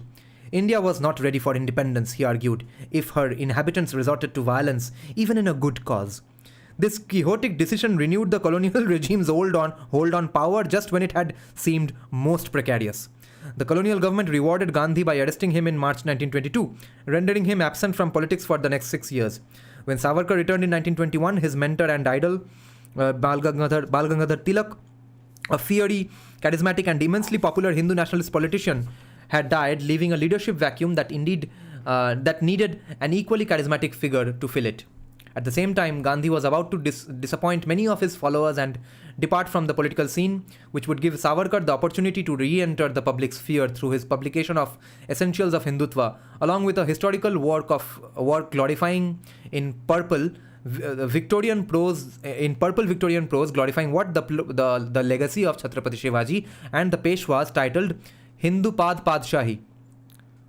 Written in English, these books were in part intended to reassure the larger Hindu community that even if Gandhi was gone, a finer, better, more authentic man was ready to lead from a region in Maharashtra with prior experience of having struck the first blow against 3 different foreign invaders: Muslims, the Portuguese, and the British. Maharashtra's history, he wrote, offered a better model for an ongoing nationalist struggle than what Gandhi was offering. The second moment, also irrevocably linked to Gandhi's political leadership, was the Khilafat movement 1922-24, led by brothers Muhammad Ali Jauhar and Shaukat Ali. The movement aimed to put pressure on the British government to maintain the territorial sovereignty of the Turkish Sultan despite Turkey's defeat in the First World War, on the grounds that he still had spiritual sovereignty as the Khalifa of the Sunni Ummah. Since the defeated Ottoman Empire contained within it the Holy Lands and the cities of Makkah and Medina, the leaders of the Khilafat movement argued that any breakup of the territory of the Ottoman Empire would diminish the Khalifa's authority. Gandhi supported the movement, and even though it failed and the Allied powers divided the Ottoman territories into mandates, the movement brought unprecedented unity to India's Muslims for a cause outside the boundaries of territorial British India. This rendered it an irritant for some nationalists, none more so than for Savarkar.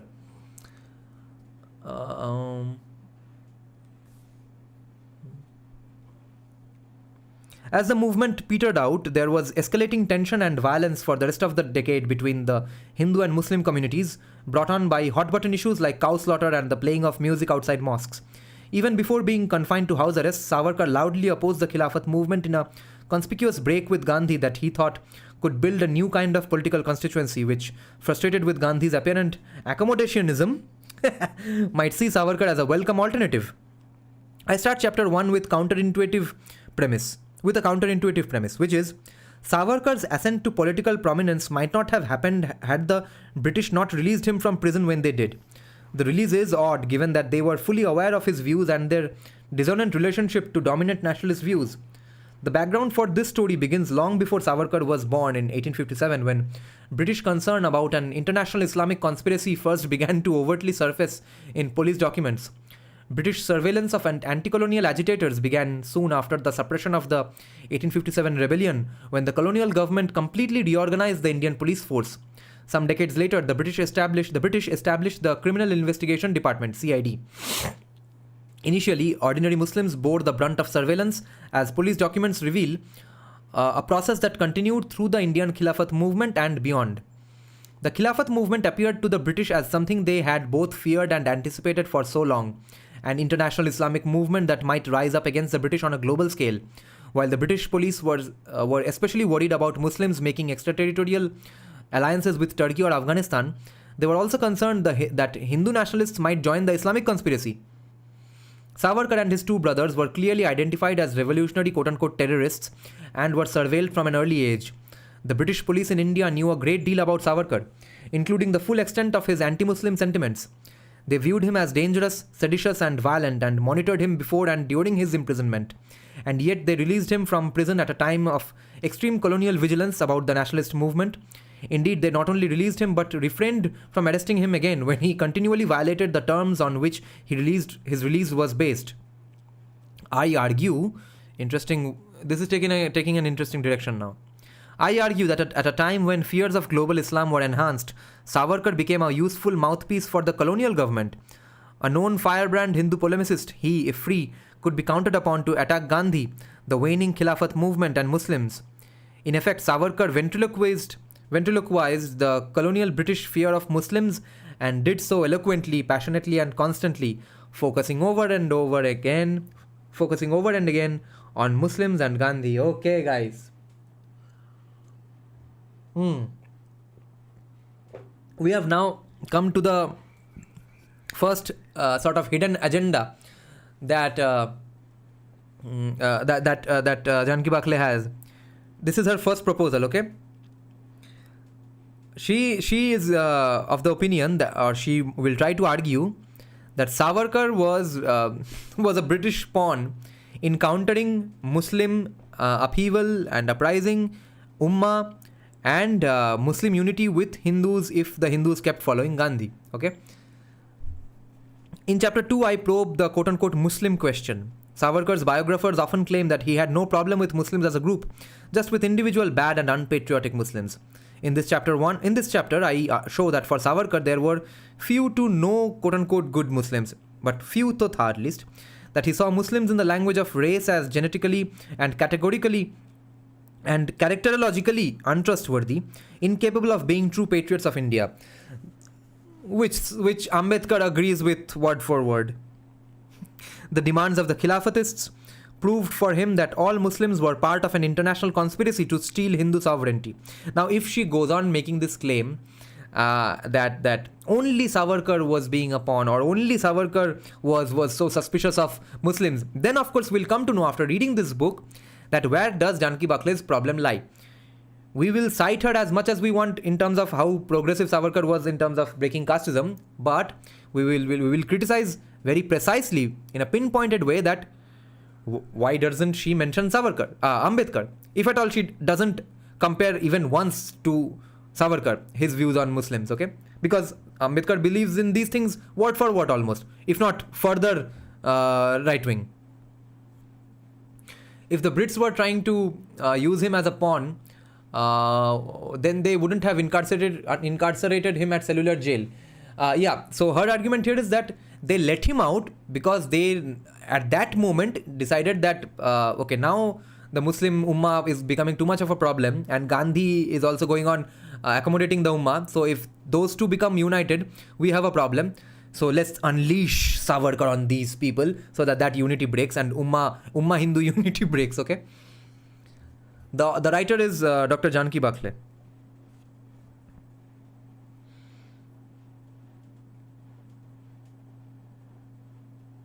The demands of the Khilafatists proved for him that all Muslims were part of an integral international conspiracy to steal Hindu sovereignty. In fact, as I show, Khilafat meant a great deal to the Muslim community in India, in large part because it revealed the community's deep feelings of insecurity about its place in the post-British India being imagined around them. While Gandhi recognized the effective hold of the idea of Khilafat and supported the movement, Savarkar was not only aghast at the idea of Muslim loyalty to a political idea based outside India, but also at the role Gandhi played in fanning what, in his view, were anti-nationalist flames. Savarkar was not an episodic or occasional anti-Muslim, but rather a systemic one. As was Ambedkar. I show that his obsession with Khilafat long outlasted the movement itself, becoming the foundational example for him of a Muslim internationalism in fundamental conflict with Indian nationalism. At the same time, here again she will do some honest research, bring out facts, etc. Bakhle better have solid proof like British Intel papers to prove that. Right. That would be a good way to prove it. That there needs to be some amount of quid pro quo at least. Otherwise, she needs to be heavily criticized. And at the same time, unafraid of contradicting himself, he wrote constantly about how, despite their reputation for bravery, Muslims were actually cowards. On the flip side, he savaged Hindu pusillanimity and emasculation and celebrated the new Hindu man, usually an RSS Swayamsevak, who knew how to take violent action. In all of these cases, Savarkar cherry-picked gruesome events that usually took place outside Maharashtra to scare his readers and draw attention to his views. In this chapter, I have largely chosen to translate rather than paraphrase a good deal of Savarkar's anti-Muslim writings because doing so captures the passion of his language and the full force of his prejudice. To gain a complete view of Savarkar, it is critical to demonstrate that I have not taken his writings or opinions out of context.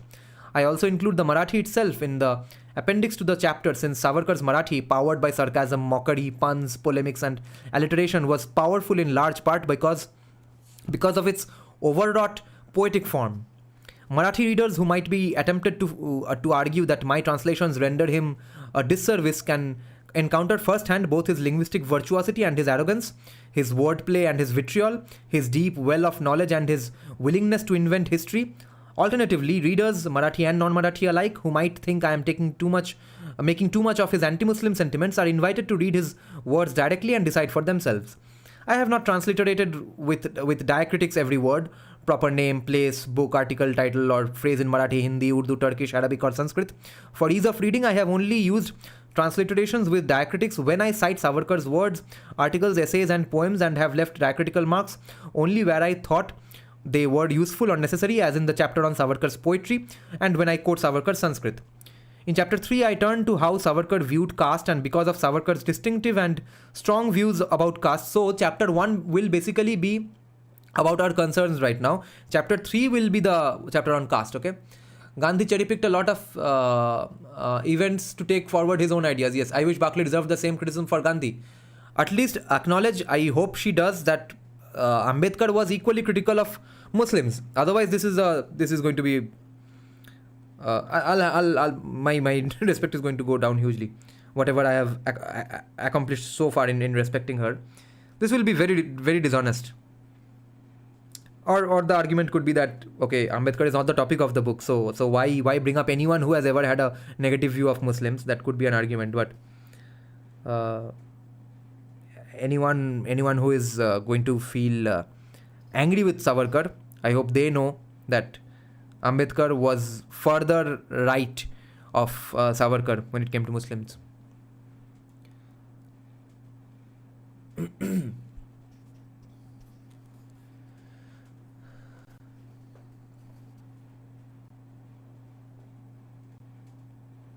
In chapter 3, I turn to how Savarkar viewed caste, and because of Savarkar's distinctive and strong views about caste, I quote him directly at some length. This too is deliberate on my part. knowing that such long quotations are not the norm, but I have deemed it particularly important for readers to encounter his actual words. Even by the standards of the 1920s, when India was rocked by what B.R. Ambedkar retrospectively called a civil war between Hindus and Muslims. Savarkar's rhetoric is extreme. Guys, so she does acknowledge the existence of Ambedkar in this context, okay? Fair enough then. She's saying in the 1920s, India was rocked by what B.R. Ambedkar retrospectively called a civil war between Hindus and Muslims. Okay? She is talking about Ambedkar's book called Thoughts on Pakistan. He did not hesitate to represent Muslim women as cannibals and Muslim men as rapists. But if he was reactionary and xenophobic about Muslims on caste, he articulated a progressive and at times aggressive reformist agenda. This allows his supporters to argue that since his anti-casteism was often couched in angry and deprecatory language, he criticized Hindu and Muslim communities equally. The former for its casteism, the latter for its fanaticism. Yeah, this is a fair enough counter, I think. While it is true that Savarkar wrote as a rationalist and progressive or purogami, this equivalency is false. Okay, Savarkar's stance on caste was unquestionably radical. It was aimed, however, solely at the orthodox Hindu community and voiced from within it, to aur kisko karega, using its own dearly held sacred literature, the Vedas, the Puranas, the epics, to demonstrate the absurdity and illogicality of caste division. Savarkar was unwilling to concede leadership to anyone, so his caste reform was as much a Brahmin-led effort as it was securely anchored in his own upper caste community. This is a weird criticism. His critique was scathing to be sure, attacking as he did every part of Hindu ritual life. So how does it matter if he was Brahmin himself? What the fuck?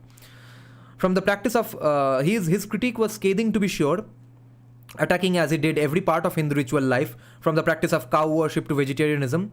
Yet for all that, his critique must be seen in relationship to his other political aims. Why? Savarkar's challenge to caste and untouchability was primarily motivated by his desire to rebuild a lost Hindu sovereignty while keeping Muslims, whom he imagined as always seeking to convert Hindus, yes, from capitalizing on disaffected lower caste Hindus of the list. Yes, if this is at all a criticism, she might look at it as a criticism because she obviously disagrees with his intentions, but her depiction of Savarkar's intention is absolutely correct according to me and is very fair, and I don't see a problem with this intention. Savarkar fashioned himself first and foremost as a poet. For this reason, his poetry makes an appearance in virtually every chapter. Here again, the Marathi poetry is in the appendix, and transliterations and translations are in the main body of the chapter. To understand how Savarkar created such a large following, we must look especially carefully at his poetic writings.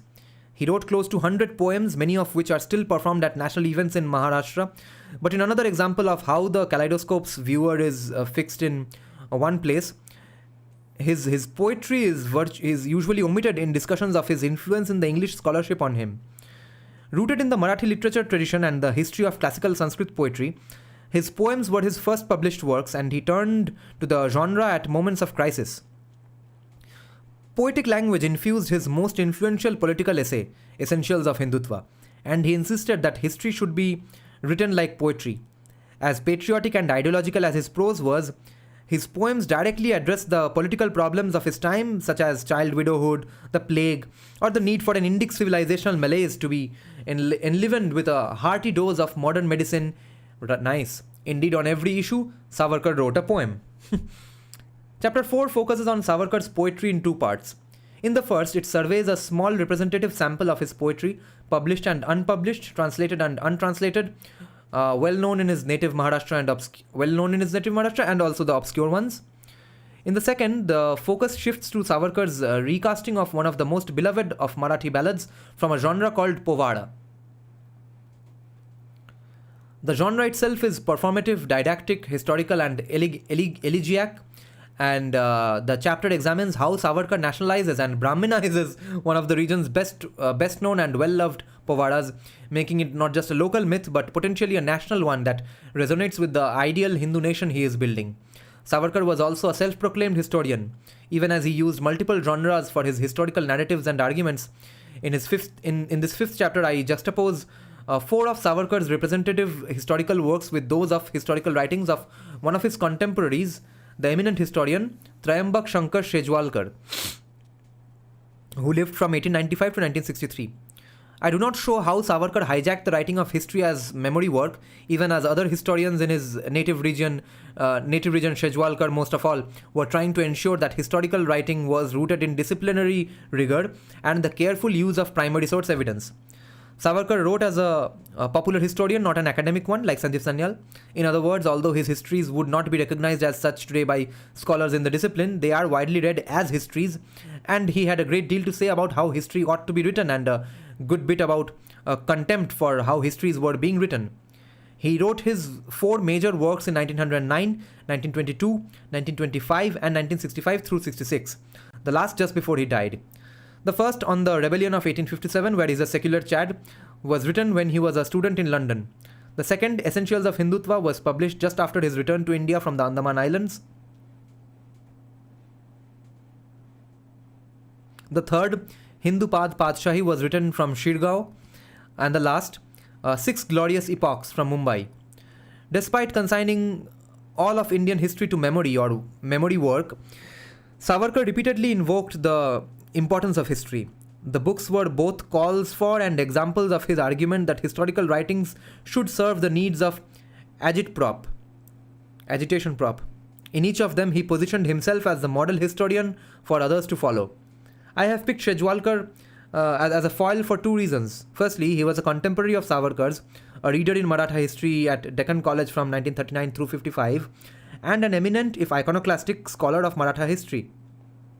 What does she mean by iconoclastic scholar of Maratha history? Does it mean that he hated the, or had disagreements or was critical of the icons of Maratha history? I guess so. Second and more important, Savarkar and Shejwalkar represent 2 strands of history writing. One popular and the other more academic, both within a nationalist frame, both emerging at about the same time. While Shejwalkar was by far the better academic historian, Savarkar's historical writings secured a much broader readership. Even Jawaharlal Nehru, independent India's first Prime Minister, read them. This makes it okay, even Nehru read them. Whew.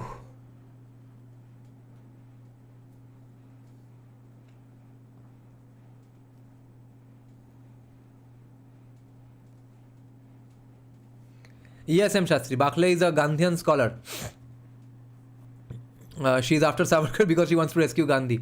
Yeah, seems so. She's trying to just take away some blame from Gandhi, or at least glorify him a little more.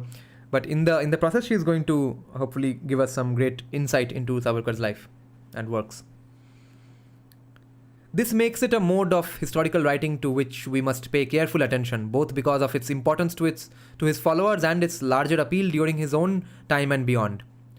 The late 19th and early 20th centuries in Maharashtra witnessed an explosion of histories written in Marathi.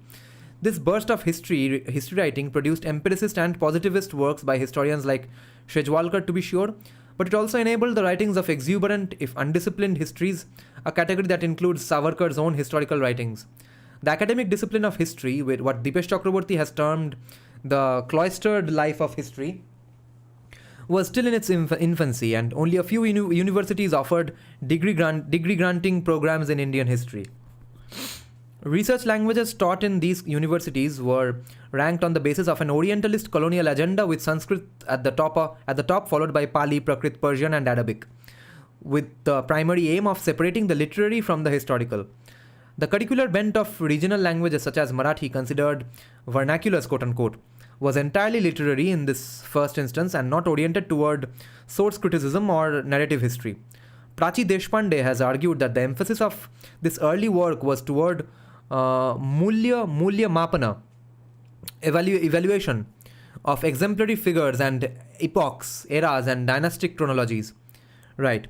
Academic norms about how history should be written and on the basis of what kinds of sources and orientation were debated in institutions such as the one founded by V.K. Rajwade, the Bharat Itihas Samsodhan Mandal of 1910, on the fringes of the young academy. This allowed enormous room for the quote-unquote popular yet authoritative historian who was not an academic professional to emerge.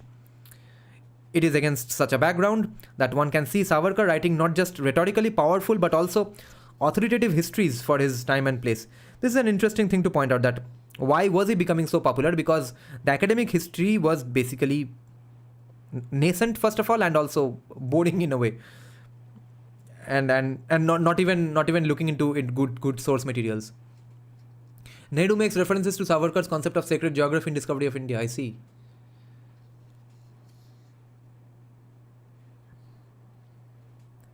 For a quick look at the Bharat Itihas Samshodhan Mandal and the dispute in the 1920s and 30s between Jadunath Sarkar and G.S. Sardesai on the one side and the Pune School of Historians on the other, see the book called Creative Pasts by Prachi Deshpande. For a detailed look at the rise of academic history in India, see Chakraborty, The Calling of History, Dipesh Chakraborty's Calling of History. I am grateful to Prachi Deshpande for pointing this out to me and redirecting me to her book, Creative Paths. Interesting. So there was a disagreement between Jadunath Sarkar and Pune School. What is the Pune School then? Pune School is the sort of the popular history genre, I guess. Oh, last 4 pages of the introduction.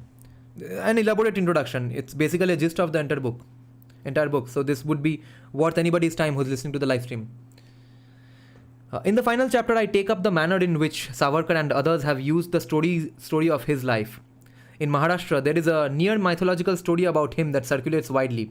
Reduced to its essentials, it goes like this. Savarkar was such a brilliant student, poet, writer and historian that his genius generated resentment from lesser men. While in London, rising in reputation and stature while staying at Shyamji Krishnavarma's India House, he emerged as the mesmerizing leader of other young revolutionaries, writing fiery nationalist and patriotic tracts. He was then falsely arrested by the British, enduring unspeakable hardship in prison in the Andamans, where he was singled out for brutal and abusive treatment by an evil warder. The story then follows him back to India, describes his house arrest and his subsequent leadership of the Hindu Mahasabha, focusing on his stalwart defense of the rights of Hindus against the perfidious and untrustworthy Muslims on the one hand and the perfidious and untrustworthy Gandhi on the other. The story concludes with his false implication in Gandhi's assassination, which led to him spending the rest of his life in seclusion in Bombay, where eventually by a supreme act of will, he refused medication when ill and died of his own free will, taking Atmarpan. So, this is basically the script of the upcoming Savarkar movie. This mythologized tale of a great revolutionary is replete with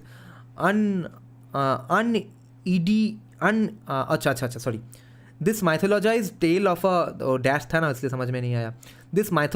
tale of a great revolutionary is replete with unidimensional figures that are household names in the parts of Maharashtra that revere Savarkar. Yesuvahini, the saintly sister-in-law, the evil warder, fanatical Afghans, generally untrustworthy Muslims, with a few exceptions here and there, Muslim-appeasing Gandhi, the cowardly Indian National Congress Party. It is also Savarkar's narrative about himself. A cursory reading of Savarkar's writing reveals that he was not given to humility. In his memoirs, he matter-of-factly remarks on his own brilliance. While self-representations are inherently inaccurate, Savarkar's biographers follow his lead, never questioning his views in ways that became critical factors in the making of his own legacy. Yeah, this is her criticism of Vikram Sampath as well, that Vikram Sampath is so much of a fanboy of Savarkar that he in fact quotes Savarkar to say how glorious, how great a man Savarkar was.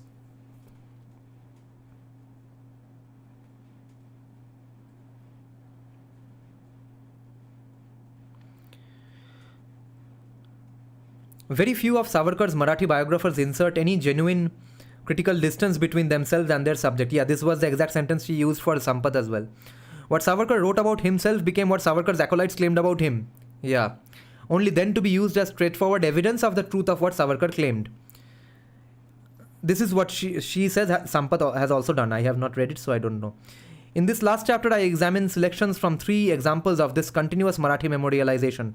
The first is Savarkar's biography, Life of Barrister Savarkar, and his memoirs, which spell out the core narrative of his life and function almost as a template gospel. The second is a sampling of authorized biographies, beginning with Sadashiv Rajaram Ranade and followed by R.G. Bhope, M.S. Gokhale, and S.L. Karandikar. One is by M.S. Gokhale and S.L. Karandikar. Then Y.D. Phadke, the renowned Marathi historian, eviscerated these books for their inattention to factual accuracy in his work Shodha Sovara Karancha, okay? Search for Savarkar. Okay, Sodha Savara Karancha. Okay.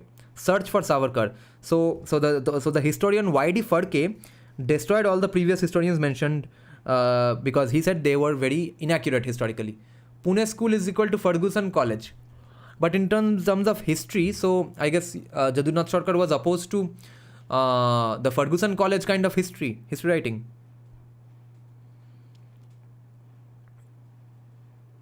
Or was Jadunath Sarkar on the popular history type of side?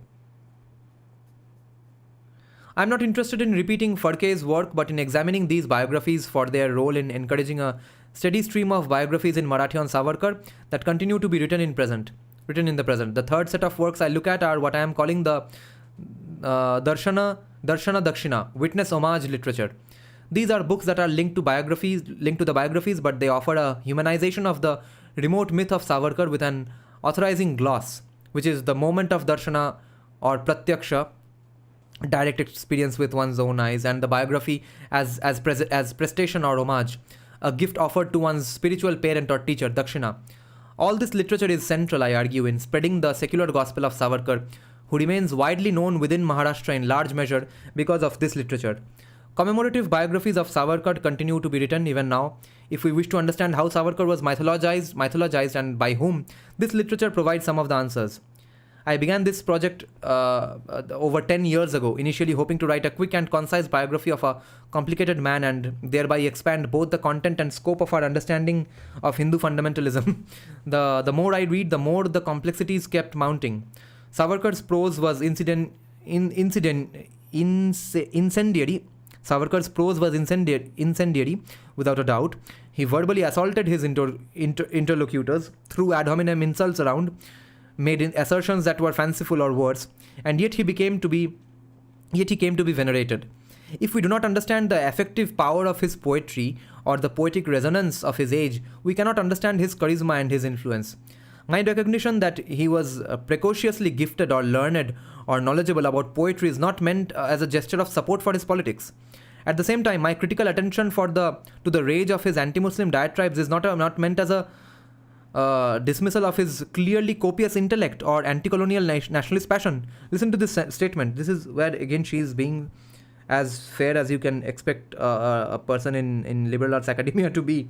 She is saying, my critical attention to the rage of his anti-Muslim diatribes is not meant as a dismissal of his clearly copious intellect or anti-colonial nationalist passion. Both are intended to explain the different features and facets of his appeal, because it will not to do, in my opinion, to assume that all those who support him and his politics are deluded, brainwashed, ignorant, simple-minded, or worse, fascist or fools. Okay, so she is saying that all those who support Savarkar, if you just consider them to be deluded, brainwashed, ignorant, simple-minded, fascist fools, that is getting us nowhere, and that is not right.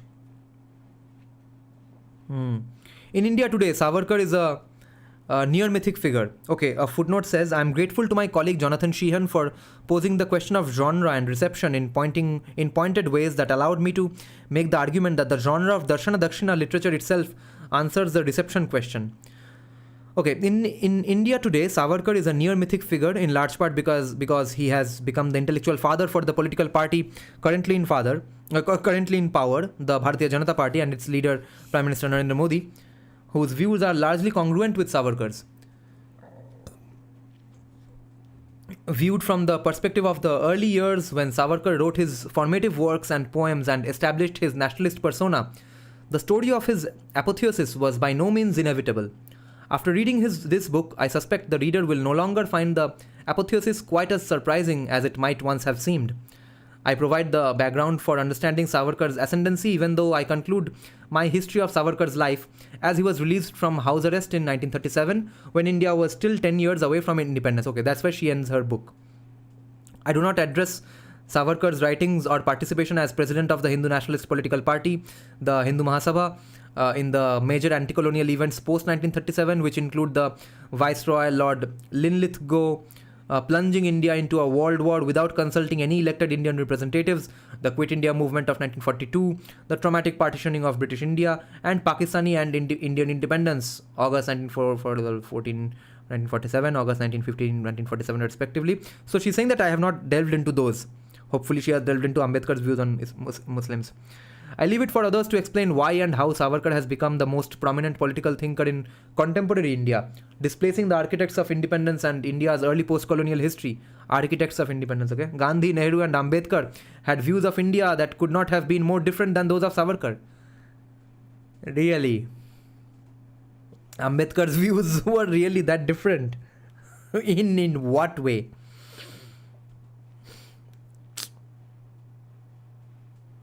And yet the history I tell here will both explain the conditions under which Savarkar developed his fundamental ideas about nationalism, about Muslims, about caste, about history, and ultimately about his own foundational role for the emergence of an independent India, and why these ideas might have undergone a resurgence at a time of populist politics, backlash against the tolerant secularism of India's early history, and widespread geopolitical tension across Asia and the Middle East. Although I stop my account in 1937, I explicitly address how Savarkar fashioned an image for himself that was meant to be available for further mythologization, and how it might be that the contradictory element of his thought and life have not just survived but thrived in our current historic moment. Let us begin with the first part of this history. How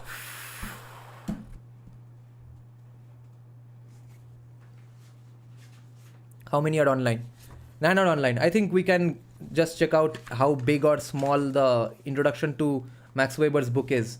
Then we'll basically finish the entire promise, because Kaushik Gangopadhyay's book's introduction was done in another in a different live stream anyway. Oh, Karl Marx ka bhi time nahi hai aaj, so some other day I guess.